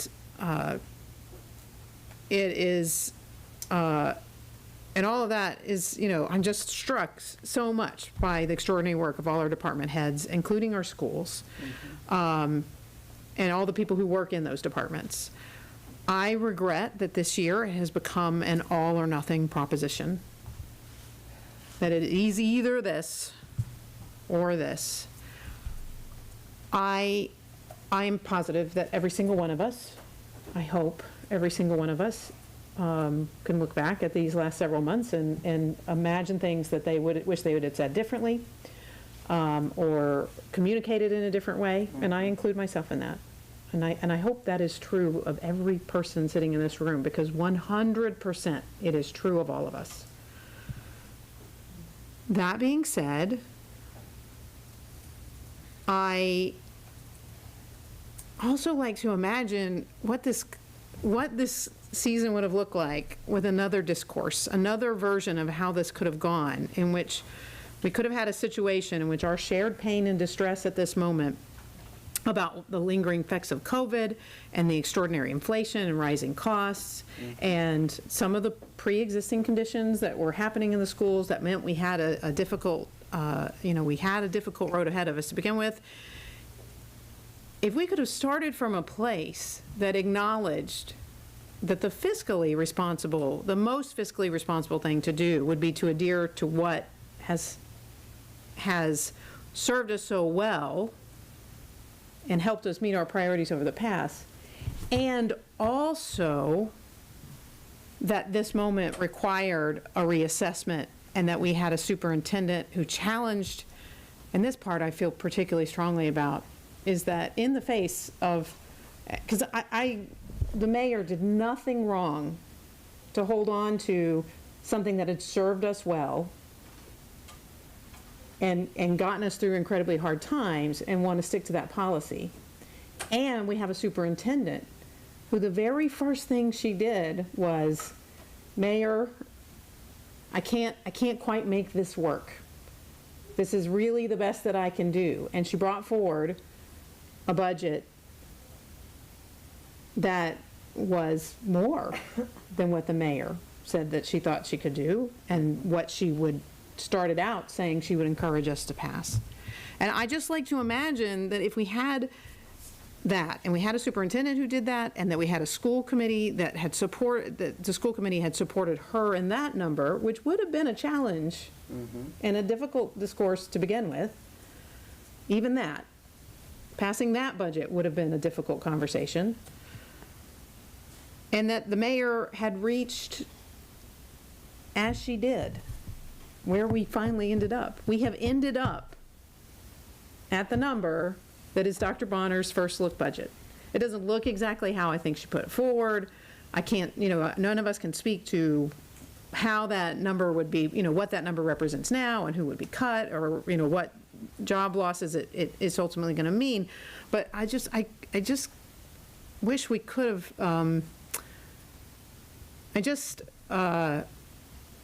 I could have imagined a different discourse in which what we are looking at is that we were in a really difficult time and that we still made a shared sacrifice and we worked really hard to get there and to come to terms with it. We have all stretched. We've all grown. I know I certainly have evolved in my thinking. I think there was a point in time where if the mayor had come forward with the additional $740K that she's added at this point, that I might have had hesitations about that. Because as Councilor Jarrett said, there are risks associated with how we've modeled this out. There are risks associated with rolling these one-time funds into the base and going forward. I also, to those folks who have been advocating, I think it's important to note that all of the levers that you have been suggesting that we use, in fact, we've used them. In fact, that's how we reach this number. We have pushed revenue, which is essentially using free cash. We are taking out of stability. We are establishing a stabilization fund dedicated entirely to the schools and things that can be funded through the schools. What has been difficult is that we can't push any of those levers as much and as hard as we'd all like to do to be able to level fund, to level staff. We can't do it. The reserves would be gone in 3 years. And so and we won't have done the capital and the projects. I am proud of what we have achieved. Even in this difficult process, we've gotten to a hard place, but I'm also, as many folks know and listened to when I've spoken in the past, that I'm proud of that we are achieving, that we are working toward our sustainability goals, that we are recovering economically from COVID and the damage wrought by our most infamous absentee landlord, that we are finding solutions and resources for all of our residents, including the most vulnerable. Regarding our capital spending, the hub is a direct outgrowth of important work that our community did in the Police Review Commission. We were asked to create this. We were asked to do this. This mayor has put it into place. If you haven't gone to any of the tours to go see that, it is not a derelict place. When it is done, and you can already see it, it will be a place of dignity. It will be a place, it's a beautiful place, and it's a place of dignity And it is a place where we're going to provide resources for those among us that it is a priority and a value that we help those folks. The investment in our city represented by the Main Street redesign. 20 million, I don't even know exactly the rate, but $20 million investment in our city. It can't go fund the schools, but directly goes to the things that Councilor Perry was talking about in terms of our long-term economic viability and being the kind of city that people want to come to. But to say nothing of that, even if we put those things on, which are not pet projects by any sense, but the ongoing maintenance of our streets and the sidewalks, increased road safety for cyclists and pedestrians, particularly in front of the high school, all of that is what is funded by our capital. I have to add to those folks who've said, I'm very concerned about adding staff to fire and rescue. That is clearly going to need to be done in the coming years. And I'm sorry I've spoken too long, but we kind of talk a lot, we listen to hours of people, and we don't have, so I'm trying to, I think there are two very important things that depend on our ongoing and continued sustainability. And I don't just mean sustainability fiscally, I mean sustainability in terms of our services. And by that I mean if we can get to where, this year's going to happen, is going to be, and then going forward that we can maintain that. I think that's incredibly important, and there's two things that I think are incredibly important. I am optimistic, and I'm also incredibly proud of the work that I've been a part of and the service that I've been able to do as a part of the strategic planning committee. People have asked,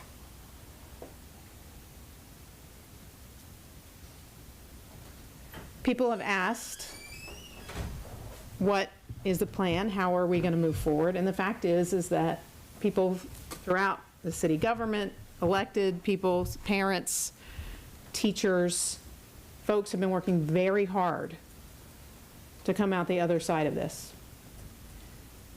And there are going to be actionable, why do you shake your head at me? I'm a member of the public and can speak right back.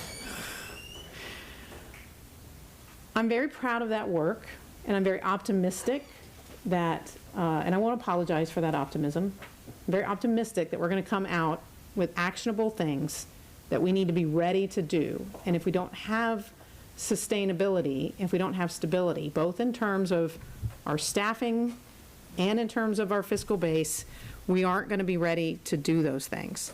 I'd also, it's been noted that we have a big flood, we're a city on a river, which means that our infrastructure needs are different and greater than many other cities that are not sitting on a river. We have a tremendous, and that's a very important thing, our flood protection system, it is 100 years old. It has been maintained superbly over the years by a lot of hard work and ingenuity and discipline. And now we are reaching the time where it is going to need to be upgraded and replaced. And Director LaScalia and the city have been anticipating that and laying the groundwork to secure the funding for it. It's going to involve city spending, it's going to involve borrowing, it's going to involve grants. All of these things depend on having a solid capital infrastructure base. So these are a couple of things that mean we cannot drain the reserves. There's no 2-year gap that we can fill and then hope it's better later. So, thank you for indulging me. I know that was a lot of remarks. We've all waited 6 months to talk more generally about this.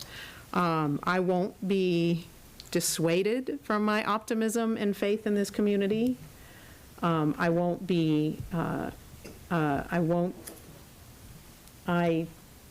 regret that that so many people we've heard from are anticipating having such a difficult time. I don't doubt that there are going to be difficulties and challenges with what is coming for us, but I will not apologize for believing in you.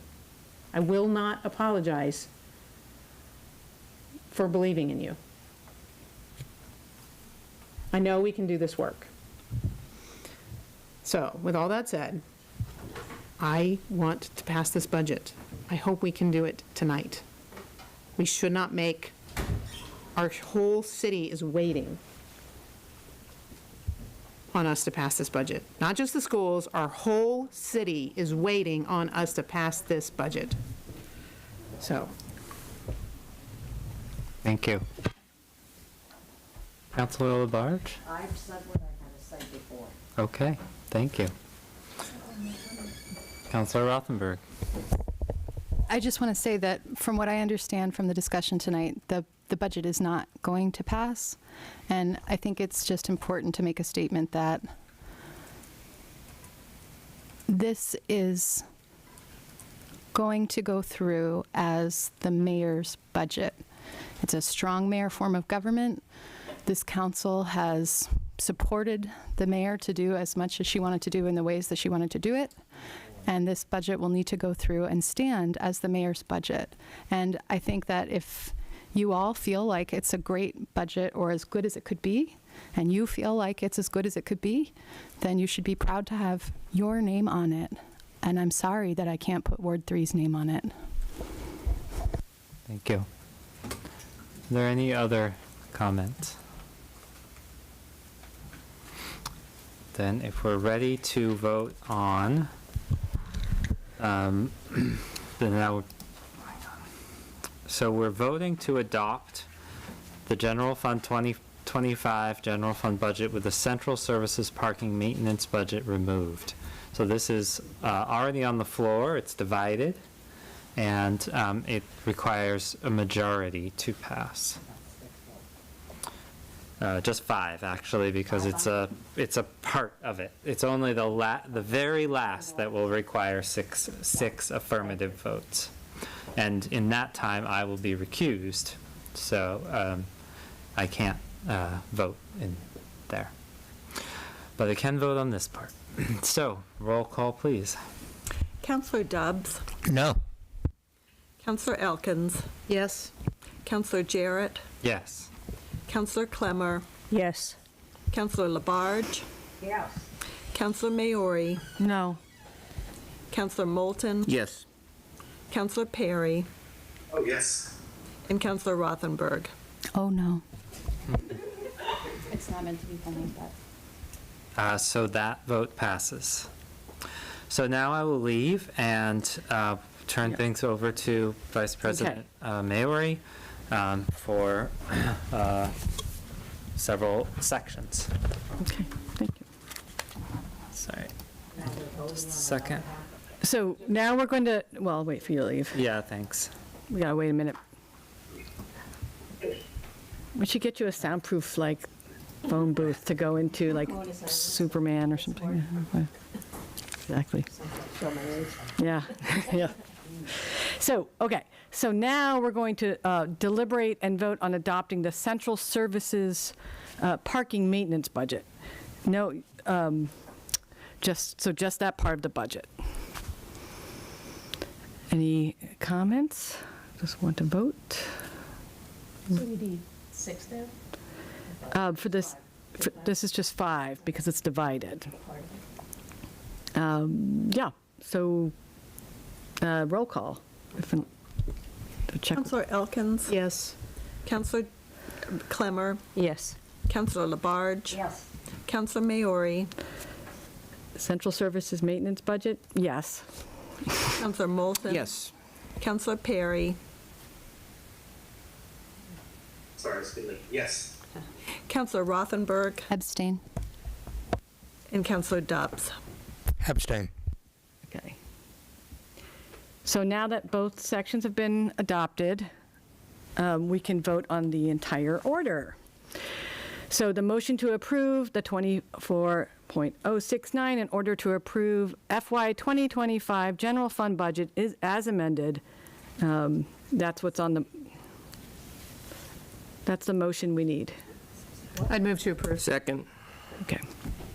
Any more discussion? Yeah. Oh, I'm sorry, what was the motion? Oh, yeah, I'm sorry. It was, Move to approve. okay. Yep, and second was Councilor Moulton.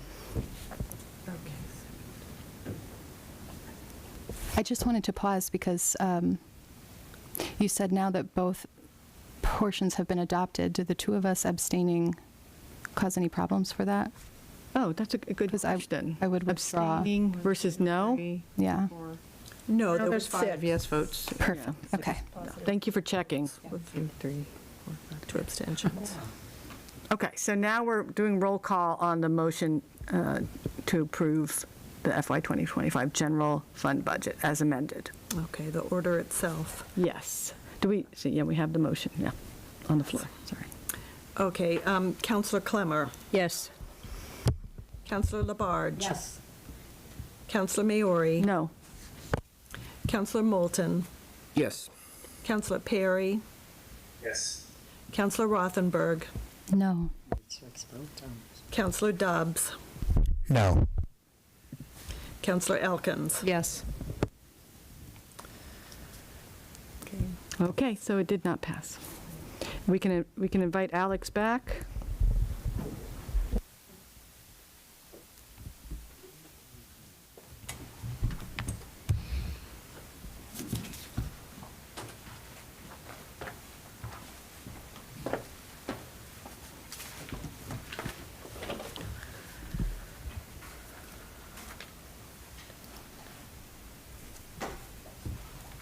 Okay. We are back, and we are on to 24.094, an order to place $3 million operating override on the November 5th, 2024 state election ballot. This is in second reading. It was referred to the Finance Committee, and it received a positive recommendation from the Finance Committee. Is there a second? Second. Okay, motion has been made by Councilor Elkins and seconded by Councilor Labarge. And Mayor Shara, would you like to speak to this item? Sure. So, as we've sort of talked about a little bit tonight, using the additional one-time reserves from the Fiscal Stability Stabilization Fund, so almost $2 million in this amended budget, and then committing those funds to be included in the base in the school budget next year and onwards. So again, rolling these additional funds into the school budget permanently requires a $3 million Prop 2.5 general override to raise that additional revenue to be able to fold that into the base and have it be recurring. Otherwise, it will create a further deficit. And when the amended budget was presented by using the additional funds, fiscal stability stabilization funds, again, now up to about $2 million, to keep that override to $3 million and to have it last for at least 4 years, we had to make some additional cuts to priorities, which we've talked about. And then for FY '26, the school budget will need to keep within a 3% increase that hopefully then we can build back to 4% in the subsequent years. So this will essentially reset we'll reset the budget and we'll fold that 8% increase permanently, and then the school budget will build upon that from there. Thank you. Questions? I would love to hear from, I would love to hear from my vice chair, who so graciously held that meeting in my absence. If you would just give me a synopsis of your discussion. Well, thank you, Chair Maori.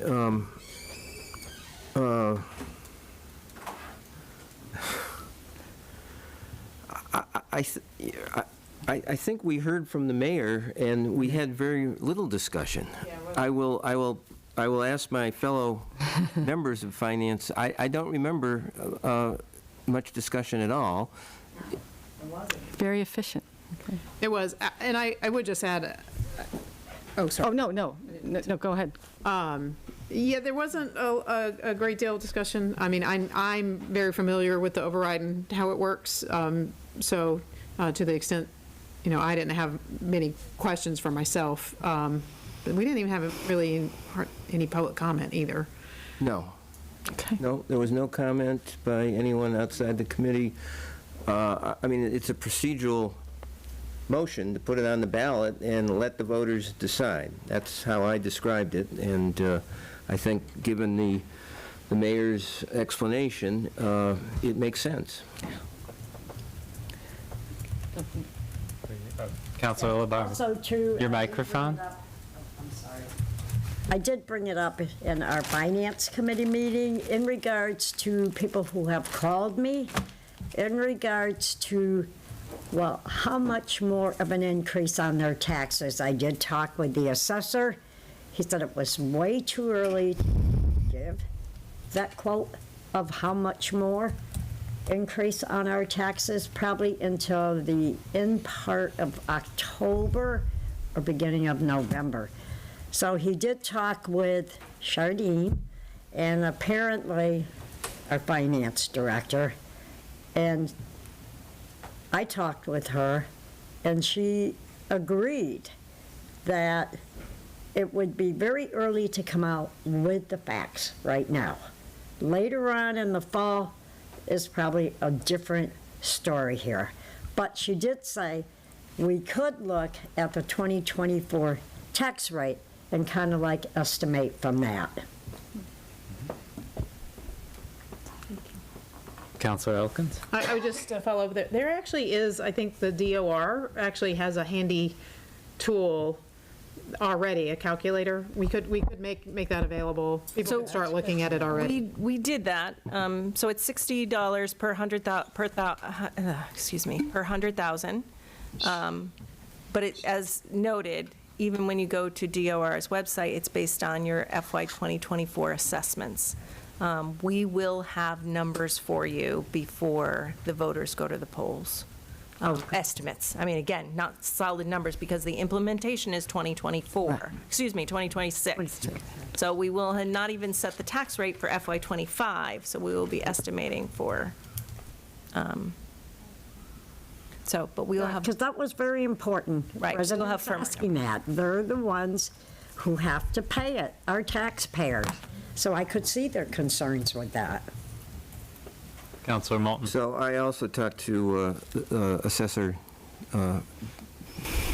Trill, and I believe that he said, had the override been in effect this year, the average assessment, the impact would have been $286.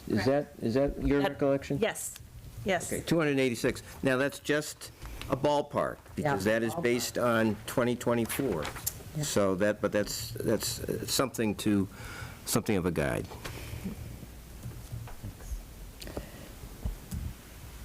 Director Nardi. Can I just address, earlier in public comment, it was mentioned that assessments have gone up, and I just wanted to note that that's not a decision by the administration to do that. It is legally something that happens every year by the assessors. It used to be every 5 years, there was a full assessment, but now assessments happen every year, so the values on your houses will change. And that's not a decision, that's every municipality does this. So I just wanted to clarify that. Councilor LaBarge. Yes, and also, we're continuously hearing about the hub, the cost of the hub. And how many times have we educated the public, Mayor? Many times you have, about the grants and so forth, and how that money came to where it's put. And I was surprised to hear again tonight the same thing, the HUD. If not, it's community care. It's like they need to get involved with everything that's going on in this city, period. And to me, it sounds like they're just hearing rumors, well, all this money, blah, blah, blah. You know, this is costing them money. People need to be educated, because there is a problem here. Yes, Counselor, I agree. It can be frustrating. I understand that people hear about amounts of money and that it's the difference between one-time money, restricted money, recurring general fund money. It can all be unclear sometimes. But the the money that was used to purchase the Resilience Hub are funds that could not be appropriated to the general fund operating budget, couldn't be appropriated to schools. Things like community development block grant funds, which are restricted. We use cannabis community impact fees, which we as a community no longer collect. We haven't collected them for quite a few years. Those have been, a lot of other communities have stopped collecting them because you need to actually prove that there's been an impact to use them. There have been a lot of lawsuits around it. So the former mayor chose to stop collecting them.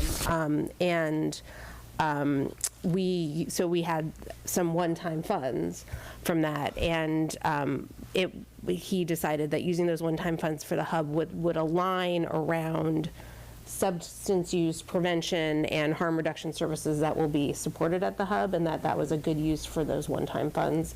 Also gifts and donations. Smith College gave a $200,000 gift towards the purchase of a Resilience Hub. That was a restricted gift.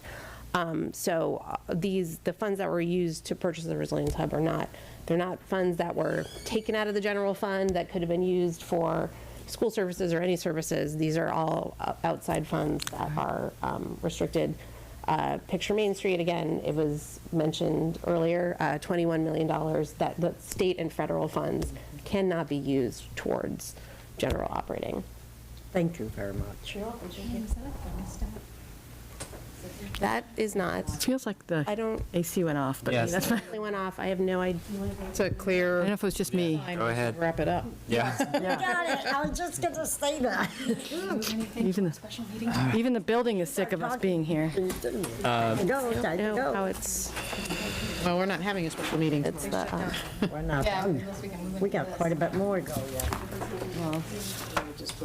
Just wait a second. Okay. We're opening windows. Does it not open? So I didn't know it was a thing.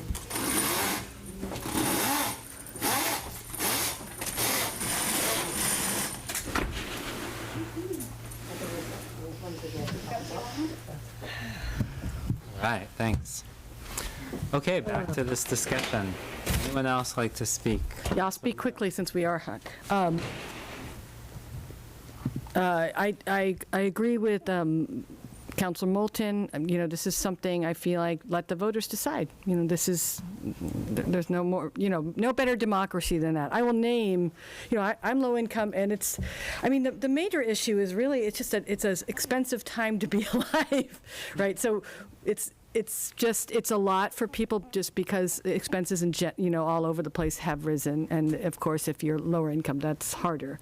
But yeah, I think that the mayor's doing a responsible thing trying to get money for the city, and I'm not going to. I think it's definitely a let the voters decide kind of moment. So yeah, I'll be supporting.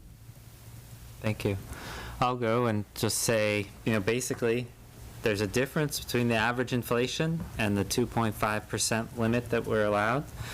And so periodic overrides are required to prevent cuts to services. We can try to raise more if we want more services, but that's the limit. And so my philosophy is also that the voters should decide. I'm also looking at adding additional means-tested exemption options for seniors, because there is more available. So I've met with the finance director and mayor and the assessor to look at what all our options are, and I hope to introduce those. Thank you for working with us on that. Councilor Rothenberg. Yes, on behalf of Ward 3, we are just opposed to general overrides. We don't feel that we have reached, I don't, as their councilor, feel that we have reached a limit or exhausted the ways in which we could be looking at our budget and our finances. And I think that we might be very much in favor of, as we look at our budget, picking out individual things that are lower priorities that would be better put to a vote. So it will be a no for Ward 3. Councilor Elkins. Just noting that Ward 3 overwhelmingly passed the last override. Anyone else? Yeah, I would just say it was a different context. We hadn't spent all of that money on capital projects or said that we had all of our money already earmarked for capital projects, and we also hadn't laid off as many teachers as we were proposing to lay off this year. So I've actually heard quite a swing from constituents who would ordinarily vote for an override that wouldn't this year, and I think it's related to our budget discussion. So maybe that will change in September if we really start doing the work. But right now, confidence is too low to support an override from my constituents across many social classes. This is not a HAMP thing. This is not a NoHo thing. This is a general thing in Ward 3. That's concerning. Anyone else? Seeing none, roll call, please. Councilor Labarge. What are we voting on? Oh, I'm sorry. We are voting on 24.094 in order to place a $3 million operating override on the November 5th, 2024 state election ballot. Yes, I say yes. Okay, make sure to turn your mic on in the future. Yes. Great. Councilor Maori. Yes. Councilor Moulton. Yes. Councilor Perry. Yes. Councilor Rothenberg. Nope. Councilor Dubs. Yes. Councilor Elkins. Yes. Councilor Jarrett. Yes. And Councilor Clemmer. Yes. That passes 8-1. How's everyone doing? It's getting late. We've got 9 CPA orders. Oh, can we put them all together? Yes. We can move. We can discuss them all as a group. I believe that Sarah LaValle is still hanging out. Oh, God bless Sarah LaValle. Way to hang in there. Yes, I'm because Sarah's waiting. I was going to go to those first. Still, if that's okay. She talks nice and fast. Sarah does. Let's see. Can we make her a co-host?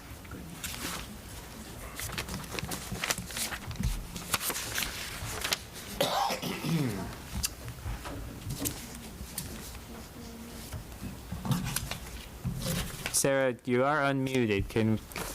Are you able to hear us? Yeah, I'm unmuted, but I'm not able to start my video. Okay. Well, once we make you okay, now you should be able to. All right, welcome. I'm so glad you are at home and didn't have to wait up here with us.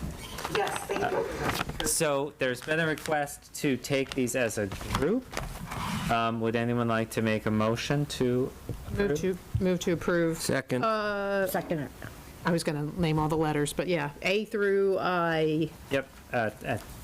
Item 10, A through I. Yes. Okay. And that was a motion made by Councilor Elkins and seconded by Councilor Moulton. Yeah. So discussion, and would anyone like Sarah to, we have questions for Sarah, or like Sarah to speak on any specific items? Well, Council President, this was also handled by Finance. They all had unanimous positive recommendations. We did have one question for Sarah that I think resulted from a question that you asked about the park on Main Street and the extent of it. Sarah, question of whether it extended to Gothic Street? And it does. So the park in front of First Churches goes all the way from Gothic Street over through the end of First Churches. To Center Street. Center Street. Yeah.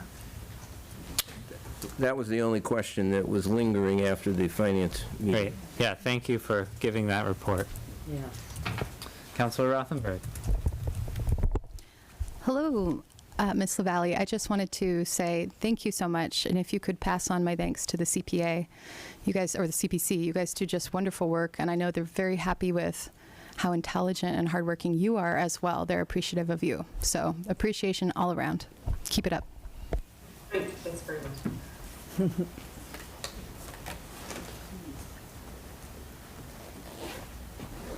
Other questions or comments on these orders? They were all heavily approved. Finance Committee. Monthly talks on them, Ryan Road School, right down the line. Yep. Yeah, thank you all, Finance, for doing that work. Yeah, I just wrote about these all in my newsletter, and I'm especially excited about the accessible playground, about the affordable housing, both on Woodland Drive and right there on Crafts Avenue. But all of these are good projects. Further discussion? Garrick, speak up because we can't quite see you. Okay, roll call please on approval of all 9 CPA orders. Move to approve. We already did. Oh, I know. we have I'm gonna say it. we have it on the floor. Councilor Maori. Yes. Councilor Moulton. Yes. Councilor Perry. Jeez. Yes. Councilor Rothenberg. Yes. Councilor Dubs. Yes. Councilor Elkins. Yes. Councilor Jarrett. Yes. Councilor Clemmer. Yes. And Councilor Labarge. Yes. All right, unanimous approval. Thank you so much, Sarah. All right, thank you. And Thank you, Sarah. the CPC. Good night. Good night.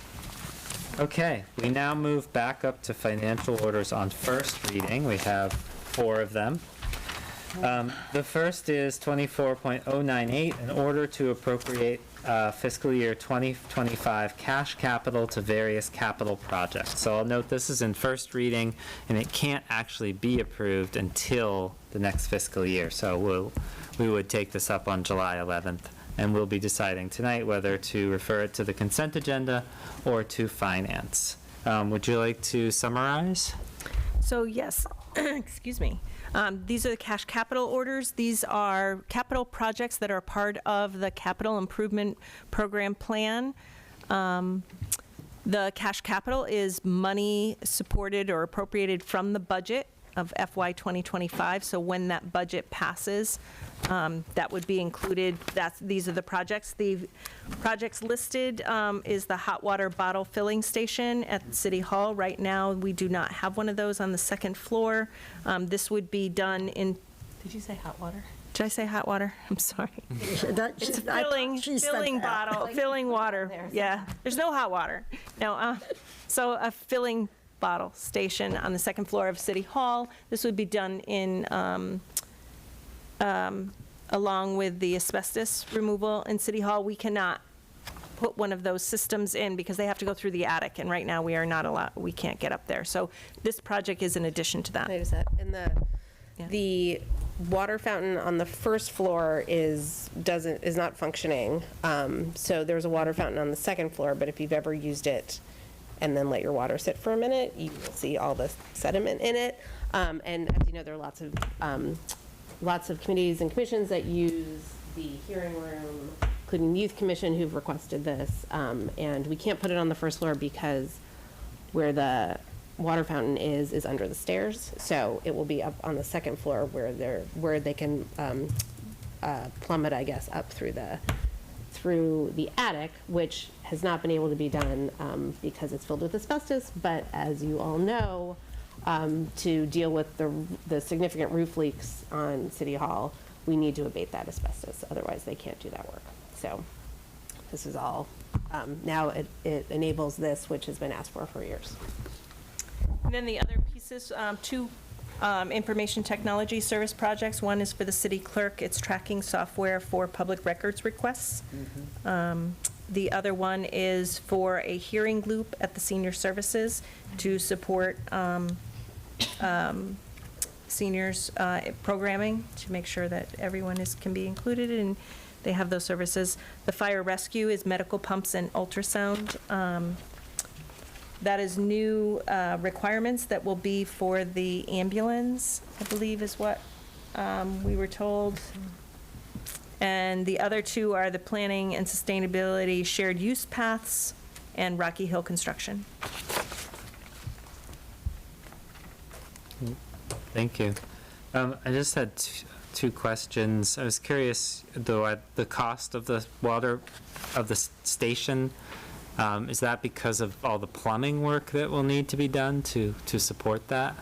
Yes. Yeah, I mean, I think that's the same amount, or around the same amount, like what the ones in the schools and what that was. Yeah. Right outside there. And yeah, the plumbing to connect it through, again, the roof. Yeah, and I'm sorry if you just mentioned this. But the shared use paths, what does that support? So the shared use path, design funding to further develop our shared youth paths through the city is critical to being eligible for funding for construction. More and more grants are requiring shovel-ready applications. This will allow us to move forward on project design for either upgrading, repairing, or creating new shared use paths and on-street bicycle safety improvements that have been delineated in our shared use path feasibility plan and complete streets prioritization plan. Okay, thank you. Appreciate that. Questions?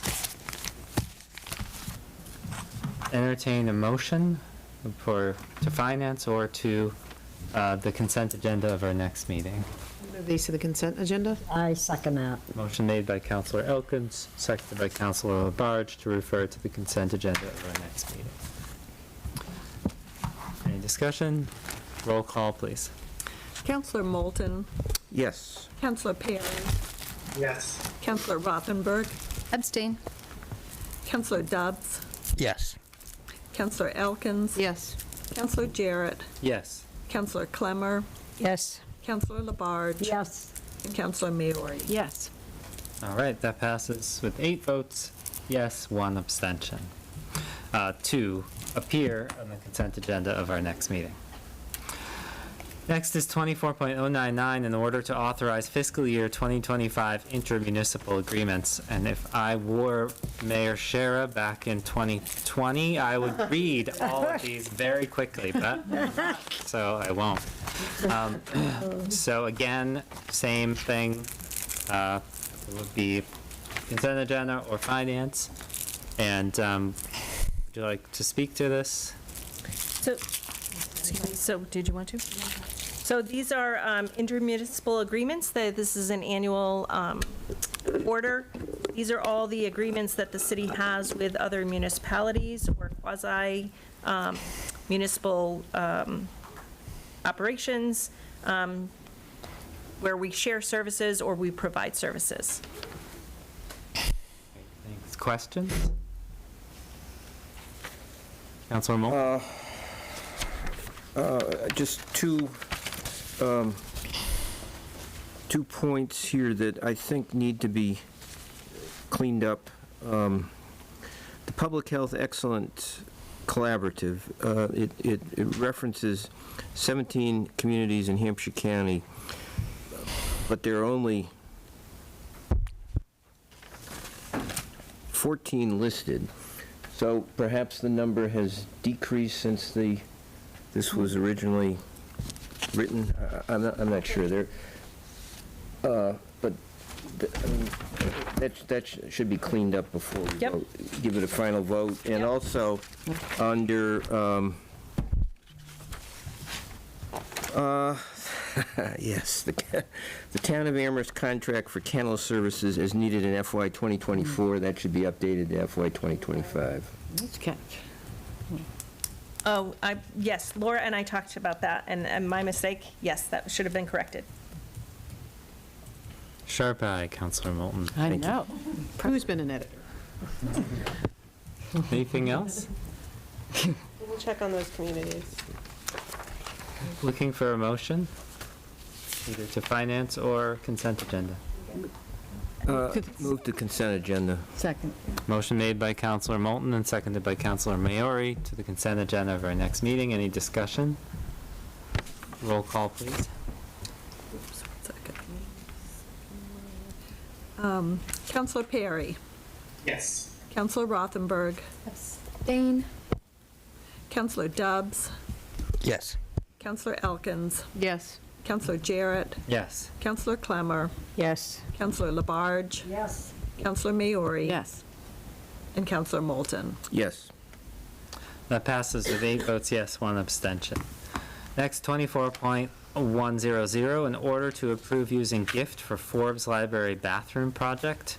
There are 2 readings requested on this $37,000 gift that is from the trustees of the Forbes Library to use the gifted funds to support the Forbes Library bathroom improvement project.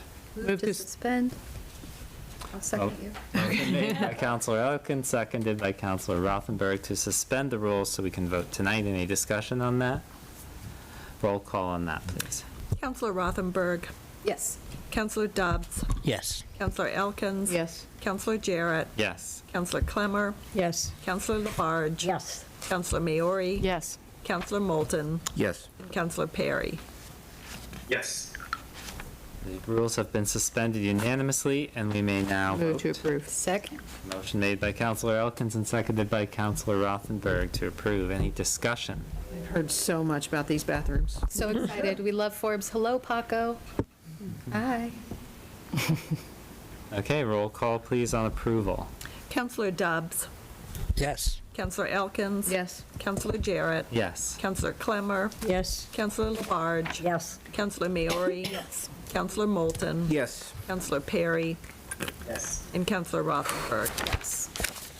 That passes unanimously.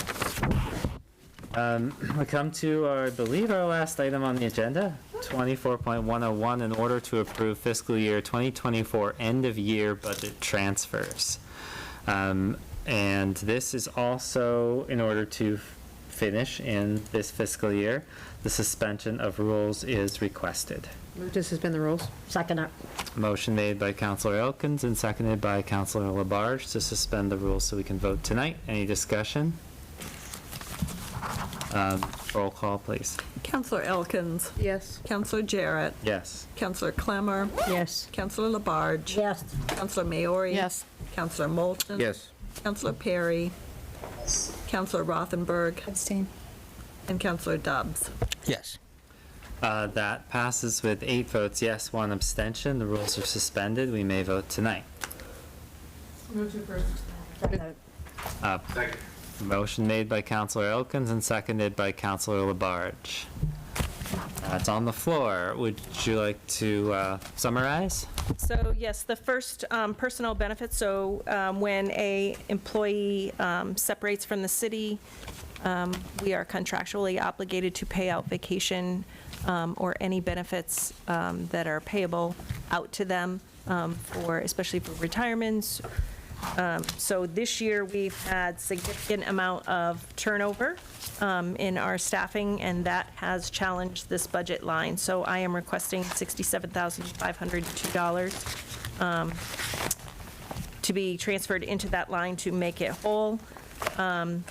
Also, the Veterans Service is $15. I'm not sure why that salary line was $15 less. We do split payroll at the year, and sometimes that just little bit amount is not adjusted for the way the split happens. So undesignated fund balance is being used for that.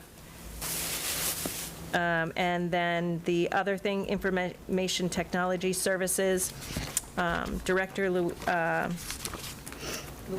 director of ITS has been going through all of the line items that his department has to cover. He has located that because we have upped our cybersecurity, that was not budgeted for in FY 2024, so he's requesting the funds to cover that. In addition, there are some other items that needed to be paid for, particularly that Pluralsight $5,000 invoice that you allowed to be paid. It was a prior year invoice. There was a couple of Comcast. Comcast, as you all know, goes up in the middle of the year, so if it's budgeted, it does not always cover it. That line, he has found, has never been increased, so even though the bills have been going up annually, that line item has never been increased to cover those bills. So this is a request of the $24,983 to get him through the remainder of the year. Thank I you. just want to thank Director Taviani for just doing a real, jumping into this work and doing a really excellent job of looking through everything and getting a handle on everything and finding some of these things that need to be. Thank you. Councilor Elkins. Is that Comcast shift adjusted for in the next budget? So no, there is some of these things that we are looking to figure out how we will make that adjustment in FY 2025. Any other questions or comments? All right, seeing none, roll call please on approval of the end-of-year budget transfers. Councilor Jarrett. Yes. Councilor Clemmer. Yes. Councilor Labarge. Yes. Councilor Maori. Yes. Councilor Moulton. Yes. Councilor Perry. Yes. Councilor Rothenberg. Abstain. Councilor Dobbs. Yes, sorry I'm yawning while I say it, but yes. Understandable. And Councilor Elkins. Yes. That passes with 8 yes votes and 1 abstention. So the special meeting that was set up for tomorrow was for a particular circumstance where reconsideration was invoked. That was not invoked, so that meeting is canceled. I will work with Mayor Shara to figure out scheduling for a meeting to approve the orders that were the equivalent of the budget amendment. And I will be in communication to make sure we can have a quorum for that. Well, Councilor. and what's the time frame that you're anticipating trying to schedule that meeting? Next week? I was under the impression it had to be July 1st, but I'm hearing that perhaps it can be before then. I'm not sure, so we'll discuss. And I would, we've agreed that our summer meetings, July and August, are remote. That is true. And I would request that at any special meeting during that period also be remote. We'll plan on that. Thank you. Thank you, thank you. I believe that's the end of our agenda, so I would entertain a motion to adjourn. Motion made by Councilor Elkins and seconded by Councilor Rothenberg. Roll call on adjournment. Want some more to take? Councilor Moulton. So much. Yes. Councilor Perry. Yes. Councilor Rothenberg. Yes. Councilor Dobbs. Yes. Councilor Elkins. Yes. Councilor Jarrett. Yes. Councilor Clemmer. Yes. Councilor Labarge. Yes. And Councilor Maori. Yes. We are adjourned. And we will...